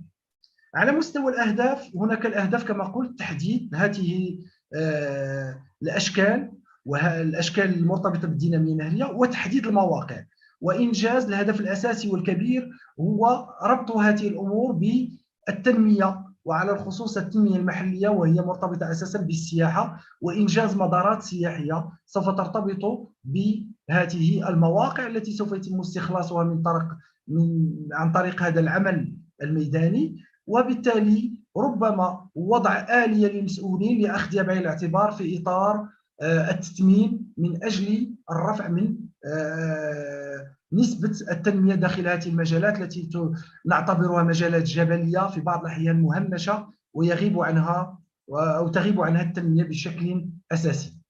على مستوى المناخي فهو مجال في حدود المعدل يتحدى ما بين 400 إلى 700 ملم. على مستوى الصبيب فهو صبيب كما قلت يتأثر بعالية سد بالودان، ولكنه صبيب في غالب الأحيان هو صبيب مهم يسمح بوجود هذه الإشكال والاختلافات بين العالية والسافلة على مستوى الدينامية.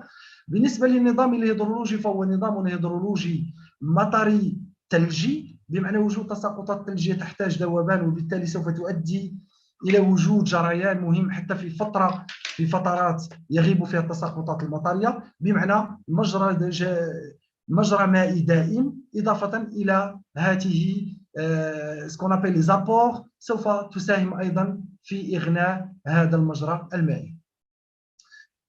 حوض وادي العبيد سافلة سد بالودان تم تقسيمه إلى عالية الحوض ووسط الحوض وسافلة الحوض، والهدف هو أن يكون هناك تركيز على أن اختلاف، كما تعلمون، المجاري المائية في اتجاه السافلة تتدخل فيها مجموعة من العناصر، منها عنصر الطبوغرافيا وعلى الخصوص الانحدار عندما نتحدث عن المقطع النهري، وبالتالي التمييز بين ما يوجد في العالية والوسط والسافلة ربما سوف يعطي شيء من نسبية في التقييم على مستوى هذه الأشكال. بعد العمل، بعد إنجاز هذه الاستمارة التي تميزت بوجود مجموعة من العناصر ارتبطت بما هو مناخي، ما هو غطاء نباتي، الموقع أيضا العالية والوسط والسافلة، وثم أيضا طرح قيم للتقييم، وهي تقييم على مستوى الهيدرولوجي، على مستوى الموقع، على الصخارة لانحدار الغطاء النباتي، تقييم داخل المجرى بمعنى قيمة الشكل، قيمة التعرية، قيمة الاستمرارية لهذه المواقع الهيدرودينامية، ثم معيار التدخل البشري أيضا، قيمة التدخل البشري، هل هناك تدخلات بشرية؟ نحن نعلم جيدا أن كل هذه المجال المائية تعرف تدخل للإنسان من أجل استغلال موارده المائية، وأيضا استغلال المجالات الفلاحية التي تكون مرتبطة بالمجرى. ثم هذه القيم يضاف إليها قيم مشهدية، وهي قيمة جمالية وقيمة إيكولوجية على اعتبار أن نتحدث عن الجانب السياحي، ثم معايير اقتصادية أيضا يجب إدماجها في هذه الاستمارة، وهنا القيمة العلمية، القيمة الفلاحية، القيمة التاريخية، القيمة السياحية لهذه المجالات. انطلاقا من هذا العمل تم انتقاء ما مجموعه 20 موقعا. تلاحظون على أن هذه المواقع بأسمائها المحلية 20 موقع وهي مجسدة في الخريطة. هذه المواقع تم إخضاع كما قلت هذه الاستمارة لهذه المواقع، واحترمت بشكل كبير هذه المعايير الجمالية، الإيكولوجية، التاريخية، التقييم، قيمة الشكل والتعرية والصخارة إلى غير ذلك. هذه الأشكال على مستوى توزيعها فنلاحظ على أن 80% هي عبارة عن مواقع كارستية، لأن نحن في مناطق جبلية يغلب فيها الكارست. ثم هناك مجموعة حوالي نسبة مهمة هي مرتبطة بأشكال نهرية، ثم أشكال نهرية طبيعية، بمعنى هناك أشكال تدخل فيها الإنسان وحاول أن يؤثر داخل المجرى، وبالتالي في إطار تهيئة هيدرولوجية. المواقع بأسمائها كما تلاحظون.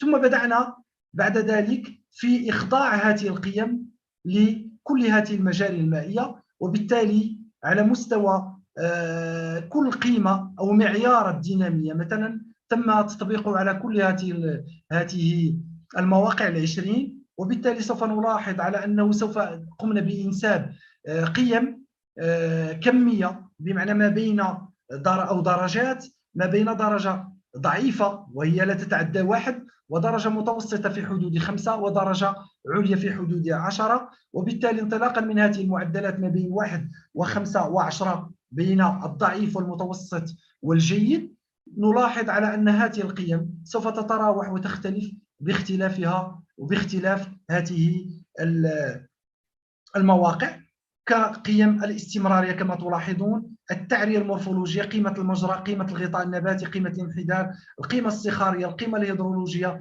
قيمة الموقع داخل المجرى، هل نحن في المجرى الأصغر أو في المجرى الأكبر، بمعنى أن نحن داخل المجرى الذي يجري فيه الماء أو في المجاري التي تكون محاذية والتي تحتاج امتطاح أو وجود موارد مائية مهمة داخل المجرى لكي يتم غمرها. ثم هناك معيار الدينامية. على مستوى التوزيع الخرائطي سوف تلاحظون نظم المعلومات الجغرافية حاول أن يقربنا بشكل كبير من هذه أو يسهل علينا تثمين هذه المعطيات التي تم إنجازها على المستوى الميداني. وسوف تلاحظون أن التمثيل تم بشكل دائري، والألوان ترمز إلى كل قيمة من قيم هذه القيم، قيمة الموقع، قيمة الهيدرولوجيا الصخارية، مثلا الانحدار، الغطاء النباتي. وسوف تلاحظون على أن كل قيمة تختلف باختلاف سواء المجرى على المستوى العالي السافلة الوسط السافلة، أو داخل الموقع نفسه باختلاف ظروف التشكيل الدينامية. ثم أيضا مواقع أخرى سوف ترتبط أيضا بشكل آخر، وهو معيار التدخل البشري. هذه المواقع ال20 ما هو معيار التدخل البشري؟ وسوف تلاحظون على أن في غالبيتها نجد على أن الإنسان تدخل بشكل مباشر أو غير مباشر، وبالتالي على مستوى الدرجات أو على مستوى التشخيص سوف تلاحظون على أن المعدل الميدياني يوضح المعيار أو معدل التدخلات البشرية. وسوف تلاحظون على أن هناك مجموعة من المواقع لم تشهد تدخلات بشرية، والخريطة توضح هذه النسبة، بمعنى أنه كلما كانت الدائرة كبيرة، هنا نظم المعلومات الجغرافية سوف يحاول أن يوضح قيمة هذه المعلومات، قيمة الدائرة أو قطر الدائرة باختلاف القطر الآخر للدائرة الصغيرة سوف يعطينا نسبة التدخل البشري داخل هذه المجالات. ثم أيضا معيار آخر على مستوى الأشكال، وبالتالي هذه القيم أو هذه المواقع التي تم اختيارها تم إخضاعها لعنصر الدينامية. وقلنا عنصر الدينامية وسوف يرتبط بعلاقة تأثير المجاري المائية على هذه الأشكال. وسوف تلاحظون على أن هذه القيم سوف تؤثر على القيم المشهدية والجمالية لهذه الأشكال، والخرائط توضح توزيع عنصر المشهد والجمال في ارتباطه بعنصر الدينامية داخل هذه المواقع.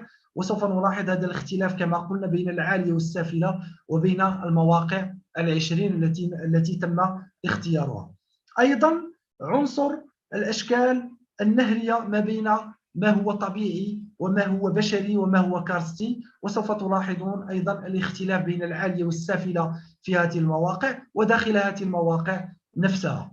ثم أيضا الموقع الإيكولوجي، عنصر الإيكولوجي تم إحضاره أيضا بدرجاته سواء السفلى والمتوسطة والعليا، من أجل ملاحظة هل هذه المواقع لديها طابع إيكولوجي داخل هذه المجالات.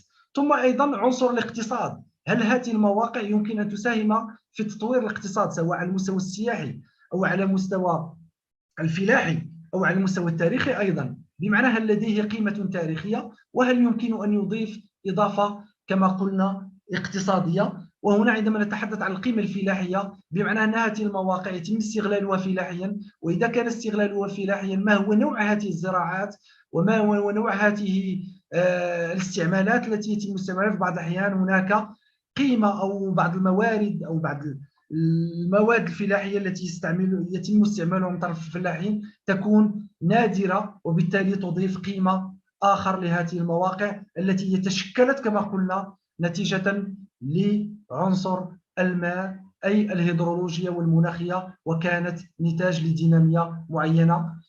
ثم أن أيضا هذه القيم يتم توزيعها داخل هذه الخرائط انطلاقا من نظم المعلومات الجغرافية، وسوف نلاحظ ما هو بالأصفر فهو القيمة العلمية والقيمة الفلاحية والقيمة السياحية لكل موقع من هذه المواقع.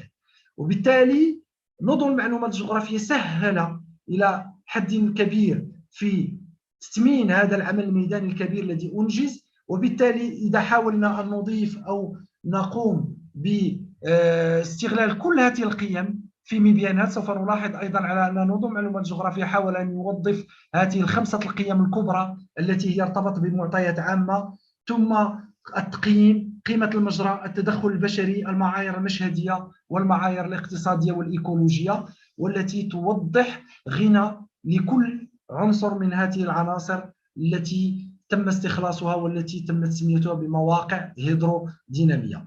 ثم في الأخير أننا قمنا بإنشاء مدارات سياحية، والمدارات السياحية مثلا في عالية الحوض تم مثلا لاحظوا على أن سافلة سد بين الودان تم إنشاء مدار سياحي يراعى فيه هذه المواقع، موقعها مع تحديد نقطة الانطلاق ونقطة الوصول، ومع تحديد المواقع التي يمكن زيارتها داخل هذه المجالات، ثم تحديد مدار آخر سياحي داخل وسط الحوض، بمعنى في وسط حوض واد العبيد. بمعنى هذا المدار السياحي أيضا يحاول أن يعرف بهذه المواقع الهيدرودينامية التي أنشأتها الدينامية النهرية. ثم أن هذه المواقع تم تلاحظون مجموعة من الصور التي توضح. أستاذ محمد تبقى لك من الوقت دقيقة لو تكرمت. شكرا أستاذي، سوف أمر إلى الخاتمة. بمعنى المدار الأخير وهو مدار في سافلة الحوض، والذي حاولنا أن ندمج في كل هذه المواقع التي تم اكتشافها. بمعنى آخر أن نظم المعلومات الجغرافية سهل علينا هذه المأمورية، وبالتالي سوف يساهم نظم المعلومات الجغرافية في إنشاء خرائط وفي إنشاء محطات تساهم أن تعرف بهذه المجالات كما تلاحظون، والتي تمثل هذه المواقع الهيدرودينامية التي كانت نتاج للعلاقة بين المناخ وبين الصبيب وبين الدينامية التي كانت كنتيجة. ولكن الشق الإيجابي هو أن هذه المواقع الهيدرودينامية تم استثمارها وتثمينها.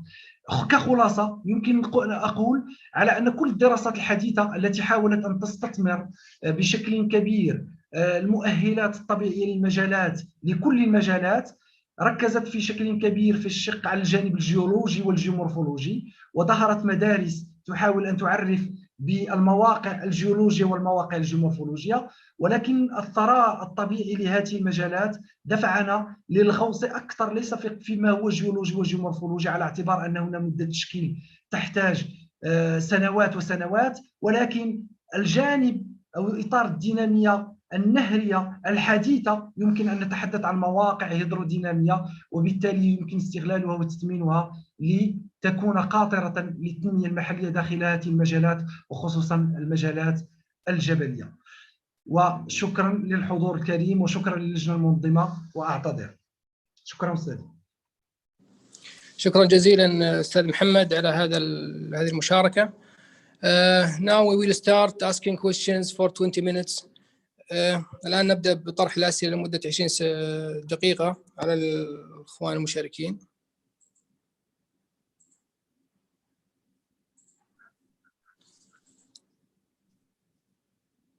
بروفيسور لطفي تفضل تكرمت. السلام عليكم، شكرا سعادة رئيس الجلسة.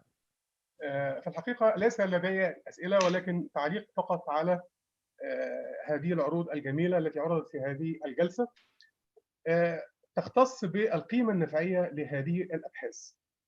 يعني فأستفسر من الدكتور عبد الحميد، هل نتائج هذه الدراسة المميزة تم توصيلها أو سيتم توصيلها لصناع القرار في التخطيط؟ لأن هذا مهم جدا. الاقتراح يمكن أجاب عليه العرض الذي قدمه الأستاذ محمد الغاشي، فهو يخص العرض الذي قدمته الدكتورة منال والدكتور عباس وزميله الدكتور عبد الرحيم، أن العرض انتهى فجأة بمخرجات التحليل باستخدام GIS بدون ذكر كيفية الاستفادة من هذه المخرجات على أرض الواقع.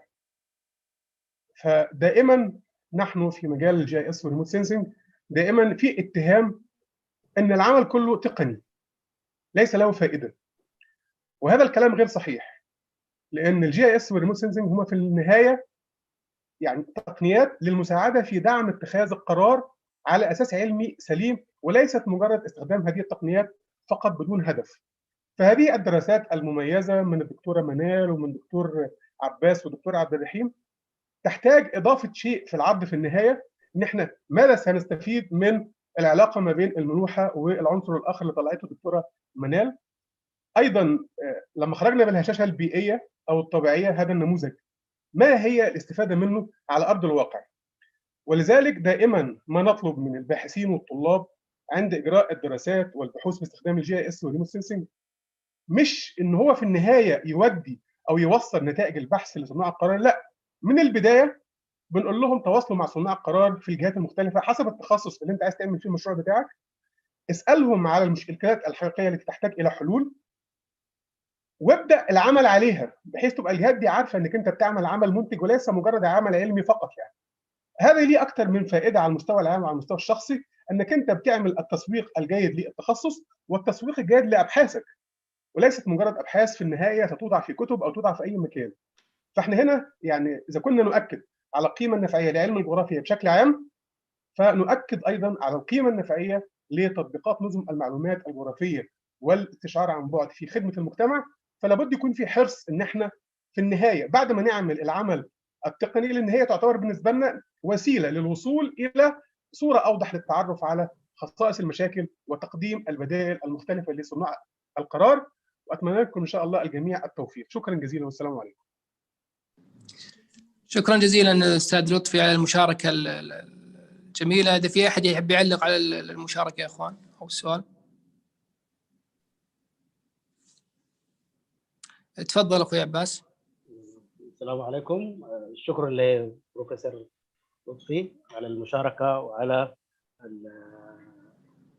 التعليق. وأنا يعني أؤمن على ما ذكره إنه لابد أن أثبت لهذه الدراسات دورة في التخطيط ودورة في الجانب التطبيقي وللجهاز الاتصالي. نعم، أنا ذكرت في بداية الدراسة بتاعتنا اللي قدمناها إنه هذا جزء من المشروع، وهذا الدراسة المشروع أصلا قائم على دراسة ميدانية وقائم على سجلات وتقارير من المؤسسات ذات الصلة في جانب المناخ والجانب الهيدرولوجي، بالإضافة للاستفادة من هذه التحاليل. نعم، الدراسة بتاعتنا إن شاء الله هي الآن هو مشروع إن شاء الله يخلص بعد شهرين إن شاء الله من الآن، لكن هذه الجزئية الخاصة بالتحليل بالجائس وسعر عن بعد وتطبيقات والاستفادة منها في تحقيق أهداف البحث.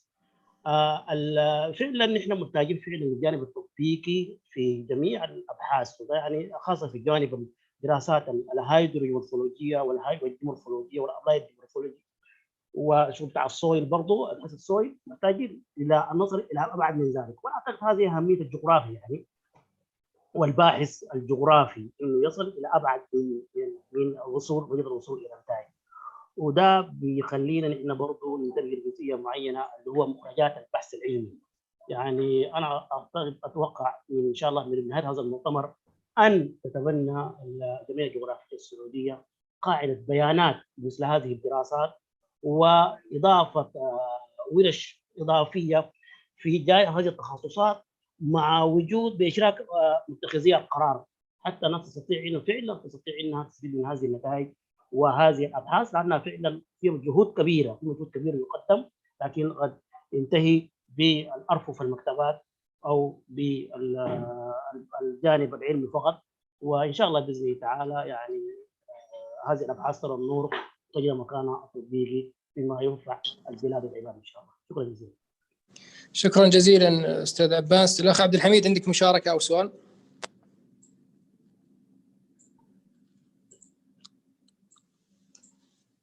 أستاذ عبد الحميد. طيب في استفسارات أخرى غير السؤال؟ تفضل أخوي عبد الحميد.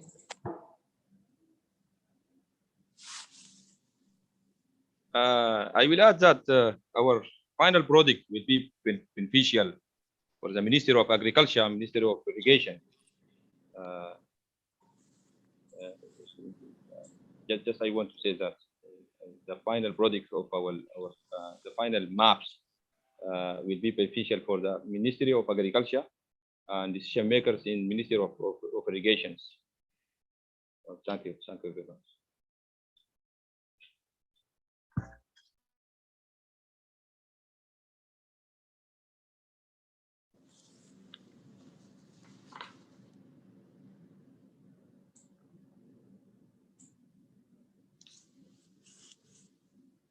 هل في أسئلة أخرى يا إخوان؟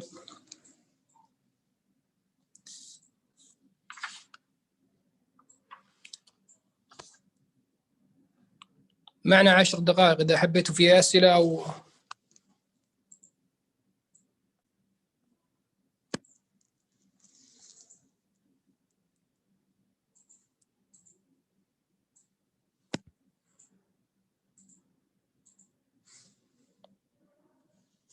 طيب. في نهاية الجلسة الرابعة لا يسعنا إلا أن نشكر جميع المشاركين ونكرر الشكر لجامعة الملك سعود ممثلة بالجمعية الجغرافية السعودية واللجنة التنظيمية بإدارة الدكتور علي الدوسري، ومع خالص تمنياتنا للجميع بالتوفيق والسداد. انتهت جلستنا الرابعة لهذا اليوم، نسأل الله التوفيق للجميع. إن شاء الله. آمين.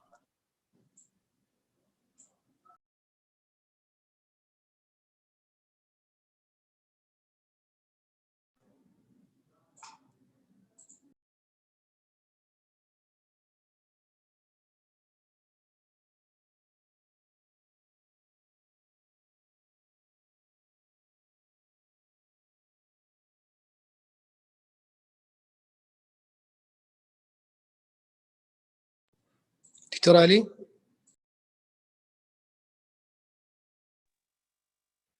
عفوا، السلام عليكم. شكرا لكم أخي العزيز المهندس منصور الخالدي على ما قدمته من إدارة رائعة لهذه الجلسة ومن إدارة للوقت وأيضا إدارة للنقاشات والحوار، فلكم جزيل الشكر. وهذا ليس مستغرب على المهندس منصور، فهو أحد الكفاءات في مدينة الملك عبد العزيز للعلوم والتقنية، ويعمل حاليا في شركة تقنية للخدمات الهندسية والتقنية الراعي الفضي لهذا المؤتمر، فله جزيل الشكر والتقدير. ننتظر بعد قليل إن شاء الله، نأخذ بريك 20 دقيقة ونستكمل البرنامج العلمي للمؤتمر. فلكم جزيل الشكر على حضوركم ومتابعتكم لفعاليات هذا المؤتمر. السلام عليكم.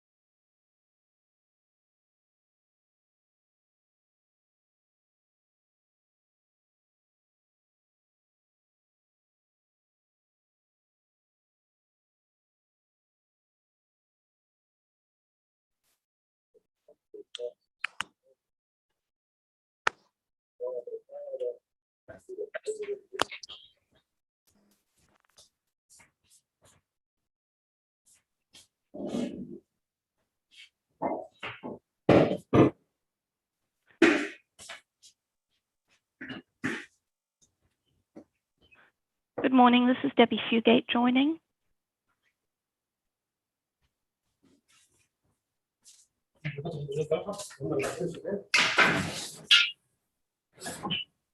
Hi, good morning, Dr. Debbie, and pleased to see you here.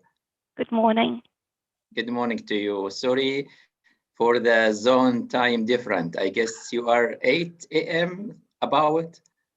8 a.m. Yes, it's not too early. Okay, great. Yes. Shall I go ahead and share my screen? Yeah, I will give you co-host.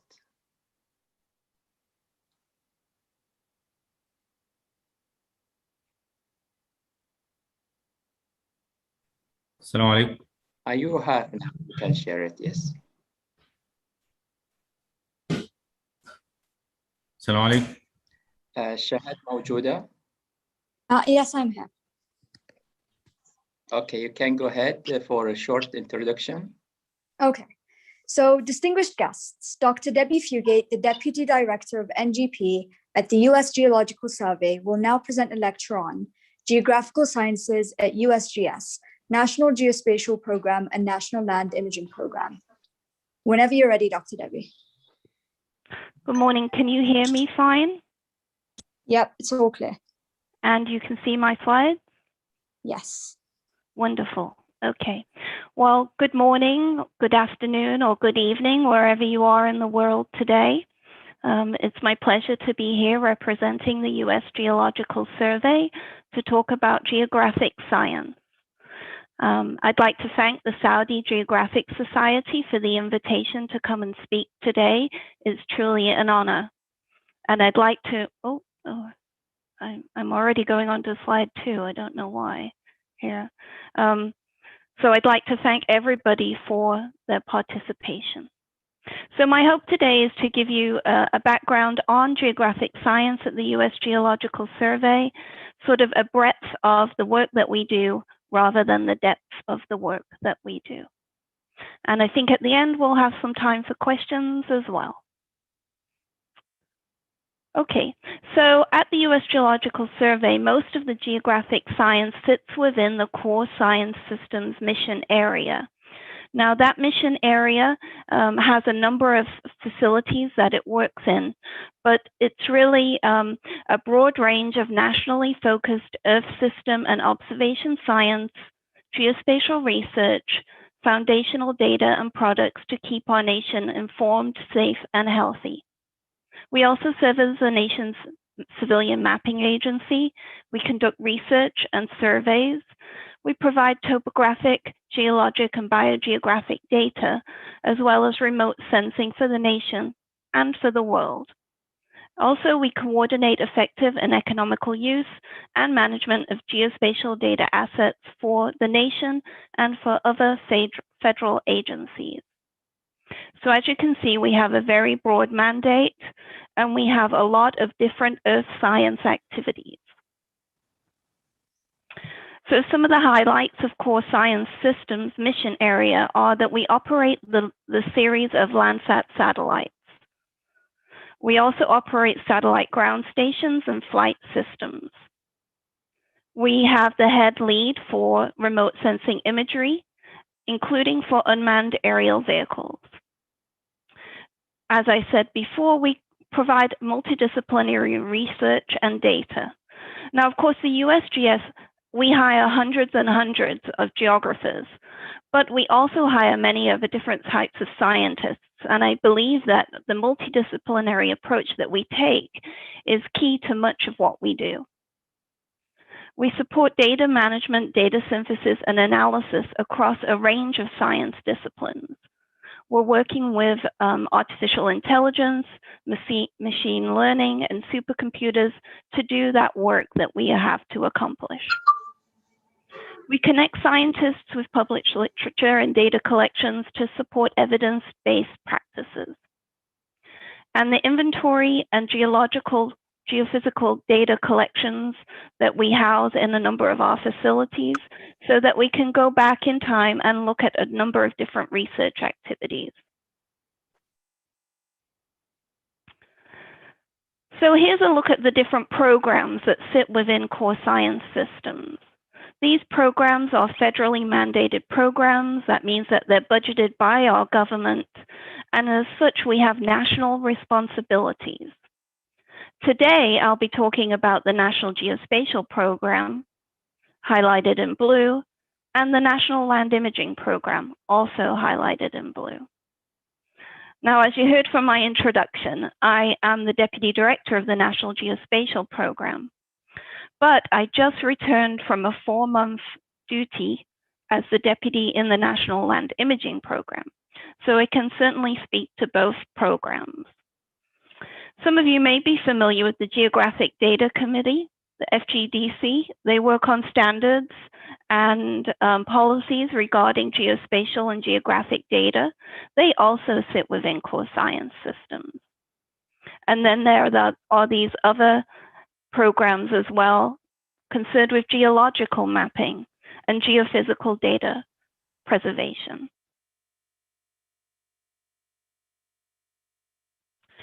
So the National Geospatial Program, I'll refer to it as NGP. The mission of NGP is to provide national topographic information to advance science, support government, enlighten citizens, and enable decision-making. And we frequently talk about the 4 A's. That is that our data should be authoritative. It needs to be data that we can stand behind as a federal agency. It needs to be accurate. So we go through a lot of geospatial quality assurance and quality control before we release our data to the public to make sure that it's accurate and representing the natural phenomena. Our data also has to be accessible.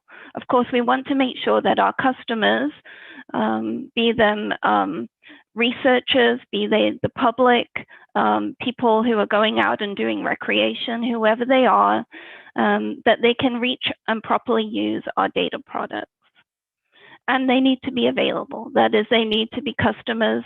The needs to be met for the data that they require. So NGP, as I mentioned, serves as the nation's civilian mapping role, and we provide the digital geospatial foundation for the entire nation. Of course, lots of other federal agencies do mapping, but it's really our mandate as the National Mapping Agency. We engage with partners and communities across the United States and across the world. You may be familiar with some of our key products or parts of our program. The 3D elevation program, I'll talk more about that. The Alaska Mapping and Map Modernization, the National Hydrography Dataset, US Topo, and of course, our role in disaster response for the nation. We collaborate with a lot of federal, state, local, and tribal governments as well to make sure that our public data is used and available to keep the public safe. All of our data is free, and it's all on a website for anybody to download and use. So the 3D program is really one of our flagship efforts. It's an effort to collect enhanced elevation data in the form of LiDAR. Many of you, I'm sure, are familiar with LiDAR, light detecting and ranging, data over the entire United States within an 8-year period. So we form partnerships to acquire and release this data to the public. We've covered about 78% of the nation so far. You can see the areas in green here are the areas that we've covered.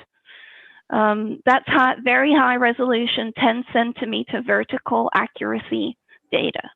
So of course it can be used for a multitude of applications, especially in infrastructure and planning. Oops, sorry. We also have the National Hydrography Dataset, and that is representing the nation's drainage and hydrological network, including rivers, streams, canals, glaciers. Our effort is to map the entire nation again. That is part of our mandate, is to have national consistent coverage. Something that as a private company, they often don't have, but that is really part of our mandate, so that no matter where you are in the United States, you have the same data available to you for your use. You can see the areas in blue are the ones that we've already mapped and covered. We're still working on Alaska. It's much more complicated, as you can imagine. And up along the border here in the Great Lakes region with Canada, and along the Mexican border, we're still trying to finalize, but we're almost there.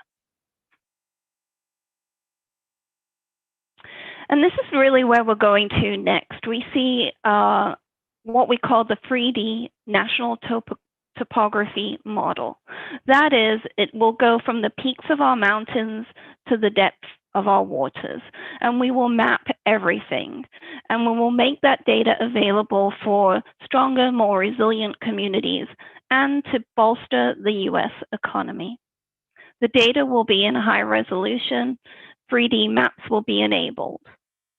We'll have elevation data accurate to within centimeters, and we'll coordinate this effort along with NOAA. They will be our partner, especially for the bathymetric part of the mapping offshore. Here's where we're going with the 3D National Topography Model. I won't go into all the details. I could do a whole presentation on this, but as you can see, it's a complicated effort to really acquire nationwide elevation and hydrography, to integrate them together, possibly experimenting with some different dual sensors on aircraft that can acquire both sets of geospatial data at the same time. And then we will integrate that data and develop 3D data models for people to use to not only map the nation, but to do analysis of those features across the entire nation.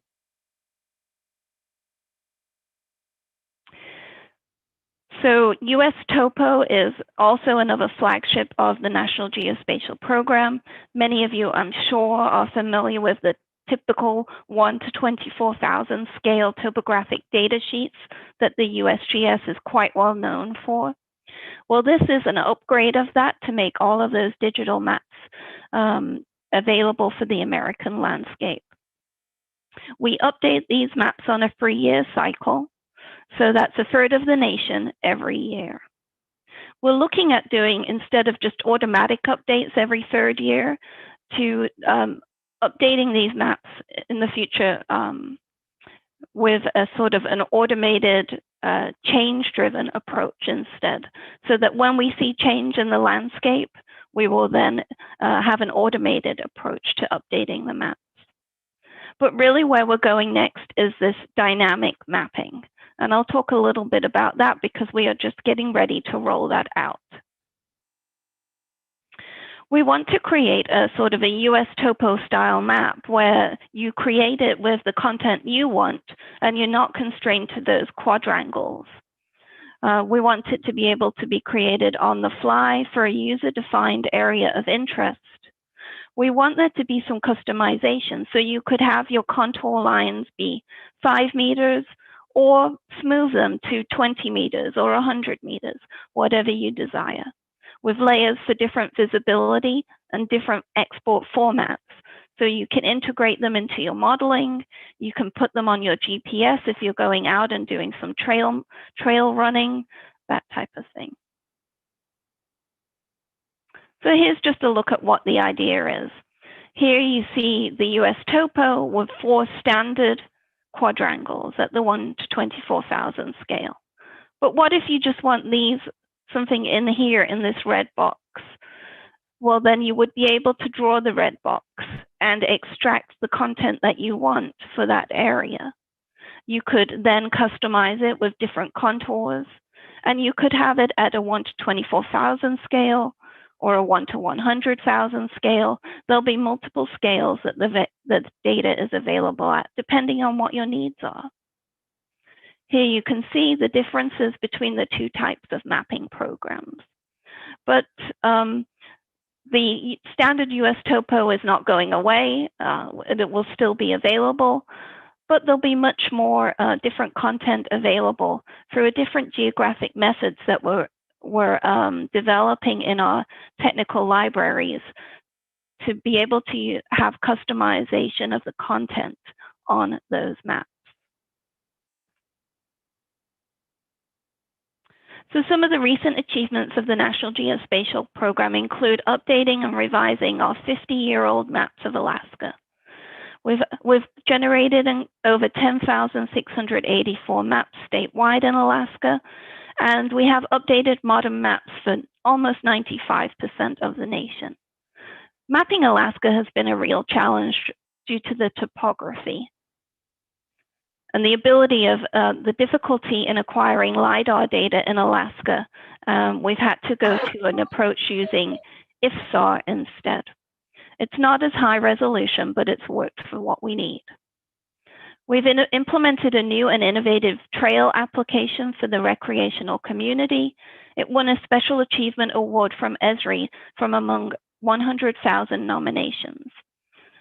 We've improved modern mapping and geospatial data for the nation, and we've supported a number of emergency operations in the past year or 2, including, of course, the COVID-19 crisis and mapping of our facilities, our personnel, and different resources in regards to COVID-19 response.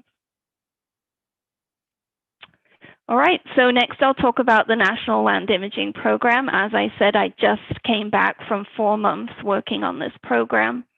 And really, it's really the sister program to the National Geospatial Program. We sit together within core science, but the land imaging program is really the remote sensing program. We deliver remote sensing data and research to inform land and resource managers. And we have, of course, the satellite operations. I'll talk a little bit more about these, but that includes Landsat 7 and 8, the Landsat 9 ground system development, and Landsat Next, which is pretty exciting. We also have the Unmanned Aircraft Systems program and a land change monitoring assessment and projection program as well. So the Landsat program, of course, is a flagship. We work Landsat in partnership with our collaborators at NASA. And NASA is responsible for the design and the launch of the satellites. And then they hand over management and operation of the satellites to USGS once they're in orbit. You can see the data go back to 1972, and we've had continuous Earth imagery ever since. This is the longest record of any Earth observation system in the world. Over 105 million scenes have been downloaded from the USGS for Landsat. All of this data has been free and available.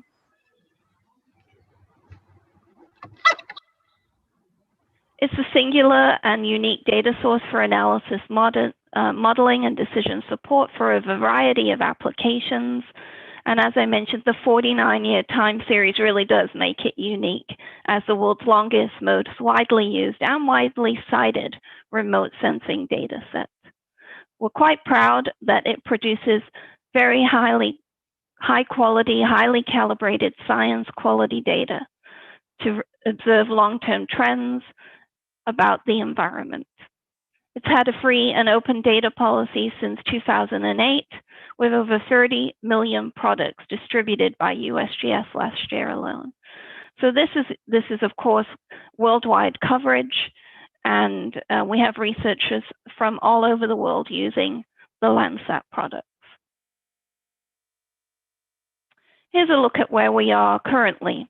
We have Landsat 7, which is actually still in orbit since 1999. It is reduced in terms of capacity and the number of new scenes it produces every day. We have Landsat 8, which is also in operation, collecting 740 new scenes a day. Landsat 9, this is our big item for this year. We're scheduled to launch Landsat 9 in September. It'll essentially be a copy of Landsat 8 with a few very minor technical differences in terms of radiometric data. So that's a very exciting development for us, and we're all eagerly awaiting. It is on track, and we are very much hoping for a September launch. And then we're looking at Landsat Next. Where are we going after that? I'll talk a little bit about that, but we're trying to explore a range of options and work with our partners at NASA to ensure that we have the budget that we need to go where we go in terms of the next generation of remote sensing. These are some of the Landsat products that are available. The idea here is to reduce the burden on the user of the data so that they have these products ready to go and ready for science quality analysis. Of course, you can get level 1 products, which is just the raw digital numbers with top of atmosphere reflectance, radiance, and brightness temp. You can get level 2, which includes surface reflectance and a number of different types of spectral indices like NDVI. And then level 3, even more transformation of the data, such as burned area. Oh, I think we have a hot mic. Okay. So those data are all available and free through our system. So where are we going with Landsat Next? It's pretty exciting because we are going to probably be moving to a super spectral concept. This will be the first Landsat system that will have the super spectral concept. So it's not hyperspectral and it's not what we have now, but it will have increased spatial and spectral resolution with more bands that will allow for a greater range of analysis. As you can see here, we'll have many more thermal infrared bands, shortwave infrared, And some extra bands here at the edge of the red for vegetation studies that will be particularly useful for a range of science.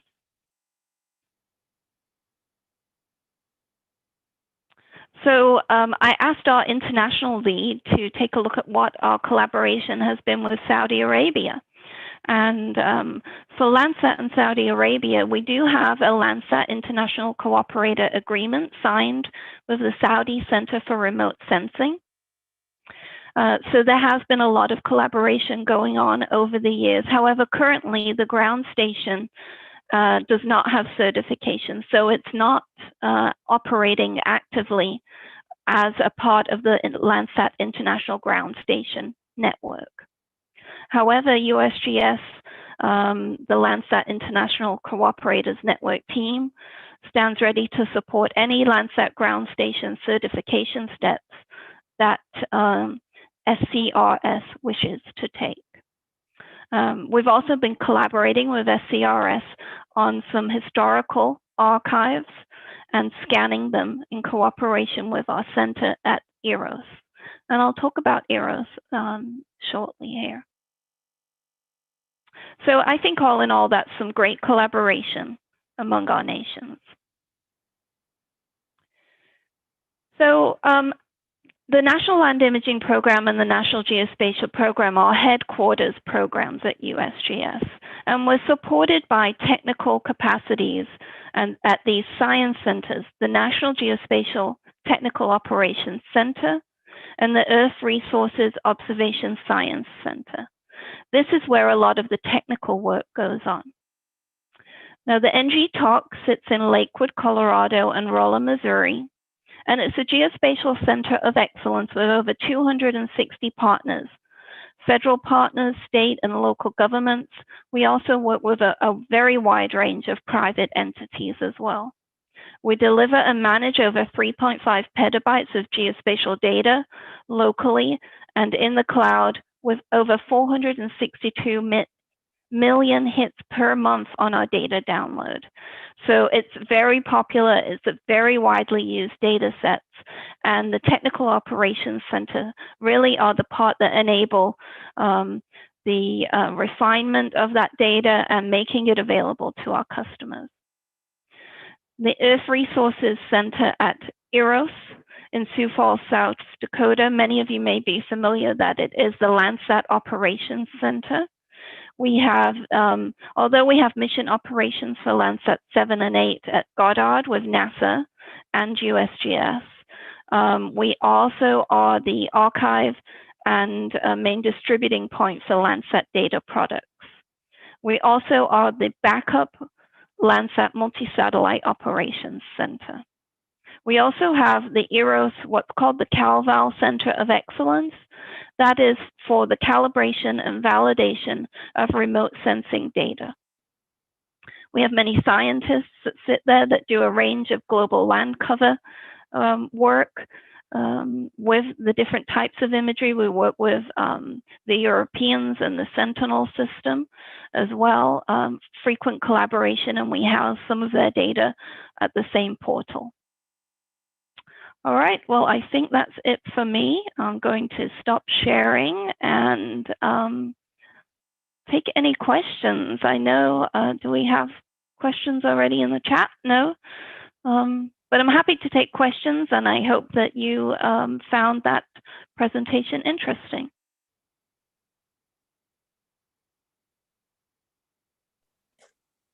Thank you so much, Dr. Debbie, for this enlightening talk. If you guys have any questions, please do not hesitate to write them down in the chat box.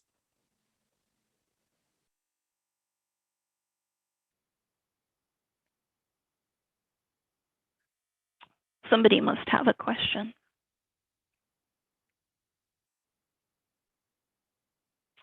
Okay, great. We have a question in the chat box.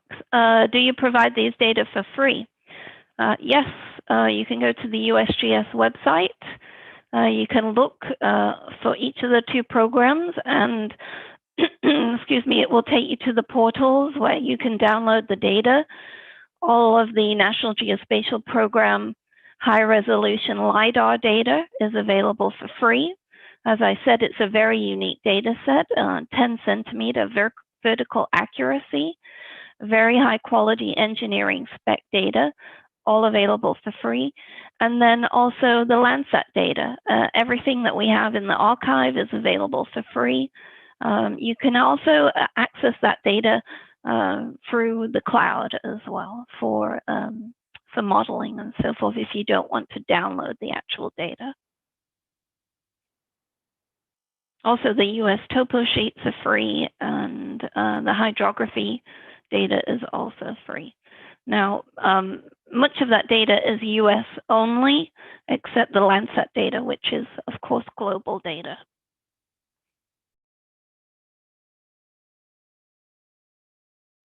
Thank you for the question. What about the aerial image? Is it for free too? The aerial imagery, yes, the UAV imagery, if that's what you're referring to. The UAV imagery, if we have it and it is usable, it is published on the same website as the Landsat data. And so if you search in there, it will give you a list of different data types. It will say sort of, you know, Landsat 7, Landsat 8, or it goes further back into the archive as well, and you can access the data that way.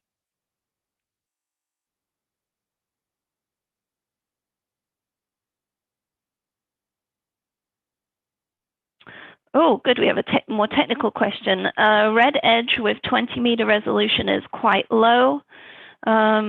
For detailed analysis of plantations, are there any plans to improve this resolution? Let me see here. I was going to look at the red edge. Right, so it does still have a spatial resolution of 20 meters. That is not set. The 20 meters is not set. We are still working with the architecture studies team for Landsat next. And I think that is still possible that things will be different. That is just an example of some of the bands that we're looking at and some of the resolutions we're looking at. But it still remains, it's still out there for decision points, and we haven't decided yet on the spectral resolution or the spatial resolution. So really those bands that I showed and the superspectral concept are just ideas right now, and it could end up being actually quite different. So I would say, you know, we're still a ways off because Landsat Next is not scheduled until 2028. So we still have quite a bit of time to determine the specifications. As I mentioned, Landsat 9 is about to launch in September, but that will be the same spectral and spatial resolutions and same bandwidth as Landsat 8. Thank you for the question. Okay, we have, what about the LiDAR? Which difficulties you faced to handle the huge data size? Do you use special servers to back them up? Yes, we definitely do. And it is very difficult managing the vast amounts of LiDAR data. Some of the challenges we've been having are, you know, putting that data in the cloud versus on the servers, and the enormous costs that that we have to pay in order to do that. And then we want backup versions of the data just in case anything happens. And because the data sets are so huge for the nation, it's really a challenge. So we're constantly working on that and finding ways to make the data storage burden less costly. But it is a big part of our program and the expenses of that, definitely, definitely. How do you see the future of geospatial data management as big data? So that, I think that actually sort of ties into the question I just had before on the LiDAR data. we are looking, we do have some scientists as part of our program, and they are more on the applied science, looking at big data, machine learning, AI, that type of thing. And we have supercomputers at USGS available to us to use. I think I think we're heading there on the geospatial data. And I think that it will transform the way that we run our programs, but I don't think we're there yet on everything in terms of big data for geospatial data in particular. I know there are a number of efforts ongoing now to really look at geospatial data in the big data, sort of under that sort of umbrella of big data. And something that we looked at fairly recently that's actually quite interesting is who is downloading our data in mass. And those are the people that are using our data for big data projects. So for example, you know, a company like Google might be downloading all of our data and using it for various big data projects. So certainly that is something that is on the horizon, but I don't think that it's something we will do in our programs. Our mandate really is to create and make the data available to the public. The analysis and use of the data is for our customers. All right, I think, are we wrapping up, or if somebody's raising their hand? Yes, hello, Debbie. Hello. Yeah, thank you for this informative presentation about the program. Actually, I'm asking about the requirements, you know, for establishing a ground receiving station for Landsat data. We need, you know, to have idea about this, either for the scientific departments or for the ministers, and also for Landsat 9. You have said that will be launched in September. Are there any enhancement in spatial data for this, or just like you have said, like Landsat 8? Are there any enhancement in terms of spatial resolution or parametric, other parametric? All right, great. Thanks for the question. So I'll address the Landsat 9 first, and then we can talk about the ground station. So Landsat 9 in September is, it will be essentially a copy of Landsat 8. The spatial and spectral resolution will be the same. I believe we have slightly higher radiometric resolution, but essentially the rest of the satellite is the same. But of course, now would be a good time to look at the SCRS agreement with USGS for becoming part of the Landsat ground receiving station network and getting certification. We're happy to work with SCRS on that. I think it would be excellent timing given that we're about to launch Landsat 9, of course, and the fact that we also already have a signed agreement in place will mean that it will go, could go more quickly than if we're really, you know, starting from the very beginning. So we're certainly happy to work on that. The folks at SCRS can contact me, or they can contact anybody else in the Landsat program that they usually work with, and we can pick that up and start a discussion. Super, very good, thank you. Thank you. Okay, so I think that wraps it all. Thank you so much, Dr. Debbie. It was a very informative talk. We are now going to be having a break, and we'll come back after 30 minutes at 4 p.m. with a workshop. Thank you.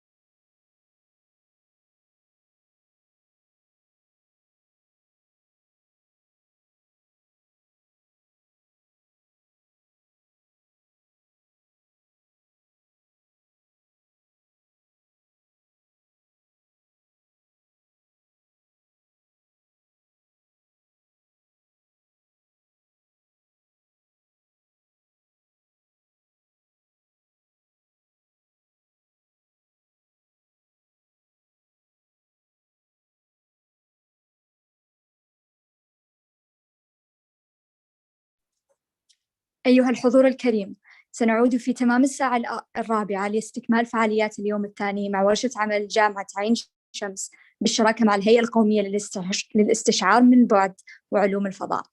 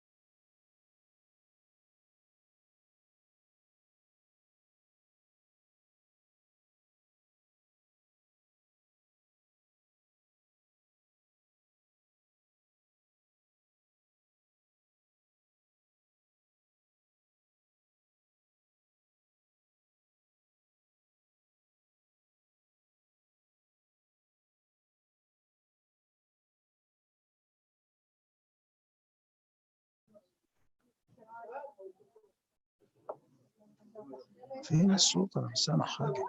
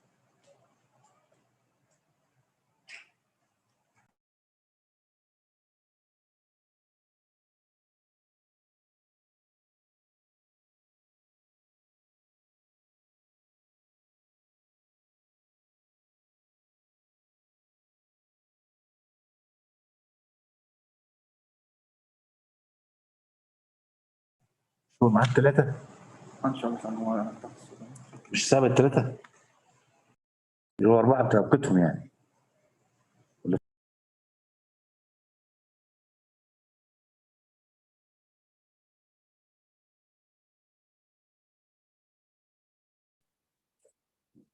أيها المشاهدون الكرام، مرحبا بكم من جديد في فعاليات اليوم الثاني من المؤتمر الدولي للمعلومات الجغرافية 2021.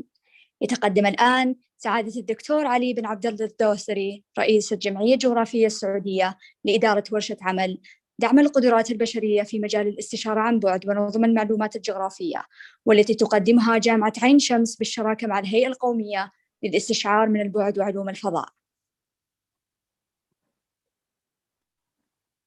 شكرا لكم أستاذة شهد.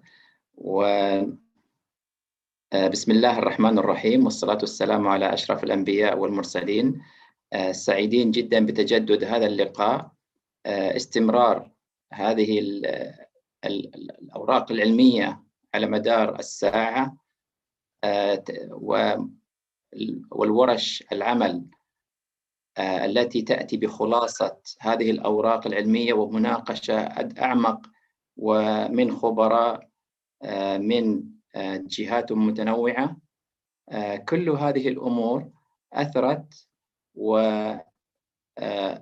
المؤتمر أبعاد متنوعة، ونحن الآن نناقش أيضا موضوع مهم جدا ومتجدد ومرتبط بدورة الحياة لنظم المعلومات الجغرافية، وأيضا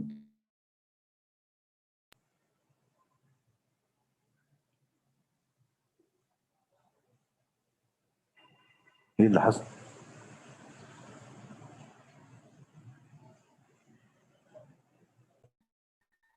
لتطبيقاتها ونظم المعلومات الجغرافية. يشاركنا فيها مجموعة من الخبراء من الهيئة القومية للاستشعار من البعد وعلوم الفضاء، وأيضا من جامعة عين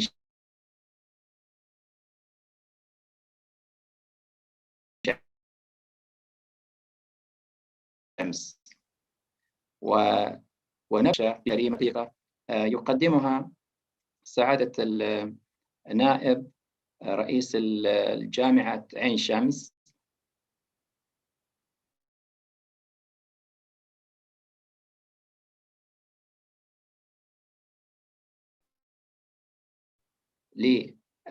في أعمال هذه الوكالة لشؤون الدراسات العليا والبحوث، وهو دعم هذه الاتجاهات. ونتطلع للاستماع إلى الأستاذ الدكتور أيمن صالح عن دور جامعات الجيل الرابع ودورها في التنمية المستدامة للمجتمع، فليتفضل مشكورا لنستمتع برأيه حول هذا الموضوع. السلام عليكم ورحمة الله وبركاته. إذا كان ممكن تسمحوا لي بتشير سكرين.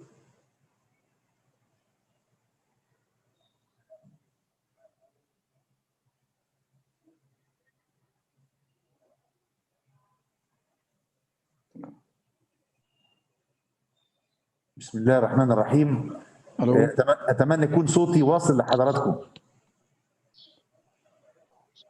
نعم الصوت واضح، تفضل. طيب. تفضل سعادة. أولا بشكركم مرة ثانية والثالثة على دعوتكم الكريمة لمشاركتكم في هذا المؤتمر القيم. أنا طبعا أبدو دخيل على مجتمع الجغرافيا لأن أنا طبيب أمراض قلب، إنما حضراتكم أنا حبيت أن أنا أتحدث معكم عن دور جامعات الجيل الرابع في التنمية المستدامة للمجتمعات. دي جامعة عين شمس، ده حرم الجامعي الرئيسي، ده اللي هو قصر الزعفران، هو يعتبر أثر يعني. طبعا الخطوة الأولى ما هي جامعات الجيل الأول والثاني والثالث. الجيل الأول يعني في هذه الصورة بس يمثله جامعة بولونيا 1088. كان الهدف هو تعليم الطلاب، هو ده كان المنتج هو تعليم الطلاب وفقط، والتنافس على اكتساب الطلاب وانه يطلع الطالب اكثر تعليما او مستواه اكثر تعليما. الجيل الثاني من الجامعات ومثلوا في هذه الصوره جامعه هامبولت في برلين، ابتدى يبقى فيه البحث العلمي واستكشاف الكون، سواء بنقصد بالكون كيمياء، جغرافيا، كل الكون بمفهومه العام. وكان تقييم الجامعه هو بعدد وتجهيزات المعامل، وكان المنتج هو خريج متعلم وبحث علمي. ثم الجيل الثالث اللي هو احنا بنعيشه حاليا، الجيل الثالث دي صوره لجامعه كامبريدج، انما اضاف على التعليم والبحث العلمي ان يكون هناك مخرجات صناعيه واختراعات. ده الجدول يلخص الفروق الجوهريه، الاهداف كل جيل من اجيال الجامعه، والطرق التعليميه، واللغه. طبعا كانت الاول اللغه اللاتينيه، ثم بقت اللغه الخاصه بكل دوله، ثم طبعا اللغه العالميه حاليا هي اللغه الانجليزيه. والمخرج زي ما قلت لحضراتكم واهداف هذا المخرج. الجيل الرابع ايه الفرق بينه وبين الجيل الثالث؟ كان الجيل الثالث معني بالتعليم والبحث العلمي والتكنولوجيا، فالجيل الرابع هو اتاحه التعليم واتاحه الابتكار. يعني مش لازم انا بنفسي ابتكر، ولكني بوجد بيئه تساعد كل من يريد ان يساهم في الابتكار والاختراع انه يبتكر ويتعلم ويبدع. وكان الجيل الثالث هو زي ما بيسموه كريتنج فاليو، اللي هو يعني بنخلق قيمه مضافه للعلم وللمنتج. لا، دلوقتي هو اتاحه الاضافه لكل من يريد ان يشارك. الطريقه طبعا اللغه الانجليزيه لا زالت هي السائده، وبدل ما هي مراكز وكليات هي اصبحت انوفيشن سبيس او اماكن للابتكار ووديان للابتكار وللابداع، وليست كليات ومؤسسات. والاداره بقى محتاجه قدر كبير من المرونه في كل شيء، لدرجه ان يطلق عليها الديسترابتور، اللي هو التغيير الجذري اللي مش بالضروره يتفق مع ما هو قائم لسنوات طويله. جامعه عين شمس هي اقيمت كمسمى جامعه عين شمس بشكلها الحالي 1954، ولكن كلمه عين شمس هي هيوبلس، هي اون باللغه المصريه القديمه. وهناك دلاله على ان في منطقه العباسيه حيث جامعه عين شمس حاليا كانت هناك جامعه من 5000 سنه اسمها اون اللي هي جامعه عين شمس. الجامعات بالفكره المتعلقه بالجيل الرابع هي تساعد على التنافس، وتساعد ليس فقط الدوله انما تساعد الاقليم. لو احنا بنتكلم على اقليم الشرق المتوسط، الشرق الاوسط، او الاقليم العربي، فيبقى ليها دور في تحريك الاقتصاد والمجتمع كله في هذا الاقليم، بحيث ان الاقليم نفسه يستطيع ان ينافس بقيه الاقاليم من خلال ما يعرف بالعولمه. اهم ثروه فيما يتعلق بالجيل الرابع هو المعرفه وعامل المعرفه، عامل المعرفه واستخدام المعرفه.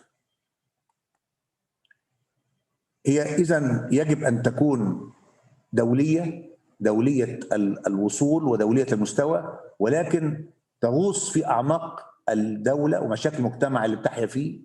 ففي حاله جامعه عين شمس المجتمع المصري، والمنطقه هي المنطقه العربيه الافريقيه. ولهذا هتلاقوا حضراتكم ان احنا كجامعه احنا معنيين ايضا باحتياجات المجتمع المصري في اماكن نائيه، في اماكن فقيره تحتاج ان احنا نذهب اليها بالادويه، بالالات، بمستشفيات متحركه متنقله لنقدم خدمه طبيه. وفي مجال الزراعه وفي مجال الطب البيطري ايضا في قوافل من جامعه عين شمس تذهب للاماكن النائيه او الاكثر فقرا المحتاجه لتخصصات بعينها، زي في حاله بنتكلم عليها امراض العيون في احدى القرى الفقيره في اقصى صعيد مصر. ايضا قد تستغربون حضراتكم ان يكون ده دور الجامعه، ولكن ايضا بما ان احنا بنتكلم على الانغماس التام في مشاكل المجتمع بالاضافه الى ان يكون هناك تواصل دولي، فهناك تسابق بين الجامعات المصريه على محو اميه الكبار. وهو في مصر في هيئه اسمها هيئه العامه للتعليم الكبار. فالجامعه عين شمس هي الاولى في تعليم الكبار، في محو أهمية الكبار. يعني بينما هناك ذراع وفكر يسير مع البحث والابتكار، فذراع أخرى تأخذ بيد المواطنين في محو أميتهم. نواجه الحقيقة لا زال هناك نسبة من المجتمع المصري في أمية. فجامعة عين شمس مثلا في آخر شهرين تم محو أمية حوالي 8000 من الكبار، المقصود بالكبار اللي هم البالغين. بينما نفعل هذا، الجامعه لازم يكون لها دور مبادر. ده الجامعات الجديده مبادر، بمعنى ان هو تتداخل، لا تنغلق على نفسها ولا تنغلق فقط على التواصل مع الاكاديميين والجامعات الاخرى في داخل الدوله وداخل الاقليم والعالم، ولكن فيما يعرف به في مفهوم الجيل الرابع اللي هو التركيبه الخماسيه للمجتمع والدوله، ممثله في الحكومة، في الصناعات، في الإعلام والفنون، وفي الكيانات والمنظمات المعنية بالبيئة والطبيعة. وكذلك مفهوم أن تكون الأبحاث والمخرجات لهذه الأبحاث والابتكارات تتماشى مع أخلاقيات المجتمع وقيمه العليا. دي مفاهيم ما كانتش موجودة في الجامعات من الأجيال السابقة. بينما تتحرك الجامعه عشان تؤدي هذا محتاجه يكون في استدامه، فمحتاج يكون في استدامه ماليه، ودي مشكله. احنا مثلا جامعه حكوميه ولنا طموحات كبيره داخل المجتمع المصري، وبنتعاون مع الاشقاء العرب والافارقه، فمحتاجين تمويل مستدام لنستطيع ان نفي ليس فقط بالتزاماتنا ناحيه المصريين ولكن ناحيه الاخرين، وفي داخل المجتمع المصري ليس فقط التزاماتنا تجاه الباحثين والمبتكرين ولكن لكل المجتمع المصري. من ضمن المرونه المطلوبه هي مرونه مطلوبه في الاداره، مطلوبه في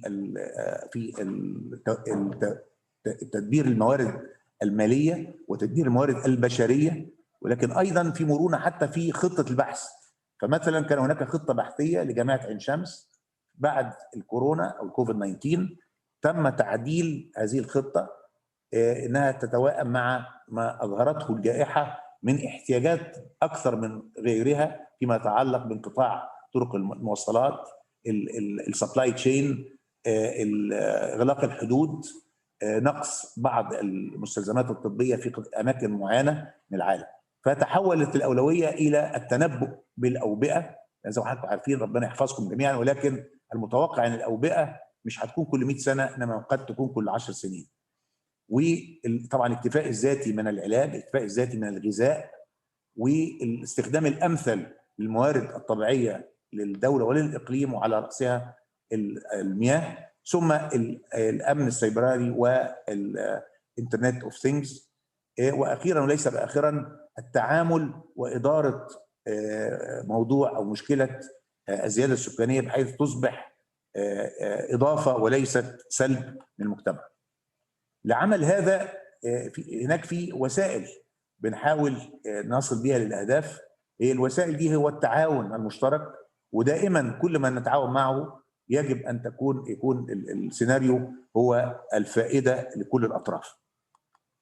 فالاذرع التي تساعدنا وتاخذ بايدينا وجامعه عين شمس لتحقيق اهدافها طبعا على راسهم هي العاملين بجامعه عين شمس من قضايا التدريس وباحثين، مراكز البحثيه التي تتبع جامعه عين شمس، بالذات في الاي هاب او الانوفيشن هاب او مركز الابداع لجامعه عين شمس، ويمكن انا هستخدمه كوسيله معبره بشيء من التفصيل يوضح كيف ممكن ان تكون الجيل الرابع عنصر دافع للمجتمع الاقليمي والمحلي.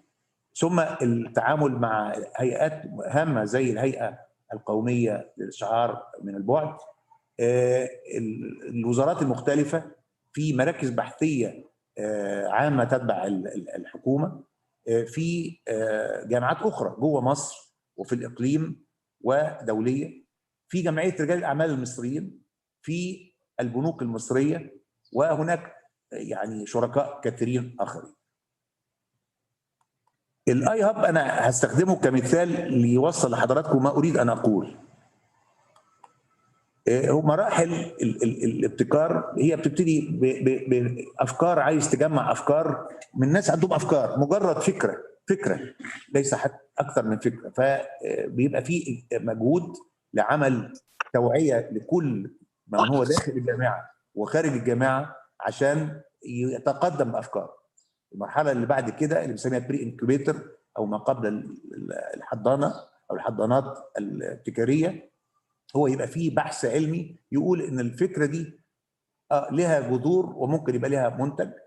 في مرحله الانكوبيتر او الحضانه ان فعلا بقى هذه الفكره اللي تم تجربتها لا يبقى فيها تطوير، ثم نجد من هو يتبنى الصرف، يعني مصدر مالي ومصدر مصنع او ممول بالاضافه للمصنع لو كان هي صناعه، انما قد يكون هي سوفت وير، قد يكون هو فكره اخرى مالهاش دخل بالصناعه في حد ذاتها، ثم ينتج المنتج يخرج الى التسويق ويطلق عنه شركات.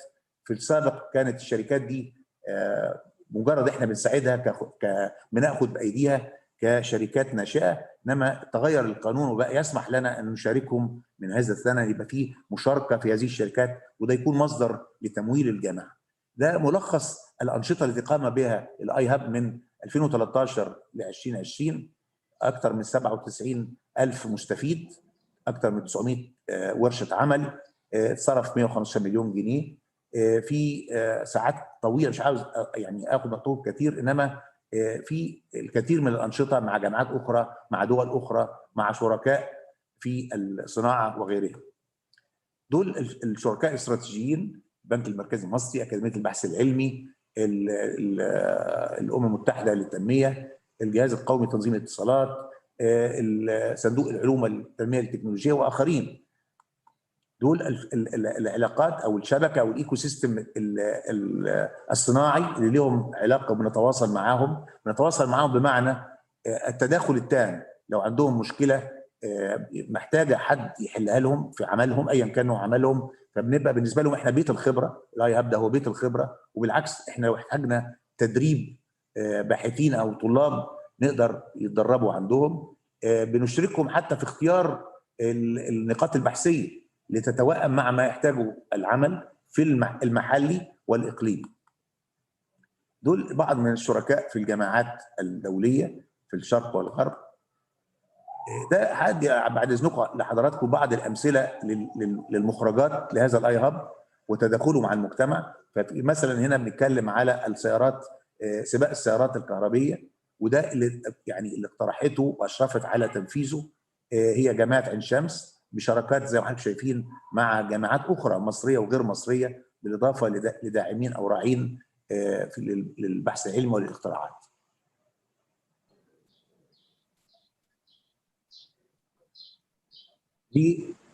هذه سيارات تم تصنيعها بواسطه الطلاب مع اعضاء التدريس، واشتركت في هذا السباق. وزي ما حضرتك شايفين على الناحيه اليسرى من الشاشه في 30 جامعه تم تدريبها من 10 محافظات، ساعات طويله من التدريب، ثم وصلنا في الاخر لمسابقه، والمسابقه فازت بها جامعه عين شمس اللي هي كانت اصلا هي الطرعه وصاحبه الفكر.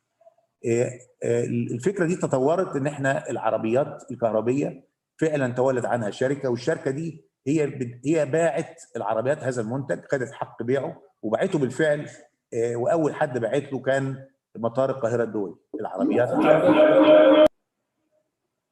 كذلك فكره اخرى هي السيارات ذاتيه القياده بالشراكه مع شركاء مصريين وشركاء في الابتكار من اسبانيا. ده الايكو سيستم بتاع جامعه عين شمس، التداخل مع كل المناطق الجغرافيه جوه مصر وخارجها، في اهتمامات بحاجات اكتر من حاجات، فالاوتوموتيفز، الروبوتكس، المياه، الزراعه، الهيلث كير او التكنولوجيا المتعلقه بالصحه، التحول الرقمي، الجيل الرابع من الصناعات، الطاقه، والتكنولوجيا الماليه او التمويل.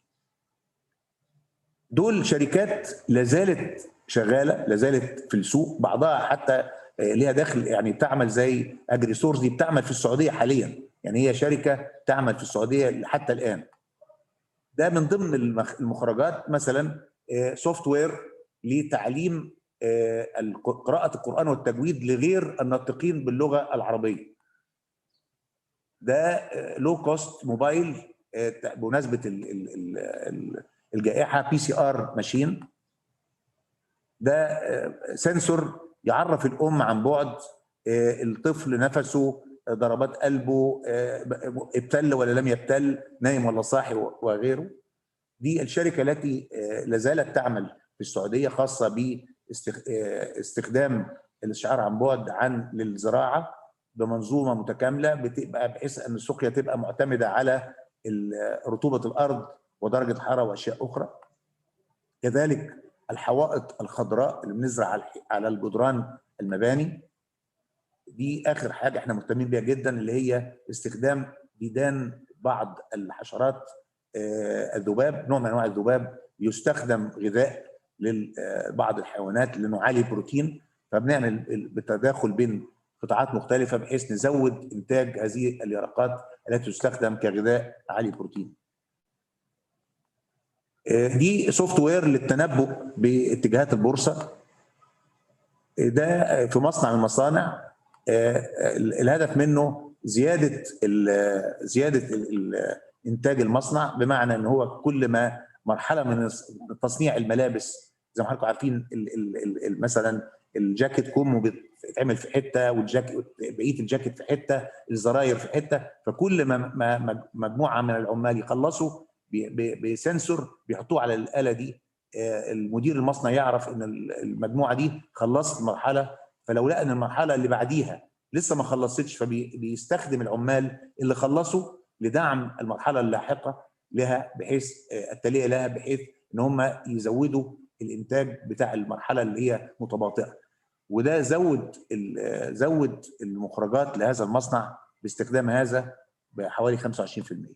ده الشكل اللي احنا يعني حاليا الاي هاب جاري تطويره، المبنى قائم وكل حاجه، بس احنا جاري تطويره ليتوائم انشائيا مع يعني موديل 2021. ده ما سيكون عليه شكله بعد 3 اشهر من الان ان شاء الله.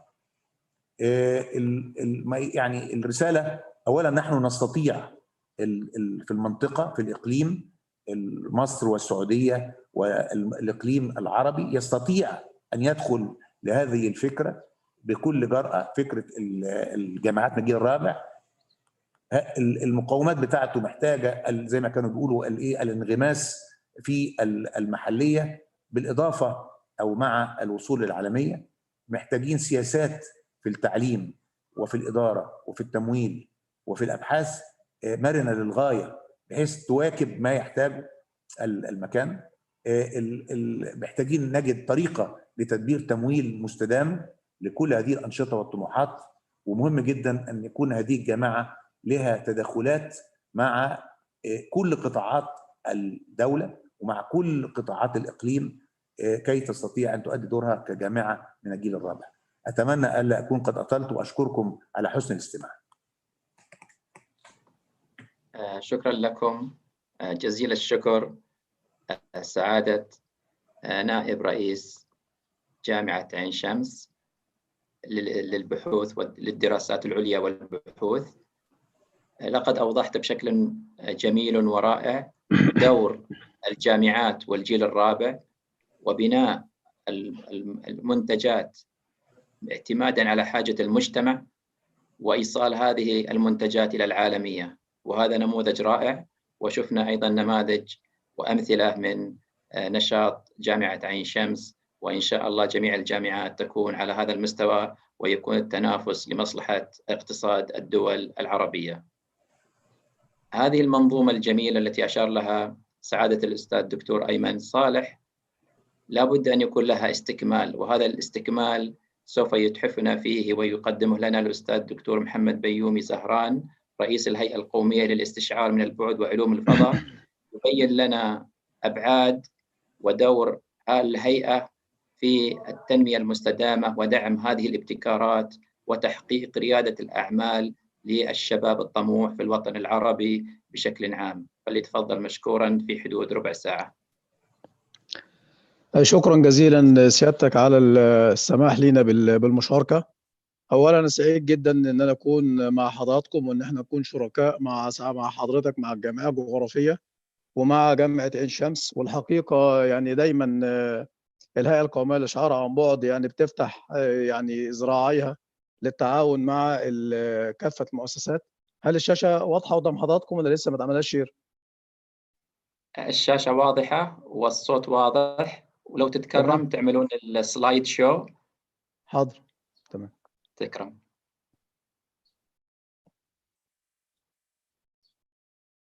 تمام كده واضح لسيادتك السلايد شو؟ ممتاز جدا، تفضل سعادتكم. إن شاء الله أنا هتكلم النهاردة على دور الاستشعار من بعد والتحول الرقمي في التنمية المستدامة والمشروعات القومية، وده بيمثل المنديت والأنشطة اللي قامت بها الهيئة القومية للإشعار عن بعد وعلوم الفضاء في الفترة الماضية. أولا الهيئة القومية للإشعار عن بعد يعني في خلال المحاضرة إن شاء الله هيبقى في تعريف عن الهيئة، وهتكلم على تطبيقات الريموت سينسينج، وهتكلم على دور نارس في توطين التكنولوجيا في مصر، وهتكلم على دور الاستشعار عن بعد في بناء الأجيال، وكذلك دور الاستشعار عن بعد في تطوير الصناعة في جمهورية مصر العربية. بداية الهيئة القومية للإشعار عن بعد أسست سنة 1971، كانت كمركز للاستشعار في أكاديمية البحث العلمي، ثم بعد ذلك صدر قرار جمهوري بتحويلها إلى هيئة عامة تتبع وزارة البحث العلمي، ثم أعيد تشكيل الهيئة مرة أخرى سنة 94 وتاخد مسمى هيئة قومية بدل ما كانت هيئة عامة، لما تتميز به من تقديم مشروعات وخدمات تصب في تحقيق أهداف التنمية المستدامة.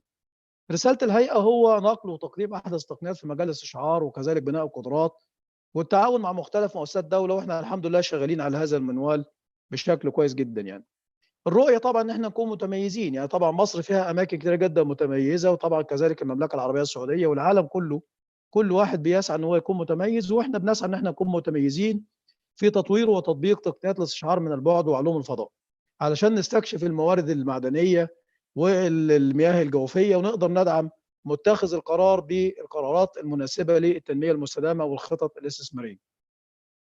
الهيئة القومية للإشعار عن بعد هي بتتكون من 8 شعب زي الصورة قدام حضراتكم كده، أشبه بالشمس، 4 شعب تطبيقية زي التطبيقات الجيولوجية والزراعية والتطبيقات الهندسية والتطبيقات البيئية، ثم في شعبتين تانيين بيمدوا الهيئة بالصور زي داتا ريسبشن ستيشن وشعبة الافييشن أو التصوير الجوي والمساحة، وفي عندي شعبة مختصة بتكنولوجيا الفضاء، وطبعا عندي شعبة مهمة جدا مختصة بالتدريب والدراسات المستمرة. الشعب المختلفة يعني شعبة الدراسات البيئية فيها 3 أقسام بتهتم بالصحة بتاعة المياه والهواء والتربة، ودول حاجات مهمة جدا، كما تهتم بمراقبة المياه، وبتنفذ بعض المشروعات القومية للدولة بعمل الدراسات البيئية وتقييم الأثر البيئي لمشروعات قومية الدولة بتقيمها.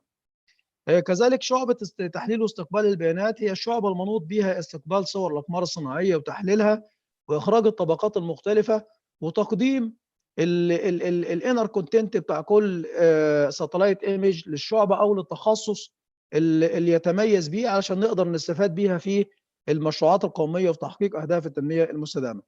شعبة التصوير الجوي والطيران والمساحة هي شعبة بتتميز إن كان عندنا طيارة للبيتش كرافت، وعندنا وحدة تصوير أرضية اللي هي بالليزر 3 دايمنشن، وعندنا يعني كاميرات أخرى، ودي كانت بتعمل تصوير جوي، بتعمل بدل ما بحصل على صور أو ريموت سنسنج من الفضاء بقى عندي ريموت سنسنج من المجال الجوي المصري أو من الأرض.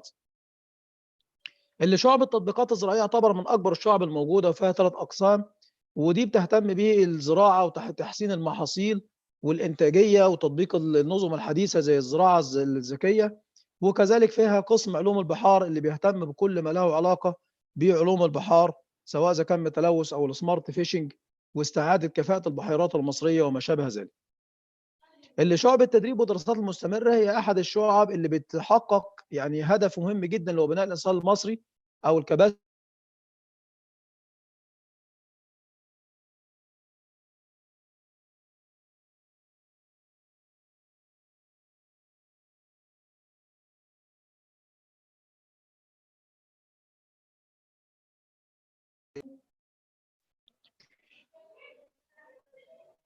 والمبنى القديم اللي هو المبنى الاصفر الموجود، الحمد لله نجحنا العام الماضي ان احنا ناخد موافقه من الجهات السياديه في الدوله ووزاره التعليم العالي والبحث العلمي ان احنا نشيد مبنى جديد، والمبنى دوت تحت التشييد بدانا فيه من حوالي عده اشهر، والحمد لله ماشي طبقا للسكيدول. خلال سنتين ان شاء الله هيبقى هو ده شكل المبنى بتاع الهيئه القوميه للاشعار عن بعد.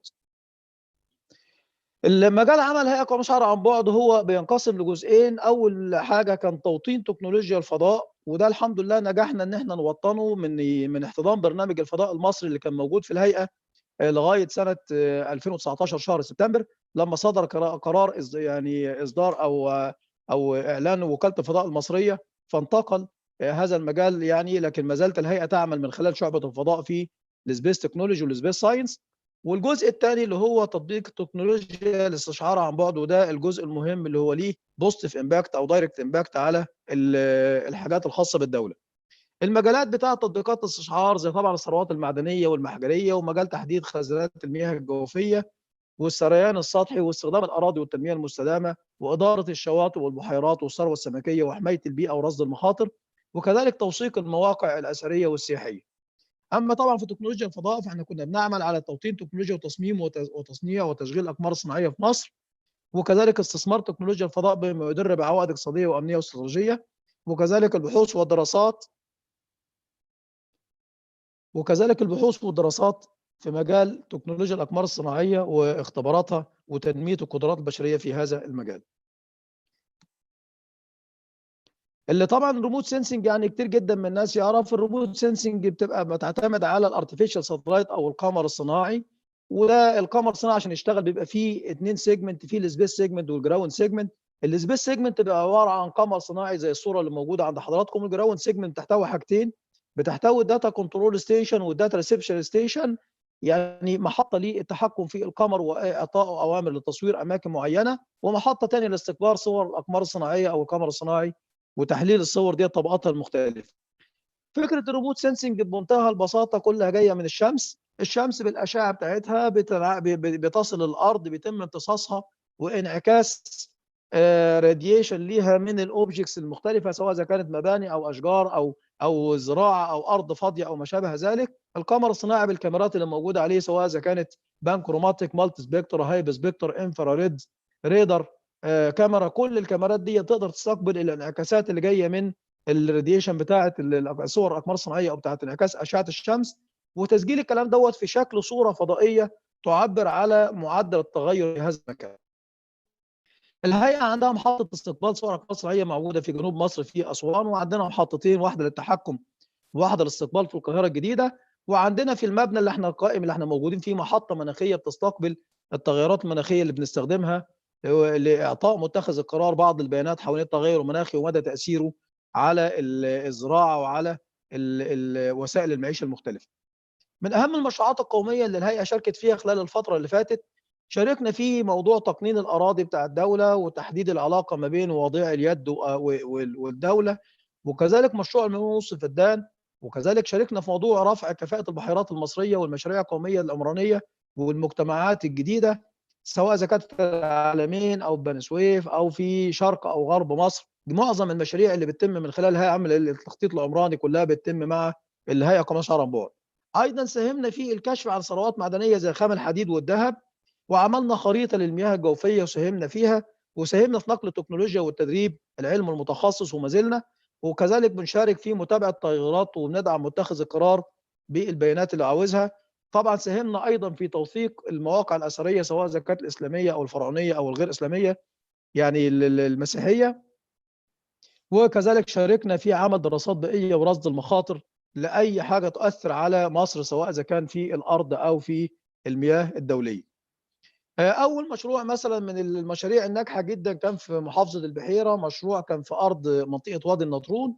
طبعا دي منطقه كبيره كان فيها استصلاح زراعي، وكان وضيع اليد بيضع ايديهم على الارض الزراعيه وبيعمل تنميه في هذا المكان بدون دراسه. بعض المشاريع ديت بيفشل نتيجه جهل او عدم درايه القائم على المشروع بتاع تنميه الارض من مدى مناسبه النبات اللي ممكن يزرع. الهيئه عملت الشغل دوت على مرحلتين او على شقين. الشق الاول يهتم بتحديد العلاقه ما بين وضع اليد والدوله من خلال خرائط رقميه شديده الدقه بتحدد بالظبط الهيستوري بتاعت الارض، مين اول واحد وضع يده عليها وامتلكها، واذا كان تم تقنين او ما تمش، واي قانون يتبع ليها. والموضوع دوت قلل من المشاكل ما بين النيبرز وما بين الجيران وبعديها، وقلل من القضايا اللي كانت موجوده في الدوله، فكان ليه يعني فايده ايجابيه جدا على المجتمع. الحاجه الثانيه بقى، الهيئه بما لها من خبرات في مجال الزراعه كانت بتعمل تحليل للتربه وتحدد يعني اهم المحاصيل التي تصلح للزراعه في هذا المكان، وكذلك بتعمل تحليل يعني دراسه للمياه الجوفيه وتحدد حجم المجتمع العمراني الجديد اللي ممكن انشاؤه في هذا المكان. وبالتالي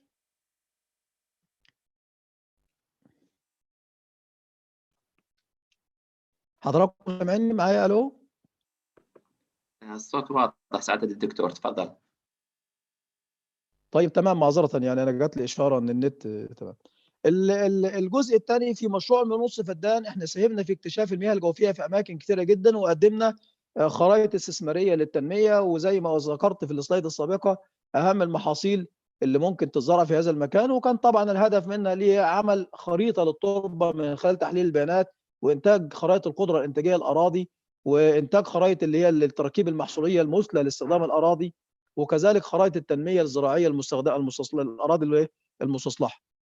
من ضمن الحاجات برضو اللي الهيئه اشتغلت عليها اللي هي توطين التكنولوجيا. كنا عاوزين نعمل حاجه اسمها ميد ان ايجيبت. يعني دايما لما كنا في تطبيقات الاستشعار من بعض كنا بنستخدم يعني تكنولوجيات مصنعه في الاخر ميد ان يو كي، ميد ان يو اس اي، ميد ان شاينا. فانا هضرب مثال بسيط جدا احنا اشتغلنا عليه وعملنا فيه بريك ثرو. مراقبه المياه، طبعا الكل لا يخفى العالم ان المياه شيء مهم جدا وحيوي، والآية القرآنية بعد أعوذ بالله السميع العليم من الشيطان الرجيم وجعلنا من الماء كل شيء حي. فالعالم فيه 97.5% من المية ديت سالت ووتر أو مية مالحة، بيتبقى 2.5 1% منها فقط هو اللي بيصلح لمياه الشرب ومياه الزراعة. فمحتاجين نحافظ على المياه دي. السلايد ديت بتبين حجم الانفستمنت اللي بتدفع فيه المياه، يعني 184 بليون دولار في السنة علشان نوفر مية يعني نظيفة تصلح للشرب أو للزراعة. وفيها 1.8 بليون بيبول بيعانوا من اللي يعني من شح المياه، ما عندهمش مية كافية للشرب. وفي طبعا أرقام زمنية ظهر قدام حضراتكم. العالم كان بيعمل وحدات بتعمل تنظيم للمياه ديت ويراقبها. احنا اشتغلنا على الموضوع دوت في الهيئه قررنا شعار عن بعد. طبعا كان في فيديو بس طويل شويه فانا نحيته جانبا، لكن الفيديو ده كان في النهايه عاوز يقول ان السيستم ده اللي بيعمل ارتفيشال انتليجنت وانترنت اوف ثينجز وبيراقب بيه المياه مصنوع في الصين ولا في كوريا ولا في اليابان ولا في امريكا ولا في انجلترا، لكن احنا عاوزين في الاخر نصل الى ميد ان ايجيبت. فاحنا عملنا شيء من هذا القبيل. ده سيستم بيستخدم لمراقبه المياه في محافظه الوادي الجديد، المياه المستخرجه من الابار.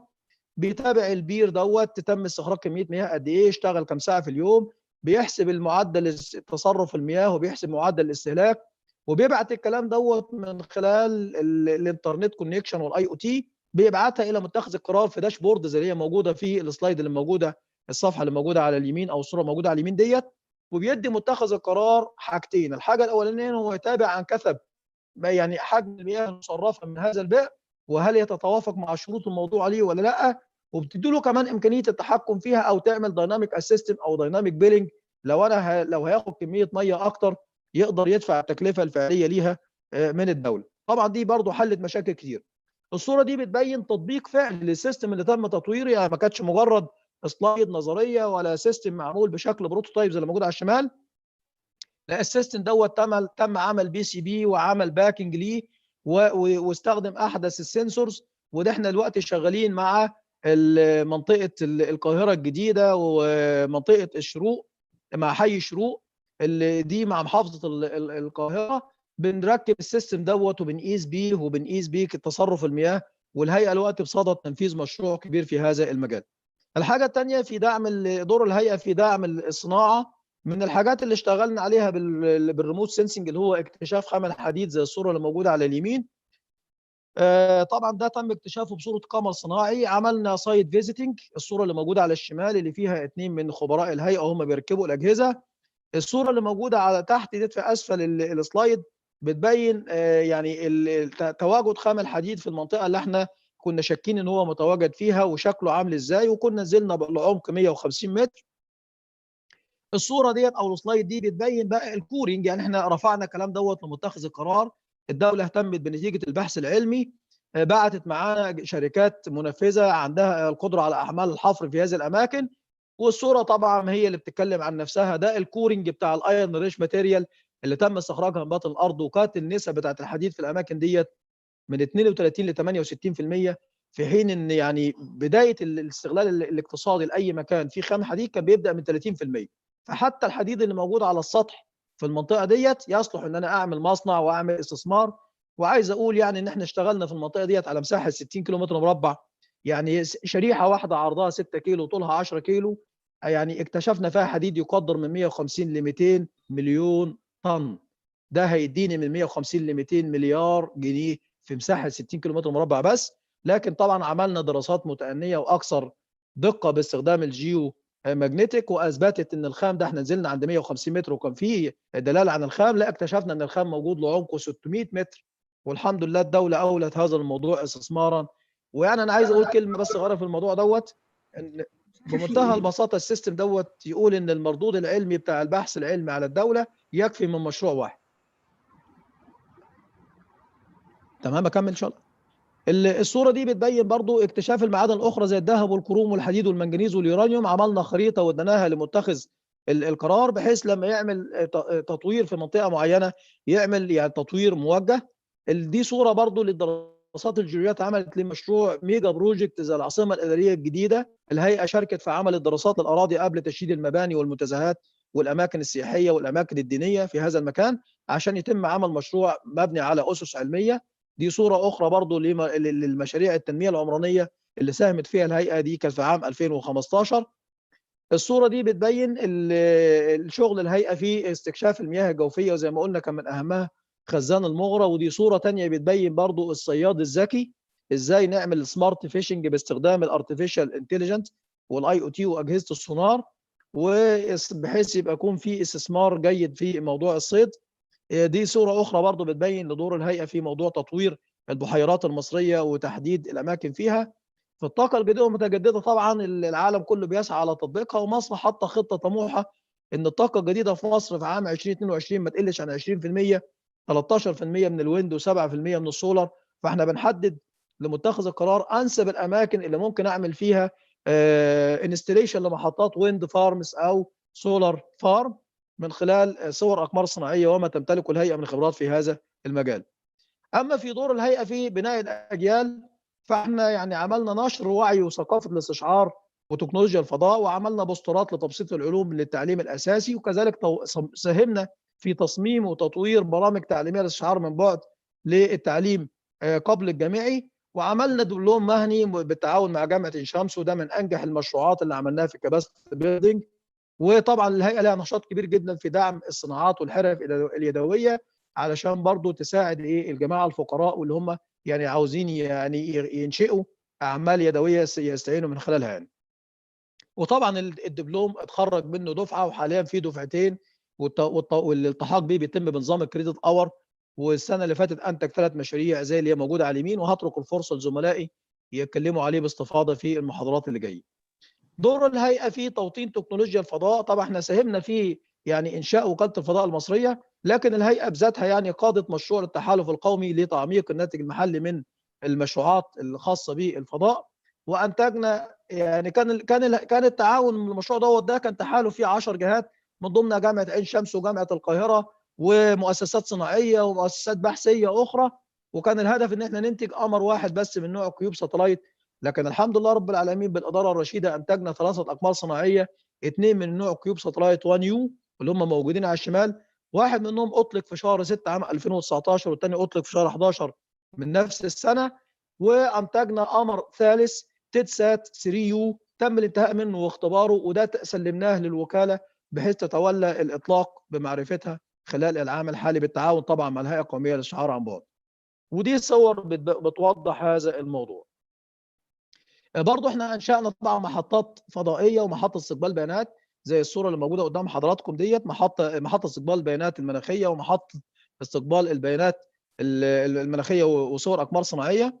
وكذلك نجحنا في دعم وزاره التعليم العالي والبحث العلمي في والدولة المصرية في استضافة وكالة الفضاء الإفريقية من خلال تقديم البرامج وعمل الدراسات الاستراتيجية والتعاون الدولي. وطبعا ده كان تنافس دولي ما بين دول قارات أفريقيا، والحمد لله نجحت مصر في استضافة الوكالة ديت وتعمل على إنجاحها إن شاء الله رب العالمين. طبعا ده مبنى الهيئة، عرضنا الصورة دي سابقا. اللي آخر حاجة هتكلم عليها اللي هو الإيجيبشن جورنال اوف ريموت سينسينج اند سبيس ساينس. احنا الحمد لله الجورنال دوت بدأ من حوالي 6 سنوات، وكان تحت سكوبس اندكسنج والسيفير. في العام الحالي وبفضل الله طبعا احنا بنسعى ان احنا نكون رقم 1 في العام الحالي، والحمد لله رب العالمين تم تصنيف الجورنال دوت ان هو كوارتايل 1. النسبه بتاعت البرسنت بتاعتها 91%، السايت سكور 5.8، السايت سكور تراكنج في سنه 2020 بس لوحديها 8.6، السورس نورماليزد امباكت بير بيبر اللي هو الاس ان اي بي 2.84%. اول امباكت فاكتور للجورنال دوت يا دوبك بس هو مدعم بقى له 3 شهور هو 93%، وده يعتبر حاجه كويسه. والجورنال زي الصوره اللي على اليمين مصنف ان هو كوارتايل 1 جورنال. طبعا دي المجالات اللي موجوده اللي هي الابلكيشن بتاعه الووتر اند جيوغرافي، وكذلك الابلكيشن بتاعت الجيولوجي والإيرث ساينس والسبيس ساينس، والابلكيشن بتاع الانفايرمنت والاربن بلاننج والاجريكلتشر والانفايرمنتال والايمج بروسيسنج والسرفاينج اند جيوماتكس. كل دي مجالات مطروحه. طبعا في بعض التفاصيل دي شكل الاعداد اللي تم انتاجها. والجورنال زي ما اتفقنا دي البيانات الخاصه بيه ان هو ده يعني هو اندكس تحت كل الحاجات اللي موجوده زي السكوبس والويب اوف ساينس والساينس سيتيشن اندكس اكسبندد والاميرجنج سورس سايتيشن والبروكويست والجال والاوفيد وكل الاسماء اللي موجوده على اليسار. كل ديت الجورنال بتاعنا اندكس تحتيها والمقالات بتاعتنا بتظهر فيه. دي بعض التفاصيل على مجالات النشر، مثلا على سبيل المثال في مجال الريموت سنسنج والجي اي اس، في مجال الايمج اند سيجنال بروسيسنج. دي المجالات اللي ممكن الناس تتقدم للنشر فيها. في مجال الريموت سنسنج اند جي اي اس ابلكيشن ايضا دي المجالات الاخرى اللي ممكن الناس تتقدم للنشر فيها. وطبعا البرزنتيشن دي هتكون متاحه يعني حفاظا على وقت حضراتكم. في مجال السبيس ساينس يعني انكلودنج بت نوت ليميتد للحاجات اللي موجوده دي. واخر حاجه كان في قول هي نهايتها بكره ان سبيشال ايشيو على الكوفيد 19 بانديميك او اللي هي الجائحه كورونا اللي عنده ابحاث يعني تقدم في هذا الشان. وطبعا يعني ممكن نمنح يعني الراغبين فرصه من الزمن للتقدم لو في الفول بيبر، يعني ممكن اكستند التاريخ دوت اسبوع من اجل المؤتمر السعودي والجمعيه الجغرافيه السعوديه. يعني اشكركم شكرا جزيلا على حسن الاستماع، واسف على الاطاله اذا كنت اخذت وقت حضراتكم. شكرا لكم سعادة الأستاذ الدكتور محمد بيومي زهران على هذه الرحلة الجميلة التي أخذتنا فيها في دور الهيئة القومية للاستشعار من البعد وعلوم الفضاء في مناشط متنوعة تلتقي جميعها في التنمية المستدامة وتنتهي إلى دعم الابتكار وتدعم روح الشباب في الابتكار، سواء الابتكار في المجال العلمي أو البحثي أو الخدمي للمجتمع. فلكم جزيل الشكر على ما قدمتموه.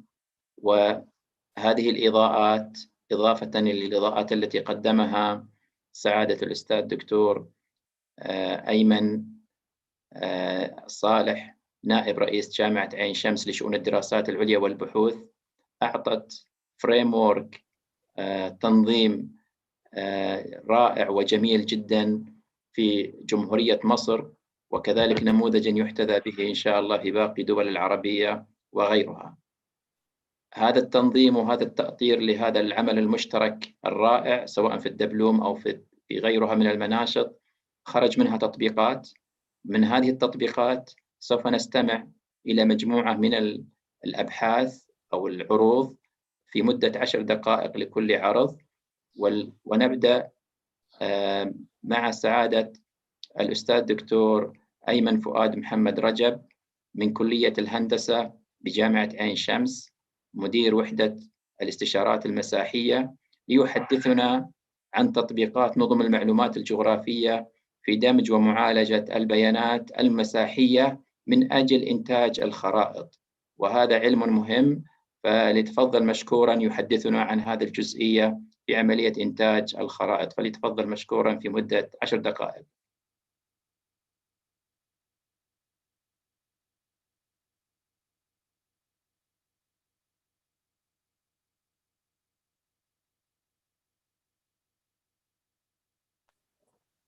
استاذ المساء، حضراتكم سامعيني؟ الصوت واضح والصورة واضحة، تفضل سعادة الدكتور. استاذ المساحة والتصوير الجوي بهندسة عين شمس، ومؤخرا يعني من كام شهر مدير وحدة المساحة بالجامعة نفسها. طبعا في البداية أنا سعيد جدا بوجودي مع هذه الكوكبة وفي المؤتمر ده، والجمعية الجغرافية السعودية اللي أنا أعتز بيها، وليا زمايل كتير قوي يعني تعاملوا معاها وموجودين في السعودية مصريين، وطبعا واشكر كل واحد أتاح لي فعلا الفرصة دي.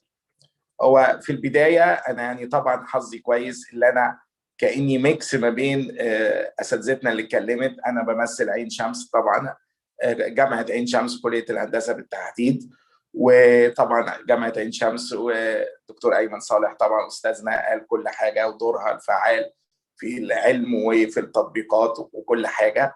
وطبعا أستاذنا الدكتور زهران اتكلم على هيئة الاستشعار، وأنا مؤخرا الحمد لله بقى ليا لينك قوي قوي مع هيئة الاستشعار عن بعد، خاص بالحاجتين اللي قالهم يعني الدكتور زهران. أنا الحمد لله مشترك في ال3 دبلومات اللي حصلت اللي حدثت، يعني اللي خلصت واللي شغالة دلوقتي، وده شرف ليا كبير قوي قوي يعني. وكان الحمد لله في امباكت حلو قوي مني على الدورة، وبالعكس من الدورة عليا كمان أو من الدبلومة، فبعتز بيها جدا جدا كل الزملاء اللي أتاحوا لي الفرصة، بل كمان بالإضافة للمجلة الجميلة اللي شرفت بأبحاث كتيرة. كنت لمدة سنة كده وكام شهر كنت إديتور فيها، فطبعا ده أتاح لي حاجة كويسة قوي اللي أنا يعني طبعا أتابع المجلة الجميلة وبأبحاثها القوية اللي كانت في الفترة اللي أنا كنت فيها الإديتور بتاعها.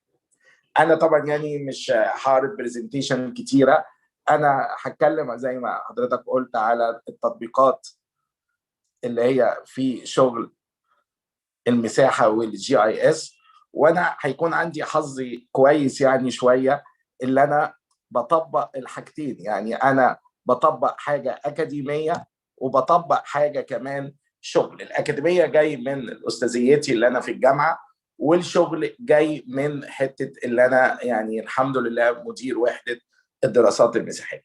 فأنا لو ببص أنا يعني هستعرض سريعا الابليكيشن بتاعة الGIS، مش هتكلم كتير. طبعا GIS عارفين اللي هو تول وابليكيشن قوي بيساعدنا في اناليسيس قويه نمره 1، ونمره 2 او نمره 1 الاناليسيس القويه دي جايه اللي هو accommodate different types of data. يعني احنا لو بنتكلم في شغلنا كمدني او شغلنا، انا بقول كمدني واحد بيستخدم اوتوكاد، بيستخدم سبيشال داتا فقط، بنستخدم اكسل كتيبلز. لا، الميزه الكويسه اللي احنا بنعمل ميرج ما بين الداتا دي كلها بالاضافه الى سورسز كتيره زي الصور وداونلود من الجوجل ايرث. فده خلاني ان انا اتكلم على الفايده او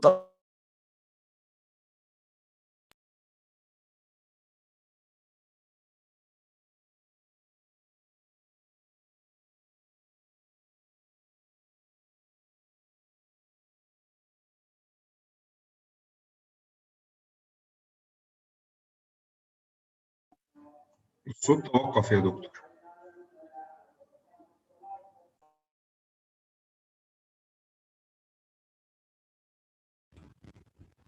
دكتور أيمن.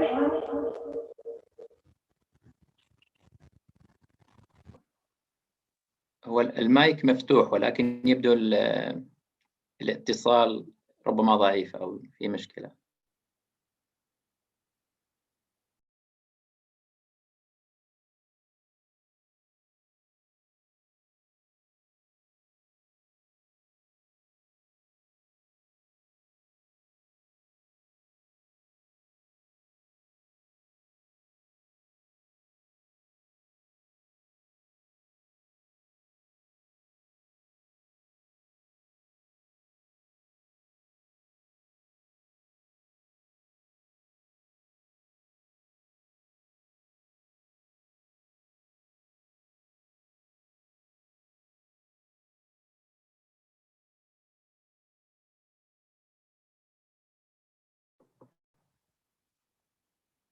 الدكتور أيمن لو تحرك الشرائح وتستعرضها معنا، الصوت عندك غير واضح.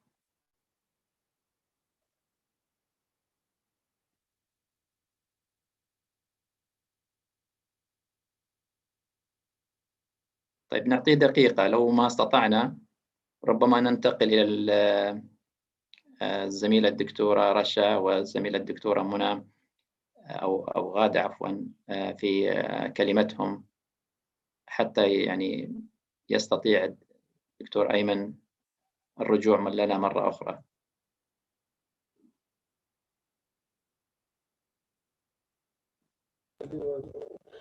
مساء الخير يا دكتور. هو دكتور أيمن الاتصال عنده فيه مشكلة، بس هيدخل معانا تاني دلوقتي حالا. ممتاز، بانتظاره.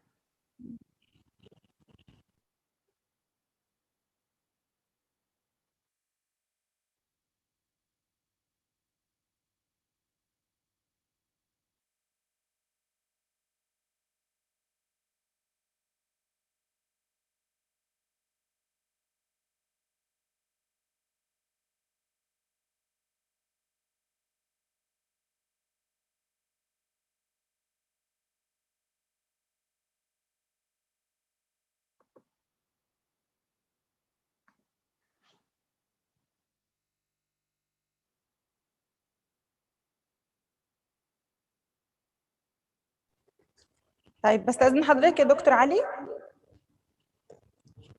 بستأذن حضرتك، دكتور أيمن عنده مشكلة في الاتصال، هندخل في الموضوع اللي بعده اللي هو الخاص بيا وبدكتورة غادة.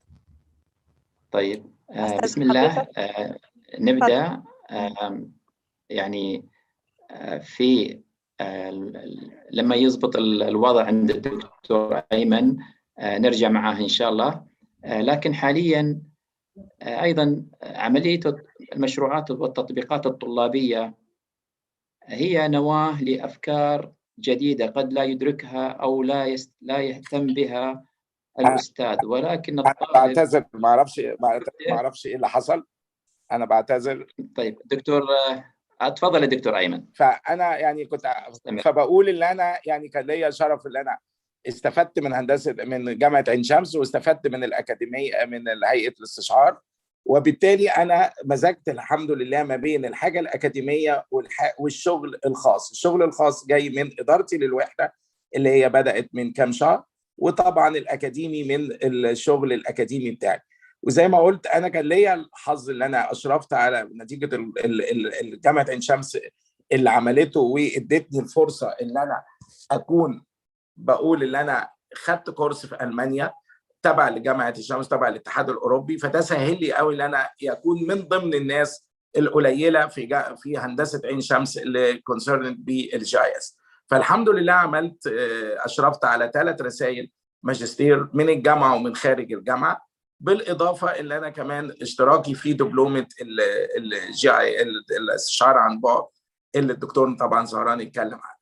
فانا بالنسبه للتطبيقات اللي عملناها كاكاديميه كشغل اكاديمي في رسائل الماجستير والدكتوراه، فكان الحمد لله وفقنا مع طالب، والطالب ده من السعوديه وكان على ابلكيشن على طرق في السعوديه، ان احنا جمعنا داتا كويس قوي وعملنا شورتست باس. عارفين الجي اي اس ميزته في المالتي كرايتيريا داتا اناليسيس، فجمعنا داتا جميله وجبنا شورتست باس ما بين في منطقه السعوديه، وجبنا شورتست باس وكانت الحمد لله طلعت رساله ماجستير قويه جدا.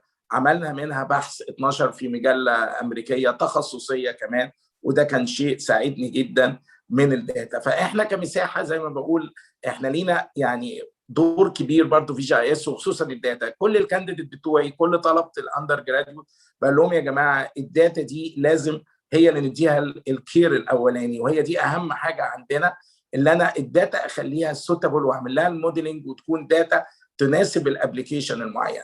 فانا الحمد لله بفتخر برساله الماجستير دي بتطبيقات مالتي كرايتيريا داتا كتيره جدا جمعتها. عندي برضو طالبه من هيئه الاستشعار برضو كانت رساله ماجستير برضو جبنا على التنميه المستدامه في شمال سيناء، وكانت نقطه الخلاف ما بيني وما بينها في البدايه اللي هي كانت جايه بداتا قليله قوي، لكن خبرتنا في الجي اي اس وازاي تحافظ على تجيب داتا مناسبه برضو الحمد لله طلعنا ماجستير كويسه قوي. 12 برضو بحث منها في مجله برضو متخصصه خارج مصر دوليا. الحاجه الجديده بقى، الحاجه اللي هي الشغل اللي عمله، انا لما جيت في الوحده احنا عندنا مشروع في احدى الجزر في جمهوريه مصر العربيه، طبعا بيبقى اراضي زراعيه وملكيه، جزيره كبيره، فاحنا بنرفع الرفع المساحي للاراضي دي عشان ممكن بعد كده بيبقى الملكيه فيها وبنحدد المساحه. فكنا بنعمل الاراضي، طبعا كل واحد بيجي يقول ارضي كذا وكذا، فكان بيحصل تداخل في الاراضي، وكان التيم اللي شغال كان بيرسم باوتوكاد ويجيب نسبه التداخل من باوامر اوتوكاد وتطلع ويكتبها اديتنج وكل الكلام ده. الحمد لله بالجي اي اس كابلكيشن قويه عملناها، اللي خلاص بقينا كل ارض بتتعمل لوحدها، بتتعمل بالرفع بتاعها بمسمى بالمالك بكل ظروفها، وبقينا نطبق في الجي اي اس نعمل الانترسكشن ونعمل بعض الكوماندز. فبالتالي عملنا شغل كويس جدا، وفر وقت كتير جدا بالابلكيشن بتاع الجي اي اس، اللي احنا بقينا نجيب التداخل عندنا بيجي اوتوماتيك كمساحه، ويبقى كل ارض عندنا التداخل بتاعها مع الاراضي الثانيه اصبح اوتوماتيك بقيمته وبنسبته. فده كان ابلكيشن من الابلكيشنز القويه اللي احنا استخدمناها في الجي اي اس. فسعيد جدا جدا بالتعامل وبوجودي معكم، سواء على السكيل الاكاديمي او على السكيل يعني الاعمال او تطبيقات المساحيه فعلا في ابلكيشن او في جوبز او بروجكتس على الارض. واسف للانقطاع اللي حصل، وسعيد بيكم، ويعني كنت شاكر جدا للوقت اللي انتم اتحتوه لي، وبالتوفيق دايما. شكرا لكم سعاده الاستاذ دكتور ايمن فؤاد محمد رجب على ما قدمته من نظره سريعه حول تطبيقات النظم ودمج ومعالجه البيانات المساحيه من أجل الوصول لإنتاج الخرائط. وننتقل الآن إلى نمط آخر مهم جدا، وهي تطبيقات ومشاريع الطلاب اللي يعملون على المعلومات الجغرافية، الذين يعملون على البيانات الصور الفضائية. وكنا ذكرنا قبل قليل بأن هذه نواة الابتكارات، نواة الإبداع. فدائما الطالب أو الطالبة يرون ما يصعب أو لا يدركه هو الأستاذ، فالطالب هو النواة المتجددة الداعمة للابتكار. يحدثنا عن هذه المشروعات التطبيقية الأستاذ دكتور رشا بندق، وكذلك الأستاذ دكتور مهندس غادة عطا، فليتفضلوا مشكورين لمدة 20 دقيقة.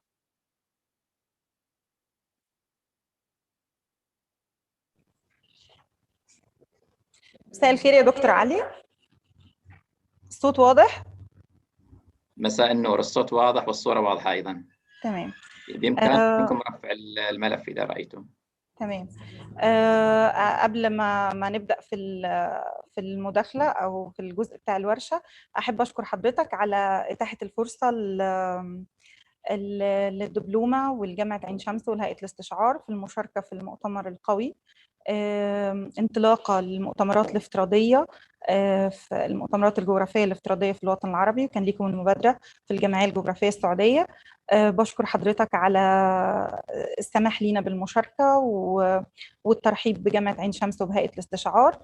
وإن شاء الله يعني نعرض النهاردة عرض سريع عن الدبلومة وعن الأنشطة بتاعت الطلاب ومشروعات الطلاب. أنا بس هعمل شير سكرين.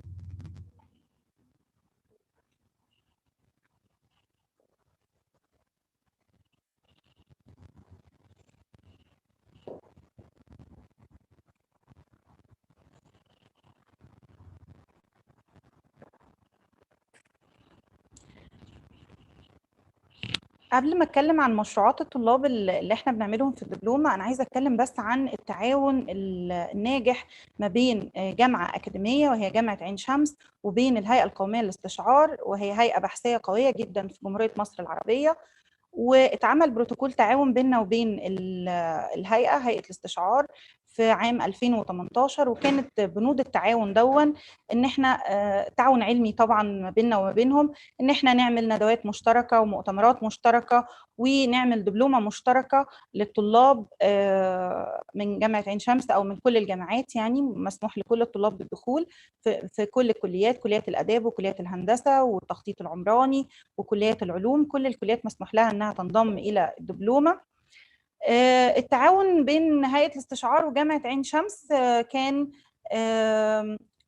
اتفعل. طبعا هو في بنود كتير في التعاون، حوالي 5 أو 6 بنود للتعاون، اتفعل منهم 3: الدبلومة المهنية المتخصصة في الاستشعار من بعد ونظم المعلومات الجغرافية بالشراكة بين جامعة عين شمس والهيئة القومية للاستشعار.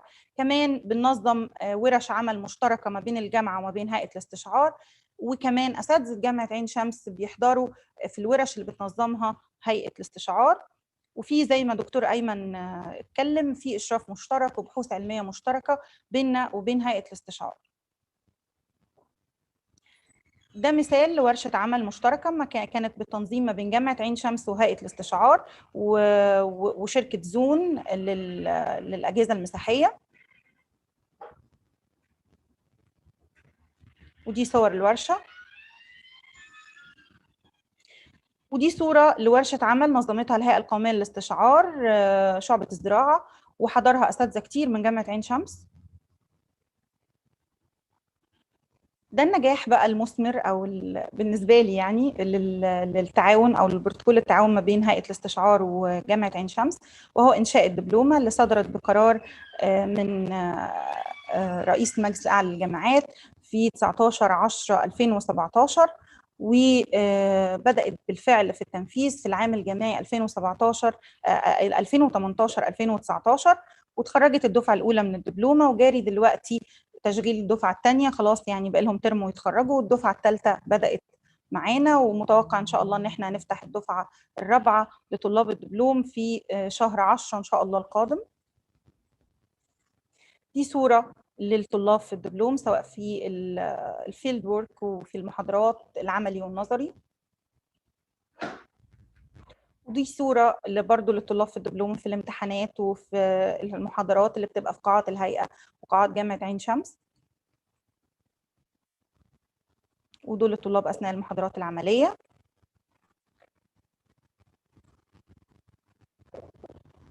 ودكتورة غادة هتتكلم عن الدبلومة وعن بعض مشروعات التخرج، وهرجع لكم تاني أكمل معاكم بقية مشروعات تخرج الولاد. يعني دكتورة غادة هتكمل مع حضراتكم دلوقتي. اتفضلي.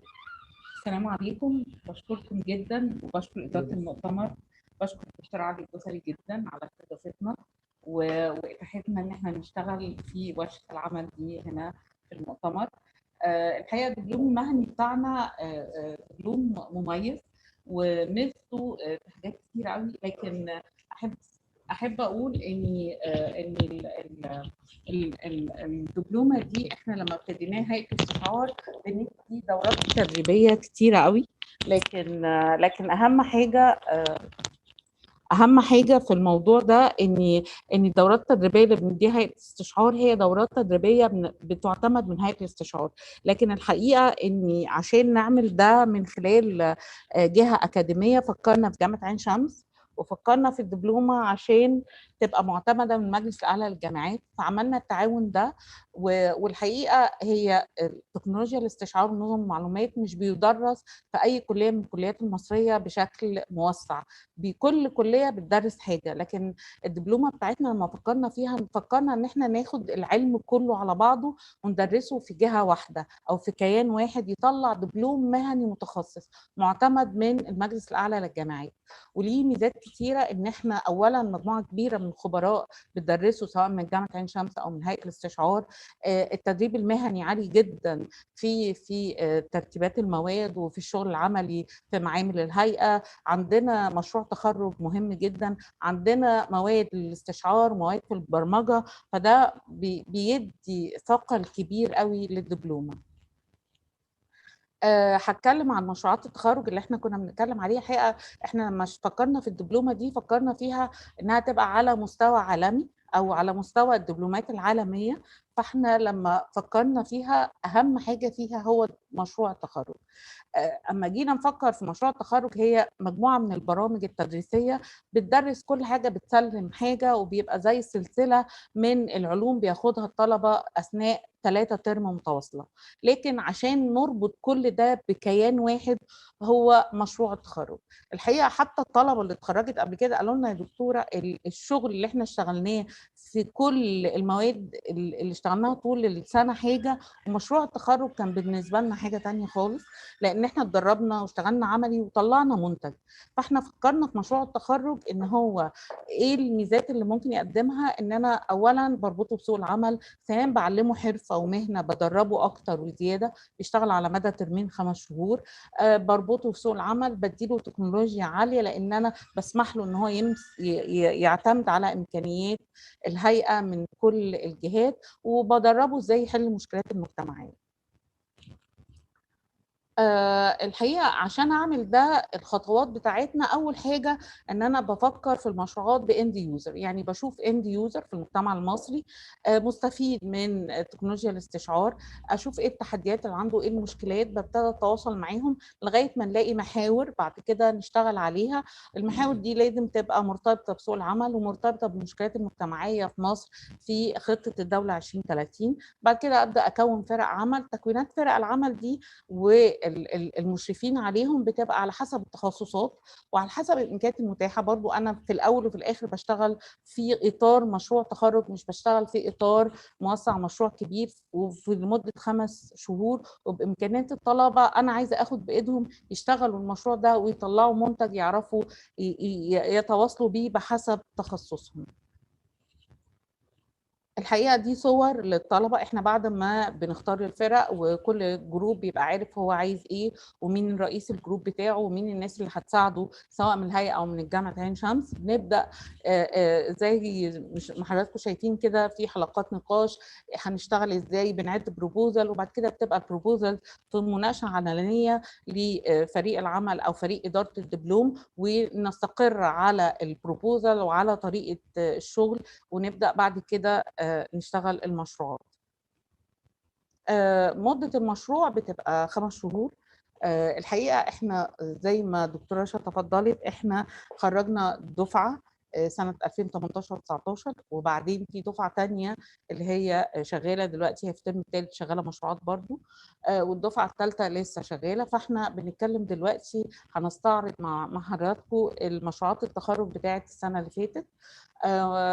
زي ما قلت ان احنا بنعتمد على الجهات، فكان اول مشروع كان خاص بخرائط مساحيه لمرافق الجيزه. الحقيقه كانت جهه اللي هي تواصلنا معاها شبكات مرافق الجيزه، هي كيان في محافظه الجيزه مسؤول عن خرائط المرافق في المحافظه كلها.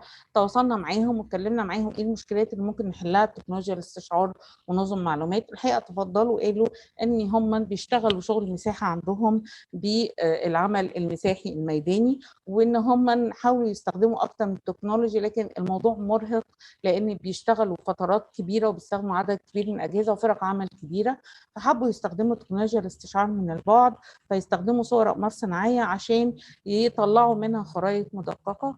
فالحقيقه صور الاقمار الصناعيه في الحاله دي بتوفر وقت وبتديهم دقة عالية. فابتدوا الطلاب يشتغلوا مع فريق عمل من شعبة المساحة عندنا في الهيئة، وابتدوا يشتغلوا المشروع ده معاهم وهم شبكات مرافق الجيزة هم اللي اختاروا منطقة العياط، لأن هم عايزين يدرسوا المنطقة ويدخلوا مرافق في المنطقة دي او يطوروها. فابتدينا نشتغل، جبنا صور اقمار صناعيه ريزوليوشن عادي 50 متر وورلد فيو، ودي شايفين حضراتكم دي منطقه الدراسه اللي الطلاب اشتغلوا عليها. بعد كده ادي طلاب اثناء العمل الميداني باجهزه المساحه بتاعه الهيئه. هنا صوره القمر الصناعي هي مش مصححه، ودي نقاط التحكم اللي محطوط عليها. هنا صور قمر صناعي بعد ما صححوها ابتدوا يطلعوا منها خرائط اربن، وده المنتج اللي الولاد طلعوه خلال 5 شهور. الحقيقه كان من اهم المشروعات، كان مرهق جدا للطلبه، نزلوا كتير في الدور، وكان الشغل حاز اعجاب او حاز قبول من شبكات المرافق، وجم بعد كده اتدربوا عندنا على التقنيه دي عشان يطبقوها هم المهندسين المساحه بتاعهم هناك. المشروع الثاني الحقيقه هو مشروع تبع وزاره البيئه، الاند يوزر وزاره البيئه. ولما تواصلنا مع وزاره البيئه قالت ان عندها يعني في حاجه مهمه بالنسبه لها دلوقتي هو قطاع المحميات، ودخلنا في التواصل مع قطاع المحميات هناك عشان نشتغل على المخاطر الطبيعيه والبشريه لمنطقه محميات طبيعيه في الغردقه. برضه هم اللي حددوا المنطقه وطلبوا ان الطلبه تشتغل هناك. كان مشرف من الهيئه، اساتذه من الهيئه في قسم علوم البحار في شعبة الزراعة، وهم اللي كانوا بيرافقوا الجروب في الغردقة. دي منطقة الدراسة كانت في الغردقة. هنا الميثودولوجي بتاعت المشروع ان الطلبه الاول الجروب العمل اختاروا مجموعه من صور اقمار صناعيه بتواريخ بازمنه مختلفه، وكانوا بيستخدموا اجهزه العمل الميداني بتاع قسم علوم البحار من اجهزه سبكتروفوتومتر تحت سطح الميه، واجهزه قياس اعماق، واجهزه ووتر كواليتي. ده الولاد في العمل الميداني، القياسات اللي كانوا بيعملوها والمشرفين معاهم هم في الغردقة. دي خرائط طبوغرافية استخدموها في الشغل بتاعهم. دي خرائط تغيرات للساحل، دي الاوتبوت اللي ابتدى يطلع من الطلبة. دي النتائج اللي كانوا بيطلعوها او القياسات اللي هي كانوا بيشتغلوا عليها. هنا برضو اللي فاتت كانت تغيرات برضو بس للإربن، وده الووتر كواليتي، الأجهزة ازاي كانوا بيستخدموها في الفيلد وورك. هنا جهاز قياس الأعماق، ادي البيانات اللي كانوا يطلعوها. ده سوري اللي قبل كده كان الهايبر، وده جهاز قياس الأعماق اللي كانوا البيانات اللي كانوا اشتغلوا عليها. من هنا طلعوا نتائج لخرائط. دي خرائط التغيرات البشرية اللي طلعوها الطلبة، وبعد كده في خرائط طلعوا الحساسية البيئية عشان يحددوا نسبة الخطورة في المنطقة عشان نقدر نحمي المحميات الطبيعية بتاعتنا. وبرضو المشروع ده لقى كتير قوي، كانت من مشروعات مميزة برضو، لقى كتير قوي من الاستحسان من وزارة البيئة ومن قطاع المحميات، والطلبة اتدربوا فيه كتير جدا لأنهم طلعوا عدد كبير قوي من الخرائط. وكان الحقيقة احنا لغاية دلوقتي بنتابع الطلبة وبنتابع نشاطهم وبنتابع شغلهم، فالحقيقة الحمد لله يعني الدنيا كانت ماشية كويسة معاهم. وهسيب الكلمة دلوقتي للدكتورة رشا، اتفضلي تتكلم عن المشروع الثالث. شكرا لك دكتورة غادة. والدكتورة رشا يعني في حدود ال3 دقائق يا ريت تعطينا نبذة عن تطبيقات الطلاب والطالبات، فلتفضلي مشكورة. المشروع الثالث من مشروعات الولاد كان مشروع تحول رقمي في إدارة التراث الثقافي المصري في منطقة المطرية في عين شمس، في منطقة المسلة وآثار المسلة والمطرية في عين شمس. المشروع دون يعني من المشروعات اللي أنا بعتز بيها جدا في الدبلومة، لأن هو مشروع معتمد على البرمجة، والبرمجة من أهم المقررات اللي بتميز الدبلومة بتاعتنا. احنا عندنا 3 مقررات برمجة، فالبرمجة من أهم المقررات اللي عندنا، 3 مقررات في 3 ترمات. وحضراتكم هتشوفوا فكرة المشروع. فكرة المشروع إن دي المنطقة بتاعة الأثر، دي منطقة المطرية، فيها منطقة آثار. المنطقة دي حاصل عليها تعدي زي ما موجود في الصورة هنا، التعدي اهو بشمال منطقة الدراسة. فالولاد جابوا صور أقمار صناعية وبدأوا يشوفوا المكان بتاع الأثر وحرم الأثر والتعدي اللي حاصل عليه، وبدأوا بعد كده ينزلوا فيلد فيزيتس عشان يشوفوا يرصدوا التعديات بنفسهم، وباينة في الصور هي المناطق الأثرية والتعديات اللي موجودة عليها. بعد كده خدوا الكولكتيف داتا اللي جمعوها من الفيلد سيرفي ومن الخرائط اللي جابوها من وزارة الأوقاف ووزارة الآثار، لأن الأرض مملوكة لوزارة الآثار ووزارة الأوقاف في المنطقة دي، وبدأوا يعملوا الميثولوجي بتاعتهم واشتغلوا على برامج ريموت سنسنج وبرامج GIS، واستخدموا كمان لغات البرمجة ال HTML وال CSS والجافا سكريبت، وده كان شكل اللغات اللي استخدموها. طلع الاوتبوت بتاعهم موبايل ابلكيشن، او يعني ويب سايت ابلكيشن كونكتد ويز موبايل ابلكيشن، في مجموعه من السيرفيسز والفيتشرز والفاسيلتيز. وزي ما حضراتكم شايفين احنا ممكن ندخل الويب سايت ابلكيشن شغال لحد دلوقتي، يعني احنا ممكن ندخل عليه اهو.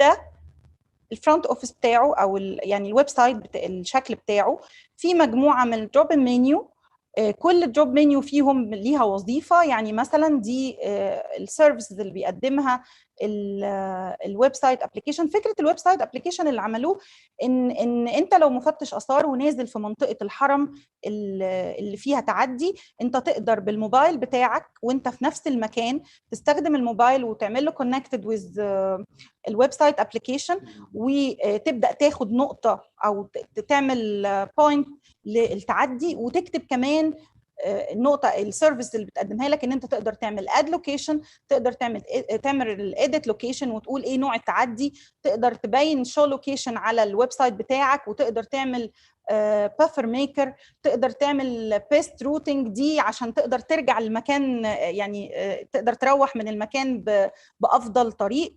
كمان تقدر باستخدام الموبايل ابلكيشن والويب سايت ابلكيشن ان انت تشوف الاجريكلتشر لاند، وتشوف الخرائط الجيولوجيه للمنطقه، وتشوف المناطق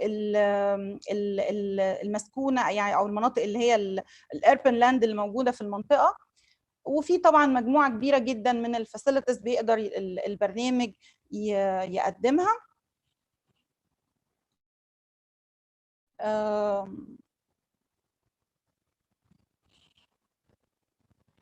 ثواني.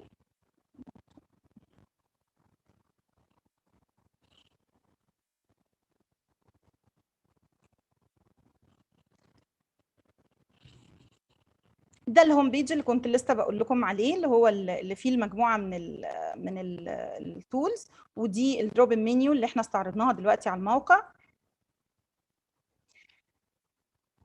ده الاد لوكيشن بيديك انك تديله اي دي وتديله وتسميه وتقول اسمه.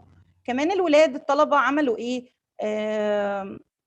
حددوا مجموعه من التعديات، وادوا لكل نوع من انواع التعدي، سواء بقى كان التعدي دون او ادوا لكل نوع من الانواع اللي هم هيرصدوها، سواء كان الفيتشر دي بوليجون ادوها شكل او كانت بوينت ادوها شكل. يعني مثلا الفاير ستيشن ليها شكل، التعدي الاربن لاند ليها شكل.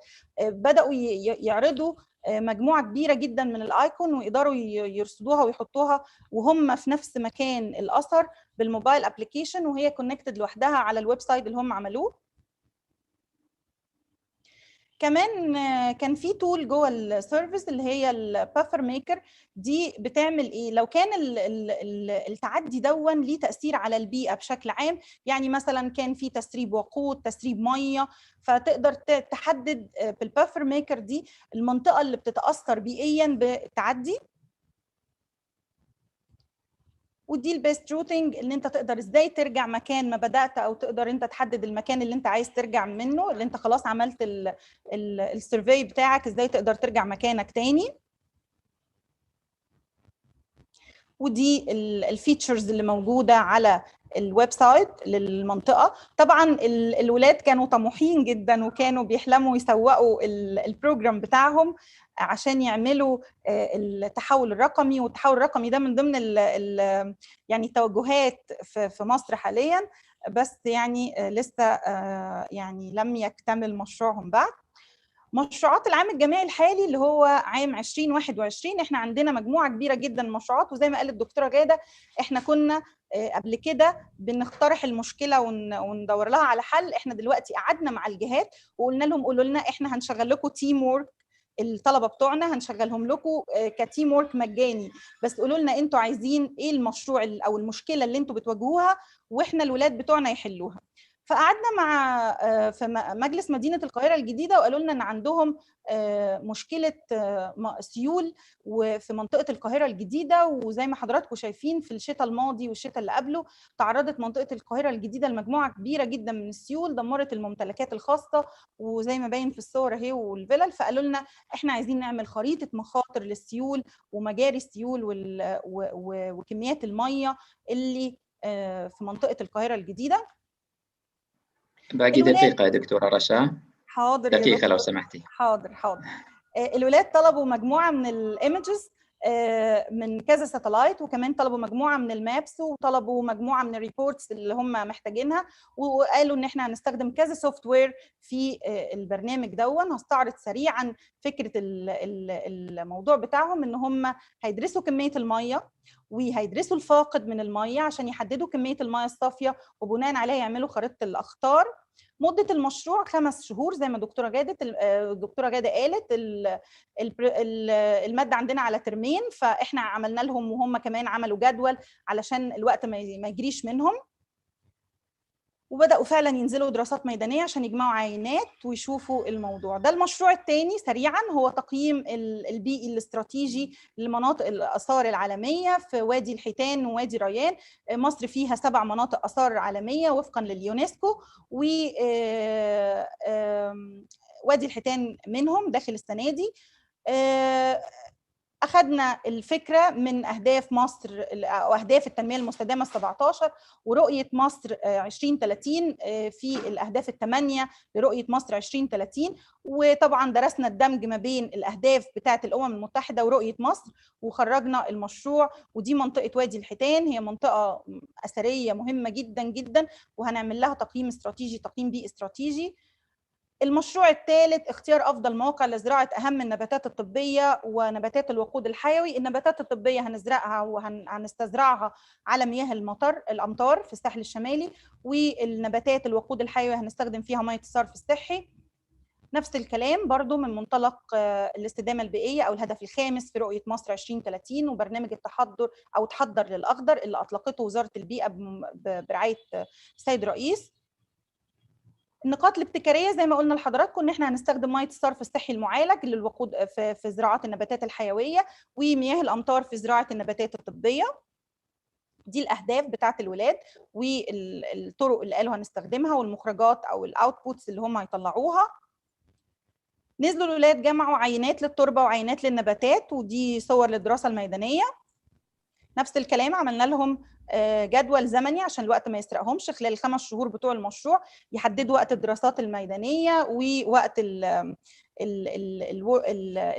الشغل في البيت، وعشان يخلص ان شاء الله المشروع في خلال 5 شهور. بشكر حضرتك جدا يا دكتور علي، واسفه الاطاله، وبشكر حضراتكم يعني على حسن المتابعه، واسيب بقى الكلمه للدكتور علي. شكرا جدا يا دكتور.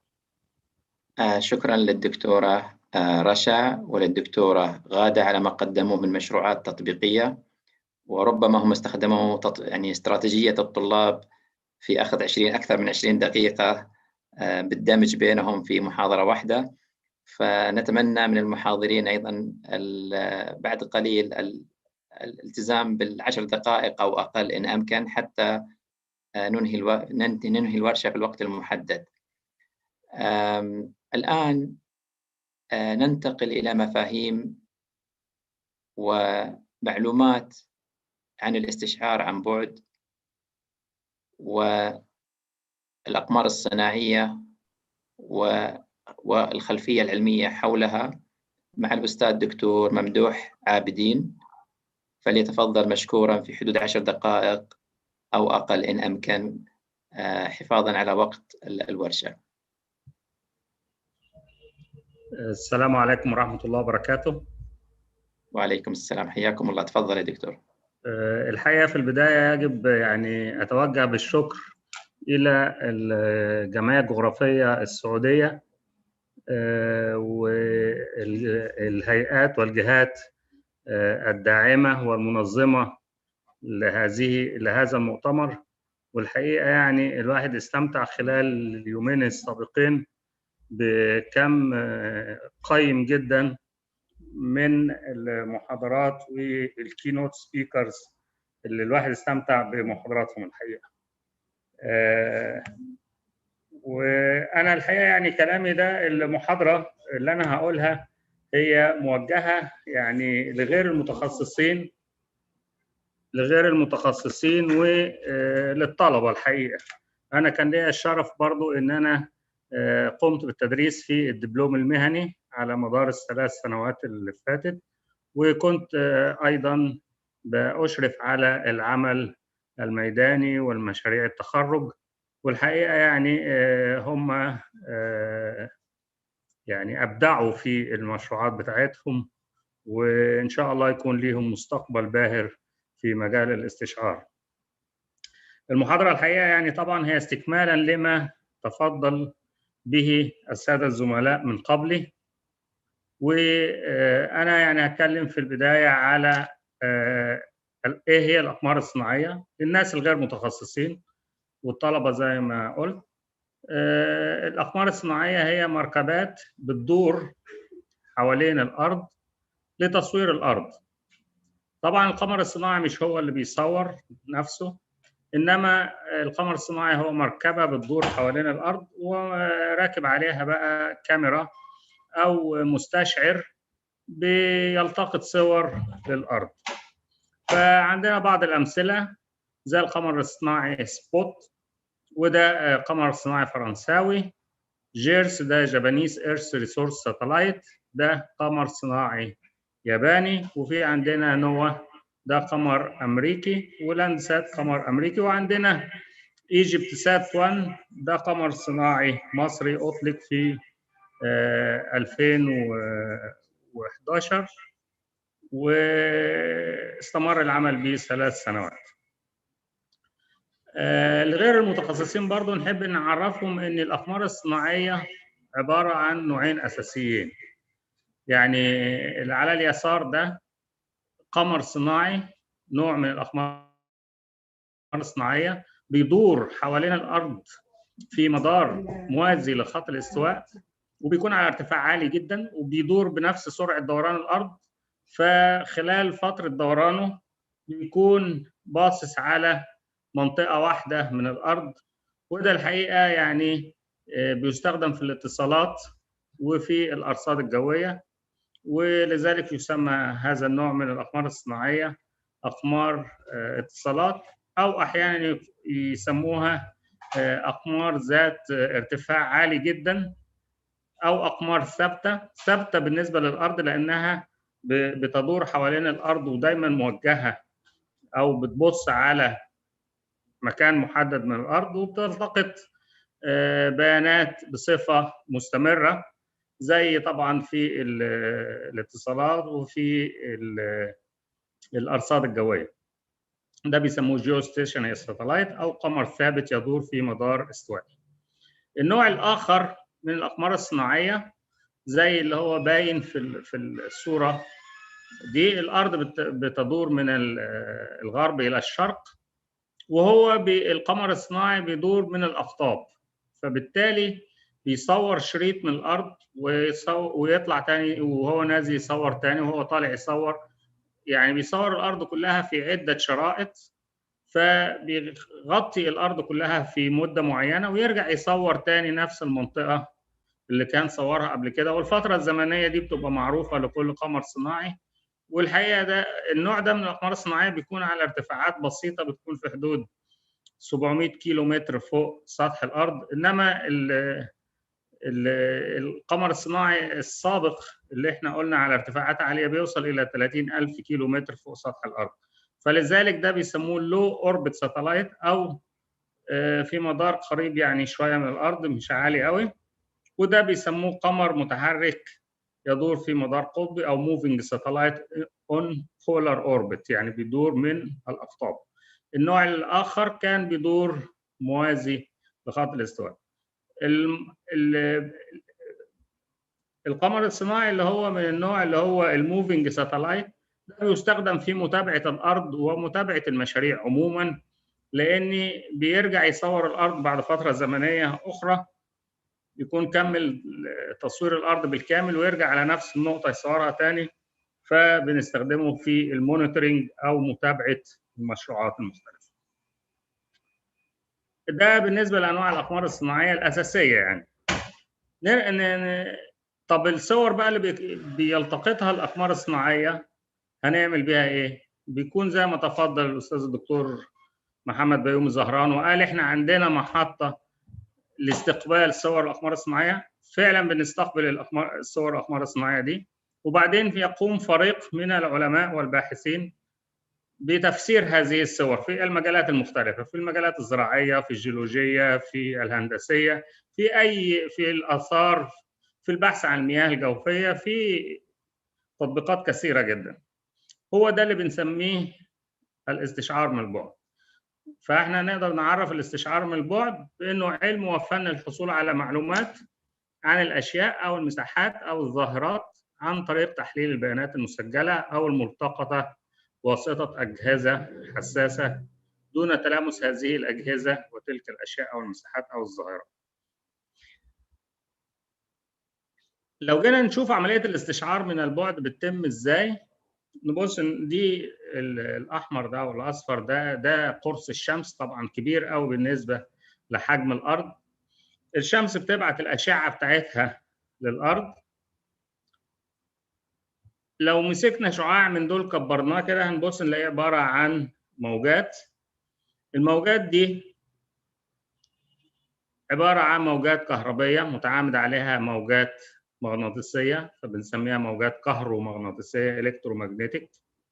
وطبعا الموجات دي بيكون ليها طول موجي اللي هو ما بين قمة وقمة أو قاع وقاع، وبيكون ليها تردد اللي هو عدد الذبذبات أو الترددات في الثانية الواحدة. الضوء اللي جاي من الشمس هو عبارة عن حزم من الضوء أو من الأطوال الموجية الكهرومغناطيسية، بتختلف في الطول الموجي، وبناء على الاختلاف في الطول الموجي فبتختلف خصائصها ومسمياتها بالتالي. فنيجي نشوف الشعاع الكهرومغناطيسي أو الأشعة اللي خارجة من الشمس الحزمة دي. الموجات القصيرة هي موجات الجاما راي والإكس راي، وبعدين اللي أطول منها شوية الألترا فايلوت الفوق بنفسجية، وبعدين الضوء المرئي. ونلاحظ إن الضوء المرئي يعني جزء صغير جدا بالنسبة للأشعة اللي خارجة من الشمس، والضوء المرئي ده اللي احنا الإنسان بيقدر يشوفه بعينيه اللي هو ضوء النهار اللي احنا بنشوفه ده. وبعدين في جزء كبير جدا من الانفراريد احنا ما بنشوفوش، والمايكروويف والتي في والراديو ويفز. طبعا الطول الموجي بيزيد في الاتجاه من اليسار إلى اليمين. كل ما بيزيد الطول الموجي كل ما يزيد القدرة على الاختراق، ولذلك جاما راي واكس راي وجزء كبير جدا من الالترا فايلوت ما بيقدرش يخترق الغلاف الجوي، وبالتالي ما بيستخدمش في الاستشعار. انما يستخدم في الاستشعار جزء صغير جدا من الاشعه فوق البنفسجيه والضوء المرئي والانفراريد، الاشعه تحت الحمراء بانواعها الثلاثه.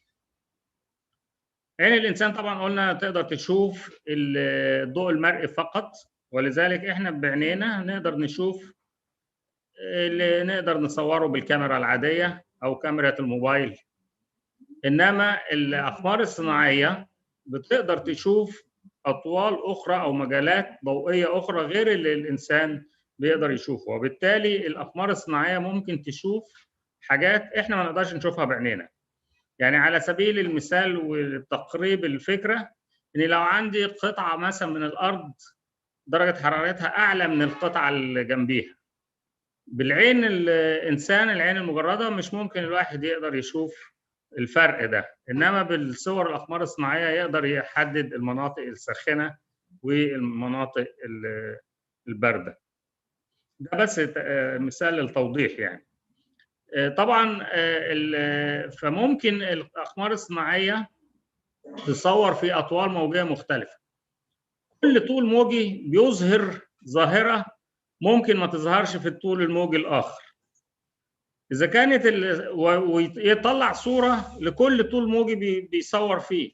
فإذا كان العدد مثلا بالعشرات مثلا 10 20 فبنسميه مالتي سبيكترال متعدد الأطياف، وقد يكون بالمئات وقد يصل إلى آلاف، فممكن بالمئات فده بنسميه هايبر سبيكترال فائق الأطياف، وفي ممكن أعلى من فائق الأطياف كمان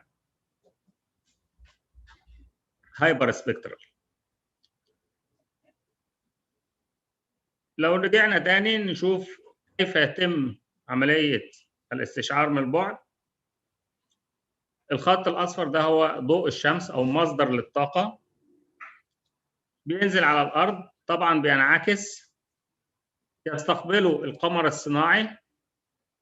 السنسور اللي على القمر الصناعي او الكاميرا تحول الموجات الكهرومغناطيسيه اللي بتستقبلها من الارض دي اللي هي جت من الشمس ثم خبطت في الاشياء اللي موجوده مثلا على الارض وتنعكس على هيئه موجات. السنسور ده بيحولها الى ارقام ويرجع يعمل لها عمليه بث لمحطات استقبال ارضيه او يبعتها يعني لمحطات استقبال ارضيه. محطات الاستقبال الارضيه فيها متخصصين في معالجه البيانات دي ويطلعوا منها الصور الفضائيه او المرئيات الفضائيه. طبعا المرئيات دي بقى لو جينا شفنا كل مرئيه نيجي نكبرها مثلا كده، مرئيه زي دي لو قعدنا نكبر هنبص نلاقي في الاخر بتظهر بيكسلز. البيكسلز دي هي ايه بقى؟ او عنصر الصوره. بيكسل لا بيكتشر اليمنت او عنصر الصوره، ده اصغر وحده في الصوره. الصور كلها عباره عن الصور الرقميه عباره عن شبكه او مصفوفه من الاعمده والصفوف. ولو جينا شفنا كده دي صوره نبص نلاقي الجزء ده من الصوره هي الارقام دي، فالكمبيوتر بيشوف الصوره على هيئه ارقام. احنا بقى يعني بناخد الصور دي الرقميه دي ونبتدي نعمل لها عمليه معالجه عشان نقدر نشوفها، نشوف منها الصور.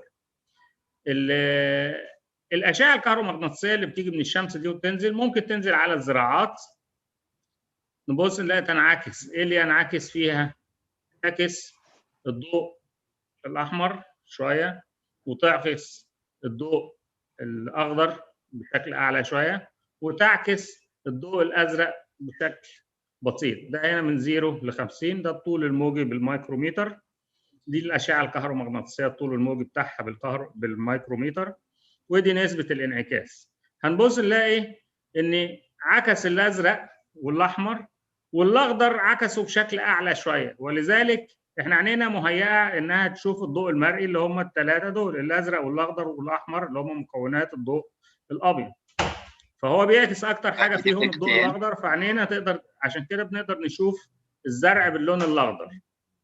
لكن في الحقيقه ان الزرع كمان بيعكس النير انفراريد بس بشكل عالي جدا، لكن احنا عشان عينينا ما بتشوفش النير انفراريد او الاشعه تحت الحمراء القريبه، فاحنا ما بنشوفش الزرع في المنظر ده. لكن لو احنا قدرنا نستعمل وسيله نحط مثلا في طريق الاشعه دي سكرين مثلا، شاشه لونها ازرق مثلا، يطلع الزرع عندي بلون ازرق اقدر اشوف. لو حطيت سكرين بلون اخضر او احمر يطلع الزرع باللون الاخضر او الاحمر حسب لون السكرين اللي انا هحطها. لما اجي اوصل النقط دي ببعضيها كده يديني منحنى، ده بسميه المنحنى الطيفي او البصمه الطيفيه. المنحنى ده بيبقى مميز لكل حاجه ويختلف عن الحاجه الاخرى. يعني مثلا ده المنحنى الطيفي المميز للزراعات السليمه، بص نلاقيه بيعكس الازرق والاحمر بشكل بسيط، اعلى منهم شويه اللون الاخضر، اعلى منهم قوي الاشعه تحت الحمراء القريبه. فشكل المنحنى ده يميز الزراعات. لو جينا شفنا دكتور ممدوح وقالوا البنات تروح، الوقت انتهى. دكتور ممدوح بعد ما خرجت معاهم وقالت اللبس بتاع زي المعمل هنلاقيها البيرسويل يعني الارض الجرداء، هنلاقي المنحنى الطيفي شكله يختلف. لو برضو نزلت على الميه الانعكاس هيختلف. فاحنا الوقت يا دكتور ممدوح خلص، فممكن باختصار دقيقة واحدة تمر على الشرائح. ممكن اخذهم دقيقة فقط على الشرائح، نستعرض معنا الشرائح. احنا بنقيس بقى البصمة الطيفية للحاجات دي بأجهزة زي كده. ده الجهاز اللي بيقيس البصمة الطيفية، ده محمول على سيارة موجودة عندنا في هيئة الاستشعار من البعد. بنطلع في الفيلد ونقدر نثبت الجهاز ونقدر ناخد الانعكاس. يعني الشمس بتسقط على الزرع كده مثلا وتنعكس فيستقبلها السنسور، والسنسور ده بيوضح البيانات بتاعته موصل بالكمبيوتر وبنقدر نعرف البصمه الطيفيه. ممكن برضو بالنسبه للصخور نفس الحكايه، بنوجه السنسور على الصخور والبصمه الطيفيه بتظهر عندي او بنجمع الصخور نفسها من الحقل ونقيسها في المعمل. نيجي نبص نلاقي مثلا ده الاطوال الموجيه، يبدا من 4/10 مايكرومتر اللي هو الازرق، وبعدين الاخضر، وبعدين الاحمر، وبعدين النير انفراريد او الاشعه تحت الحمراء القريبه. نبص نلاقي ان كل المنحنيات دي بتشترك في انها الانعكاس بتاعها في النير انفراريد. فهو ده المميز للزراعات، يعني كل الزراعات تتميز بانها بتعكس النير انفراريد بشكل كبير جدا. لكن لو جينا شفنا يختلف بقى من نبات عن نبات، يعني الموالح تختلف عن العنب، عن الرمان، عن الخضروات، عن الحشائش وهكذا. برضه ده نفس بعض الحاجات، ده الجراس اللي هو الحشائش والعين الجمل، وبعض الزراعات نلاقيها كلها بتشترك في انها بتعكس انعكاسات عاليه جدا. ده اللي بسميه البصمه الطيفيه. البصمه الطيفيه دي بقى بقدر احددها لكل حاجه. هنا دي لبعض المعادن الجيولوجيه. المعادن الجيولوجيه يعني احنا كنا بنقول الزراعات بتتميز بعكس، يعني بتعكس الضوء النير انفراريد. المعادن الجيولوجيه والتربه بتعكس الميدل انفراريد، فده يميزها عن الزراعات. نيجي نبص هنا نلاقي ده الميدل انفراريد، دي معادن الطين كلها بتعكس، بتدي بيكس او انعكاسات عاليه في الميدل انفراريد. ودي طبعا بعض المنحنيات الطيفيه لاشياء اخرى، ودي برضه نفس الحكايه. من الانعكاسات الطيفيه دي عملوا المكتبات الطيفيه زي استر لايبراري واليو اس جي اس سبكترال لايبراري، دي موجود فيها المنحنيات الطيفيه لكل حاجه. بقدر انا من المنحنيات الطيفيه دي اخدها بقى واستخدمها في التطبيقات المختلفه، سواء جيولوجيا، زراعه، مياه جوفيه وهكذا. شكرا جزيلا واسف على دكتور الاطاله. ممدوح، شكرا لك على ما قدمته من معلومات تفصيليه دقيقه مهمه لغير المتخصصين وايضا للمتخصصين، فلك كل الشكر والتقدير على ما بذلت من جهد وشاركتنا فيه من معلومه. ننتقل الان الى الدكتوره منى العزوني، وهي من الهيئة القومية للاستشعار من البعد وعلوم الفضاء، لتوضيح الأنشطة في نشر الوعي وثقافة تكنولوجي الاستشعار من البعد وعلوم الفضاء. آمل إعطائنا نبذة مختصرة في أقل من 10 دقائق إن أمكن، فتفضلي مشكورة. تفضلي دكتورة منى. السلام عليكم، صوتي واضح؟ الصوت واضح، نعم تفضلي. تمام، أنا بعمل بس شير.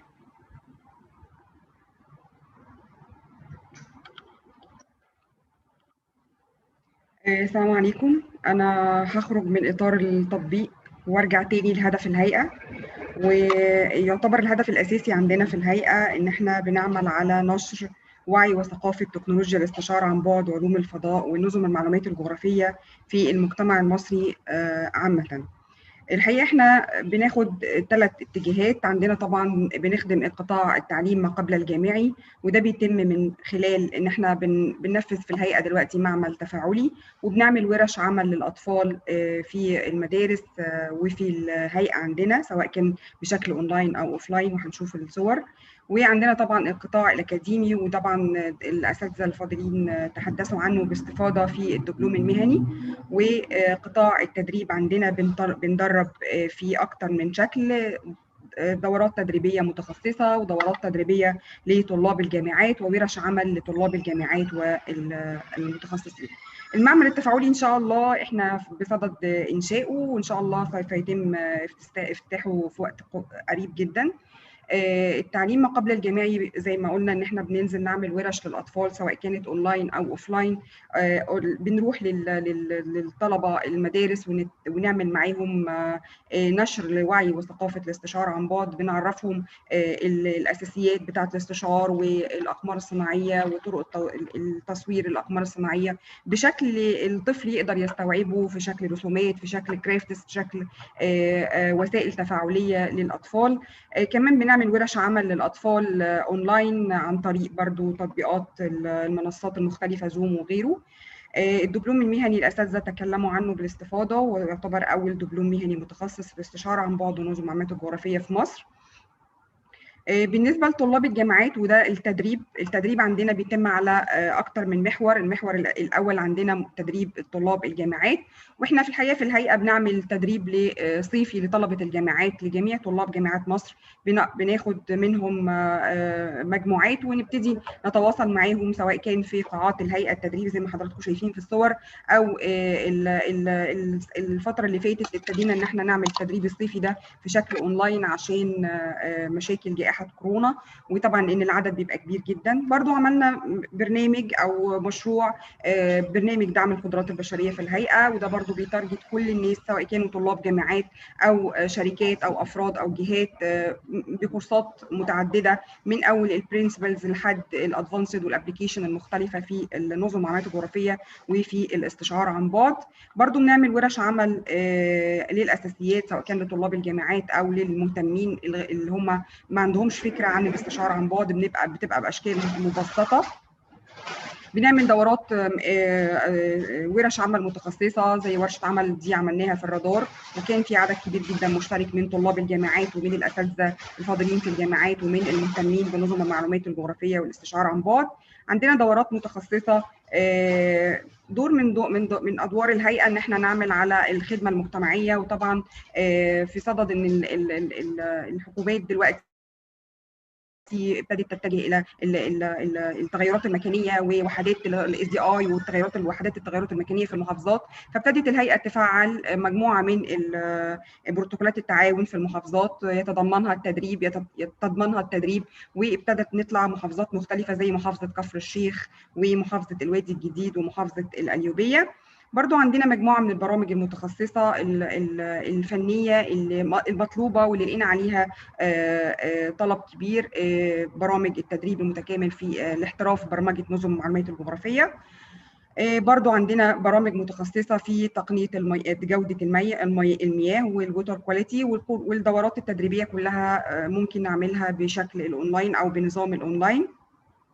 بنعمل ورش عمل مختلفة في الهيئة سواء كانت برضو أونلاين أو أوفلاين. ده أمثلة لبعض الورش اللي اتعملت داخل قاعة الهيئة، وبرضو ورشة عمل تمت تنفيذها داخل قاعات الهيئة مع شركة نيوز تكنولوجيز، ودي ورشة عمل أونلاين. يعني أنا بعرض أمثلة لورش العمل اللي موجودة دي، بعض الشهادات اللي بتطلع لورش العمل سواء كانت أونلاين أو أوفلاين في الهيئة. اهم حاجه في الدور بتاعنا ان احنا يعني نقدر نشوف الفيدباك بتاعنا سواء كان في شكل علمي او في شكل عملي. فانا هسيبكم لمده دقائق تسمعوا فيديو بيوضح الفيدباك بتاع الناس سواء كان في التدريب سواء كان كورسات او دبلوم مهني او اي شيء عن الهيئه وكورسات الهيئه ونشاط نشر وعي وثقافه الاستشعار.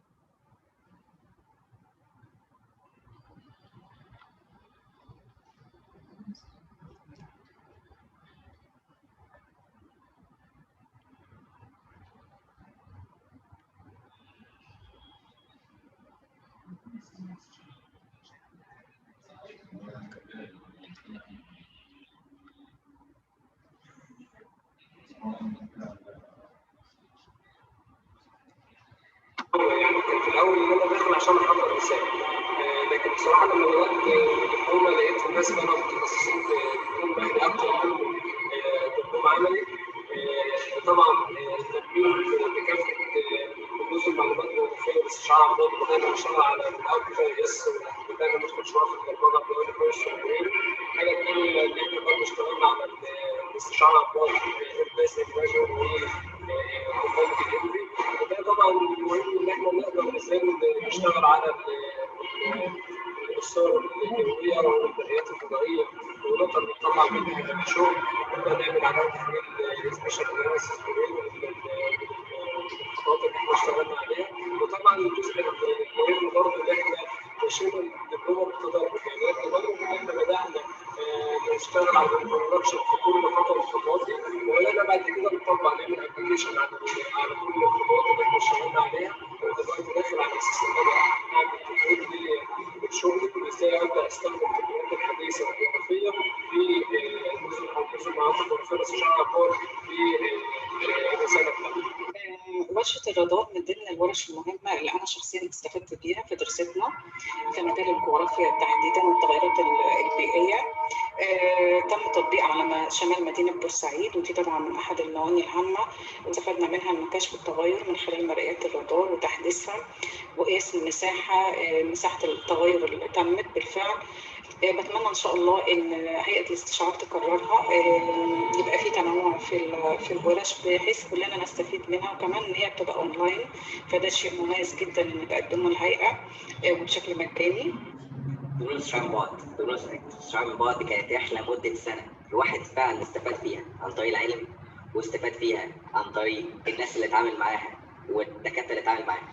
المميز في الدبلومه ان في دكاتره كانت دايما معانا لغايه لما فعلا الواحد بعد ما اتخرج من الدبلومه، يعني انا حاسس ان انا اللي استفدته في الفتره دي اضعاف من السنه بكتير، والعكس على شغلي والعكس على حاجات كتير ان الواحد بيعملها. الفكره في الدبلومه ان انت اي فيدباك سيء الناس بتسمعه، مش اللي هو يقول لك لا هو كذا، لا الناس مقصره في كذا، لا هم بيشوفوا معاك اول باول انت بتعمل ايه، بتقول ايه، بتشوف ايه، طب لا احنا عايزين نحسن ده بكذا. فالدبلومه فعلا غير ان هي جانب علمي كبير جدا، GIS استفدت منه نظري وعملي. الاستشعار من بعد فعلا ابتديت ان انا اشتغل بايدي واطلع شغل بايدي واطلع صور واطلع نتائج. فعلا دبلومه انا انبسطت بان انا اتعرفت على كل الناس اللي فيها، وربنا يوفقك.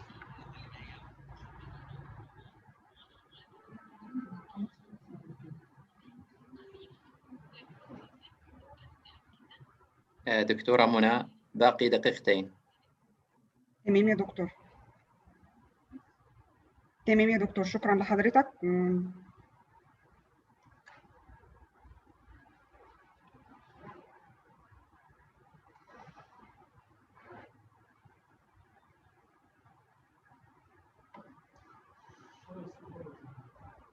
هو في حاجة؟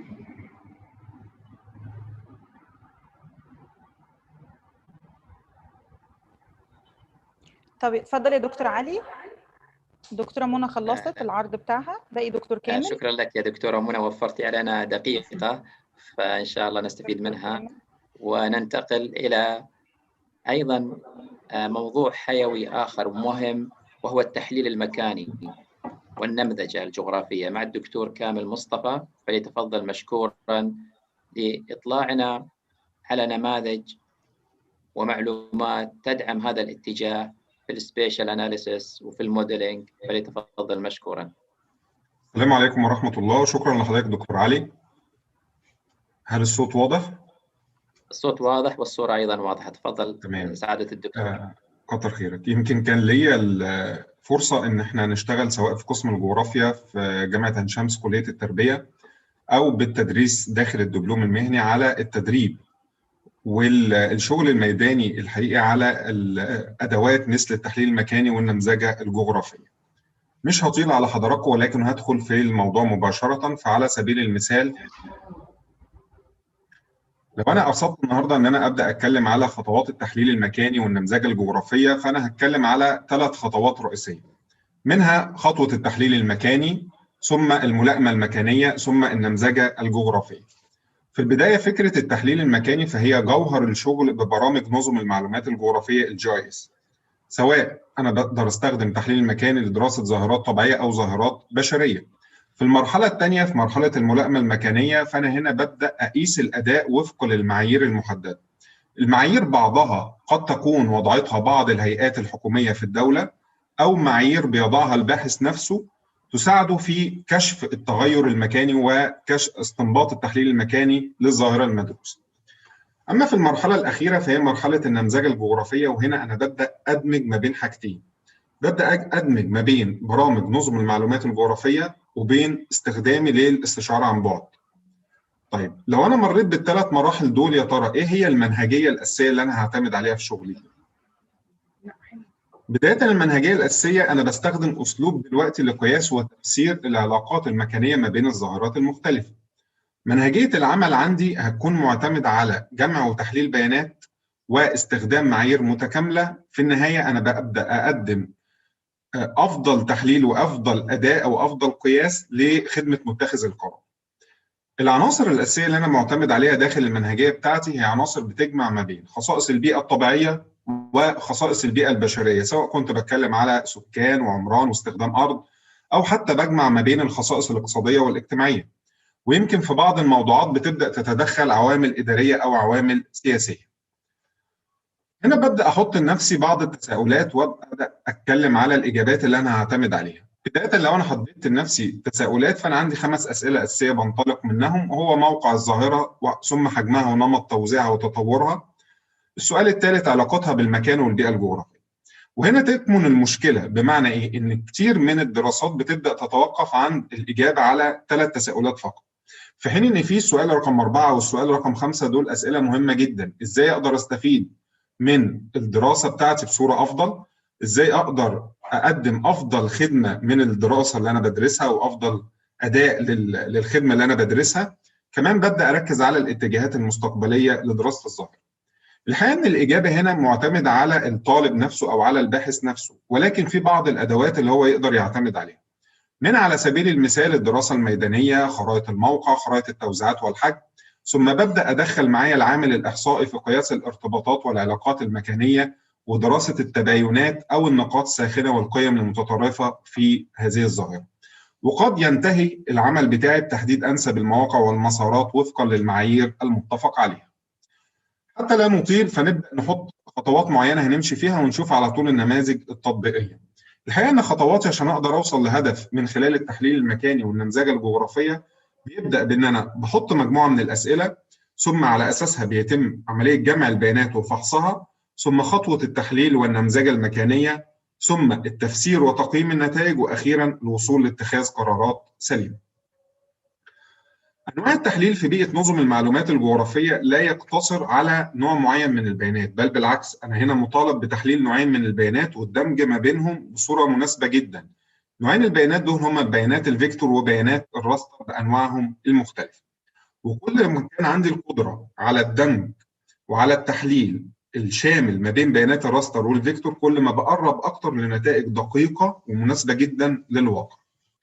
على سبيل المثال نفتح موضوع التطبيقات بشكل سريع. لو أنا خدت نموذج من بيانات الراستر، فبيانات الراستر على سبيل المثال بغض النظر عن أن أنا نشرحها خش على طول في التحليلات، أنا عندي مجموعة كبيرة جدا من تحليلات الراستر، منها على سبيل المثال تحليلات الأسطح بأنواعها المختلفة، أو التحليل الهيدرولوجي، أو التحليل ثلاثي الأبعاد، أو حتى تحليل المرئيات الفضائية. هل معنى كده أن أنا لو خدت نموذج مثلا بالتحليل الهيدرولوجي، هل مقصود بالتحليل الهيدرولوجي هي خطوة واحدة؟ الحقيقة لا. فعلى سبيل المثال مثلا لو أنا خدت نموذج آخر بتحليل المرئيات الفضائية، كم كبير جدا من البيانات والمعلومات اللي أنا أقدر أستنتجها من خلال تحليل المرئيات الفضائية من خلال التحليل المكاني والنمذجة الجغرافية. فعلى سبيل المثال دمج البندات المختلفة في المرئية وتحسين دقتها المساحية ووضوحها، ثم عمليات الدمج والقطع المختلفة أو التصنيف، وأخيرا تطبيق المؤشرات المختلفة. فالخريطة اللي موجودة على اليسار دي واحدة من الخرائط اللي بتطبق مؤشر زي مؤشر NDVI في منطقة المنخفض الخارجة بصحراء مصر الغربية. ويمكن موضوع تطبيق المؤشرات موضوع واسع شوية، وواسع المجال وواسع التأثير والاهتمامات. دي مثلا على سبيل المثال نماذج لبعض المؤشرات الأخرى اللي بيتم تطبيقها في أحد المناطق بالمملكة العربية السعودية، زي مؤشر نسبة الغطاء النباتي بالأشعة تحت الحمراء، دليل الاختلاف الطبيعي للكثبان الرملية، دليل مقاومة الغطاء النباتي. كل مؤشر من دول بتقدر برامج الاستشعار عن بعد وبرامج نظم المعلومات الجغرافية ان هي تديني التطبيق بتاعه، وبيتبقى على الباحث او الطالب التحليل. وعشان كده يمكن انا ربطت في التساؤلات اللي احنا قدمناها من شوية في السلايد السابق ما بين ان اول اجابة عندي معتمدة على دور الدراسة الميدانية بتاعي اللي انا بأديه. طيب بعد ما خدت نماذج تحليلية على بيئة الفيكتور بيئة الراستر، تعالى نبدأ نشوف بعض النماذج الأخرى داخل نموذج الفيكتور. يمكن نموذج الفيكتور بيتميز في برامج نظم المعلومات الجغرافية بكم كبير جدا من أدوات التحليل. أدوات التحليل دي بتبدأ تتراوح من أدوات تحليل بسيطة زي قياس التوزيع الجغرافي بالأدوات اللي موجودة تحتيه، مركز المتوسط، الظاهرة المركزية والتوزيع الاتجاهي، والتحليل الاتجاه التوزيعي أو تحليل الكثافة. ثم تبدأ أدوات التحليل عندي في بيئة برامج نظم المعلومات الجغرافية تكون أكثر دقة وأكثر تعمقا. فعلى سبيل المثال بنبدأ نتكلم على تحليل أنماط التوزيع والتحليل العنقودي وتحليل الشبكات والتحليل القرب الجغرافي. الحقيقة إن كل نمط من أنماط التوزيع الأربعة اللي احنا ذكرناهم هنا دول مجرد أمثلة، وداخل كل نمط من هذه الأنماط كم هائل من الأدوات اللي أقدر أستخدمها في التحليل. فعلى سبيل المثال نبدأ ناخد أمثلة ونربط ما بينها. من أبسط أمثلة قياس التوزيع الجغرافي هو إن في النموذج دوت أنا بقيس توزيع جغرافي لأنماط منشآت الإقامة السياحية الموجودة حول خليج السويس. في النموذج دوت بأبسط أشكال التوزيع إن أنا ببدأ أقسم هنا حسب النوع أو حسب الفئات أو حسب الدرجة السياحية. في النموذج الآخر هنا أنا ببدأ أقسم أو ببدأ أدرس توزيع شبكة أحد النقل الجماعي داخل إقليم القاهرة الكبرى، وببدأ أعمل لها التوزيعات الخاصة بتاعتها. يمكن ده أبسط أنواع التوزيع اللي موجودة عندنا. لو بدأنا نتعمق شوية هبدأ أشوف على المثال السابق إن أنا ببدأ أعمل تحليل مكاني بقى لمنشآت الإقامة السياحية اللي كانت موجودة حول خليج السويس. شكل توزيعها عامل إزاي؟ فين هي منشآتها المركزية؟ إيه علاقتها بخط الساحل؟ وإيه علاقتها بمركز المدينة زي ما هشوف كمان شوية. الخريطة اللي موجودة، الخريطة الأخرى، هي التحليل المكاني لحركة حراج السيارات المستعملة. أحد أسواق السيارات وأكبرها على مستوى الجمهورية وعلى مستوى العاصمة سوق السيارات بتاع مدينة نصر. الحقيقة إن السوق دوت في خلال نشأته تغير مكانه 4 مراحل مختلفة. ال4 مراحل الزمنية دول أخذوا حوالي أكثر من 20 سنة. أقدر من خلال برامج نظم المعلومات الجغرافية إن أنا أدرس إيه هي الحركة بتاعة السوق وإيه هي العوامل اللي أدت إلى هذه الحركة. انتقل لمثال آخر وهو فكرة إن أنا أبدأ أطبق مجموعة من المسافات المعيارية في دراسة خدمة معينة. يعني مثلا النقط السوداء هنا في الخريطة الموجودة أمامنا هي مواقع لخدمة أحد شبكات النقل الخاص. هل أقدر من خلال تطبيق المسافة المعيارية التحليلات المكانية إن أنا أكشف عن نمط التوزيع؟ بالظبط ده اللي بيحصل هنا، وأقدر أطبق المسافات المعيارية وأبدأ أعرف مستوى الخدمات داخل كل مسافة معيارية. في النموذج الآخر ببدأ أقيس مستوى الكثافة. على سبيل المثال ده شكل سوق السيارات وتواجد السيارات فيه. أقدر أحول الشكل اللي ظهر قدامي في الصورة العلوية إلى شكل التوزيعي أو التحليلي الثاني من خلال تحليل كثافة السيارات الموجودة في هذه المنطقة. دي كلها أمثلة على فكرة التحليل المكاني. طيب لو بدأنا نزود شوية مستوى التحليلات اللي البرامج بدأت تقدمها لي، فأنا ببدأ أشوف تحليل أنماط التوزيع. الميزة إن تحليل نمط التوزيع إن البرنامج ما بيدينيش شكل توزيعي فقط زي المراحل اللي فاتت، ولكن بيطلع لي نموذج بيعرض لي عليه نتيجة قياس هذا التوزيع. فعلى سبيل المثال في الخرائط اللي موجودة قدامنا أنا ببدأ أحلل اتجاهات اللي جاية، الناس اللي جاية سوق السيارات مثلا في المثال بتاعنا جاي منين لو هو جاي يشتري، ولو هو جاي يبيع أيضا جاي من أنهي محافظة. وبناء على ده أنا ببدأ أحلل نمط التوزيع للمشتري وللبائع. طيب نفس الفكرة في المثال بتاعنا برضو على تطبيق لكثافة أحد الخدمات. أنا شفت في المثال السابق نمط التوزيع عامل إزاي. طب هنا هو في المثال دوت تقدر برامج نظم المعلومات الجغرافية من خلال التحليل المكاني إن أنا أكشف عن درجة التركز أو درجة الكثافة في هذا التوزيع. يبقى أنا زي ما كنت بشوف نمط التوزيع بشكل عام، أنا أقدر أدخل جوه هذا التوزيع وأبدأ أدرس محاوره الرئيسية. طيب بالمثل توزيع المنشآت السياحية اللي أنا كنت بدرسها وأنهي نوع، هل هي الفنادق هي الأكثر، هل القرى السياحية، هل البيوت ونزل الشباب، وكل نموذج من دول بيبدأ البرنامج يطلع لي نموذج من البيانات المصاحبة ليه وأقدر أفسر الشكل اللي موجود قدامنا. طيب لو خدنا نماذج أخرى على تحليل القرب الجغرافي، ففي المثال اللي موجود قدامي بشوف محافظة بورسعيد وببدأ أدرس تحليل مكاني للمنشآت السياحية اللي موجودة في هذه المدينة وفقا لبعض العناصر. فعلى سبيل المثال الخريطة العلوية بتشوف تحليل مكاني لمراكز الإقامة السياحية وفقا للمنطقة المركزية للمدينة أو مركز المدينة ده. الخريطة اللي أسفلها بيبدأ يتغير المتغير، ولكن أنا بطبق نفس معايير التحليل أو نفس شكل التحليل بمعايير مختلفة. فأنا هنا ببدأ أحلل مراكز الإقامة السياحية أيضا ولكن وفقا للنطاق الساحلي وبعدها عن الشاطئ.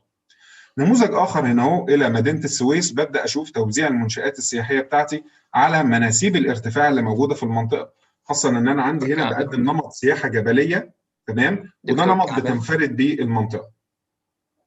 باقي 1 دقيقة لو سمحت. أقل من دقيقة لو سمحت. تمام.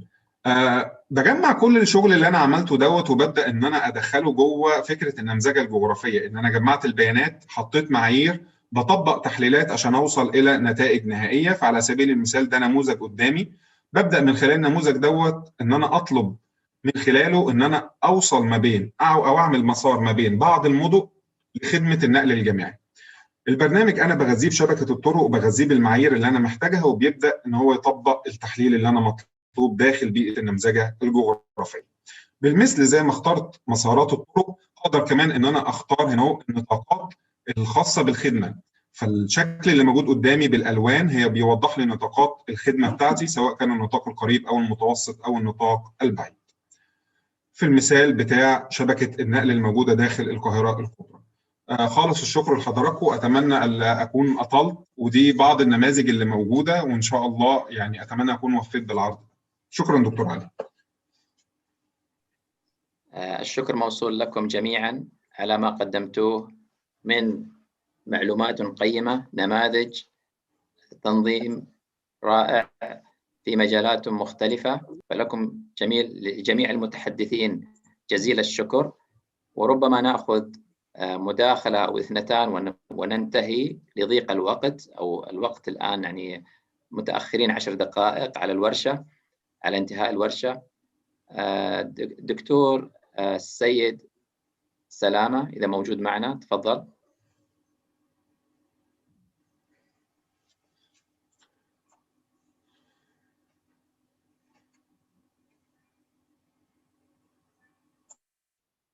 دكتور سيد سلامة. طيب يبدو أن الاتصال.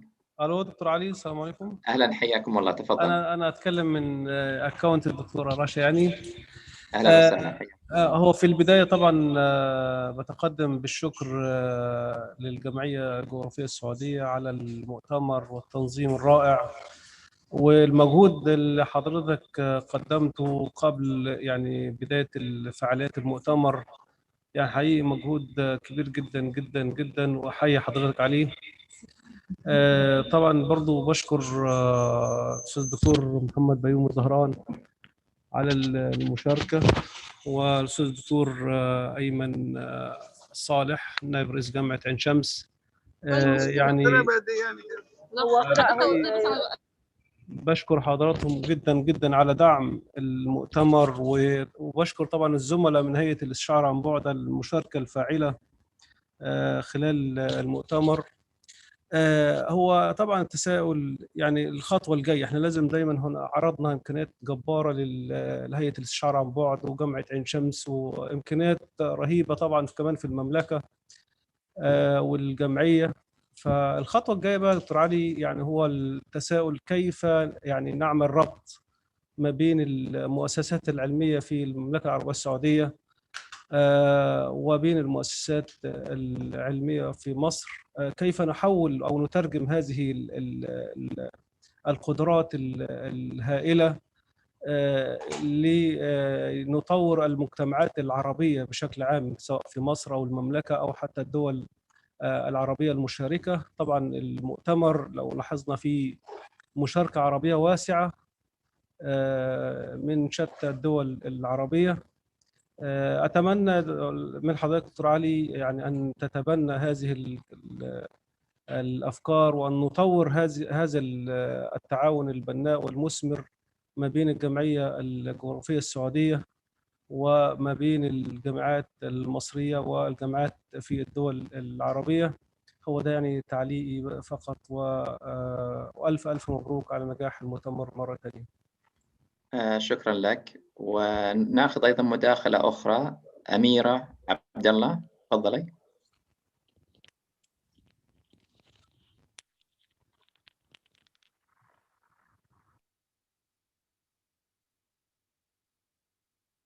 المايك مفتوح عندك أستاذة أميرة.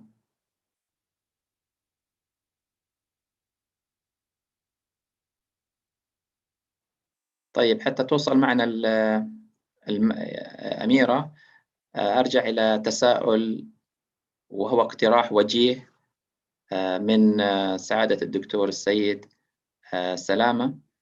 وأنا أتفق معك بأن هناك ثمرات متنوعة ومجالات خصبة للتعاون وأيضا العمل المشترك سوف ينتج عنها هذا المؤتمر بإذن الله في جميع مختلف المجالات. وربما يعني في هذه اللحظة ربما نقترح أن يكون هناك أطر للتعاون لتحقيق أو لتنفيذ مشاريع مشتركة وتحالفات سواء دولية أو إقليمية أو بينية بين الجهات العاملة على أحد المشاريع من أجل الوصول إلى تقديم مبادرات أو تنفيذ مقترحات موجودة فعليا ولكن تحتاج أن يتم عليها تقديم مقترح. وهذه الأمور أتوقع أنها إن شاء الله قابلة للتنفيذ في ضوء ما شفناه من مبادرات وأعمال وتطبيقات متنوعة. وأنا أيضا ربما أيضا أعطي الفرصة لسعادة الأستاذ الدكتور أيمن صالح نائب رئيس جامعة عين شمس لشؤون الدراسات العليا والبحوث لأيضا إبداء المقترح أو إضافة، وكذلك إضافة من الدكتور محمد بيومي زهران رئيس الهيئة القومية للاستشعار من البعد وعلوم الفضاء في العمل المشترك وتأطير مخرجات هذا المؤتمر حتى نحصل على منتجات كما شاهدناها في بداية هذه الورشة. ولكم جزيل الشكر.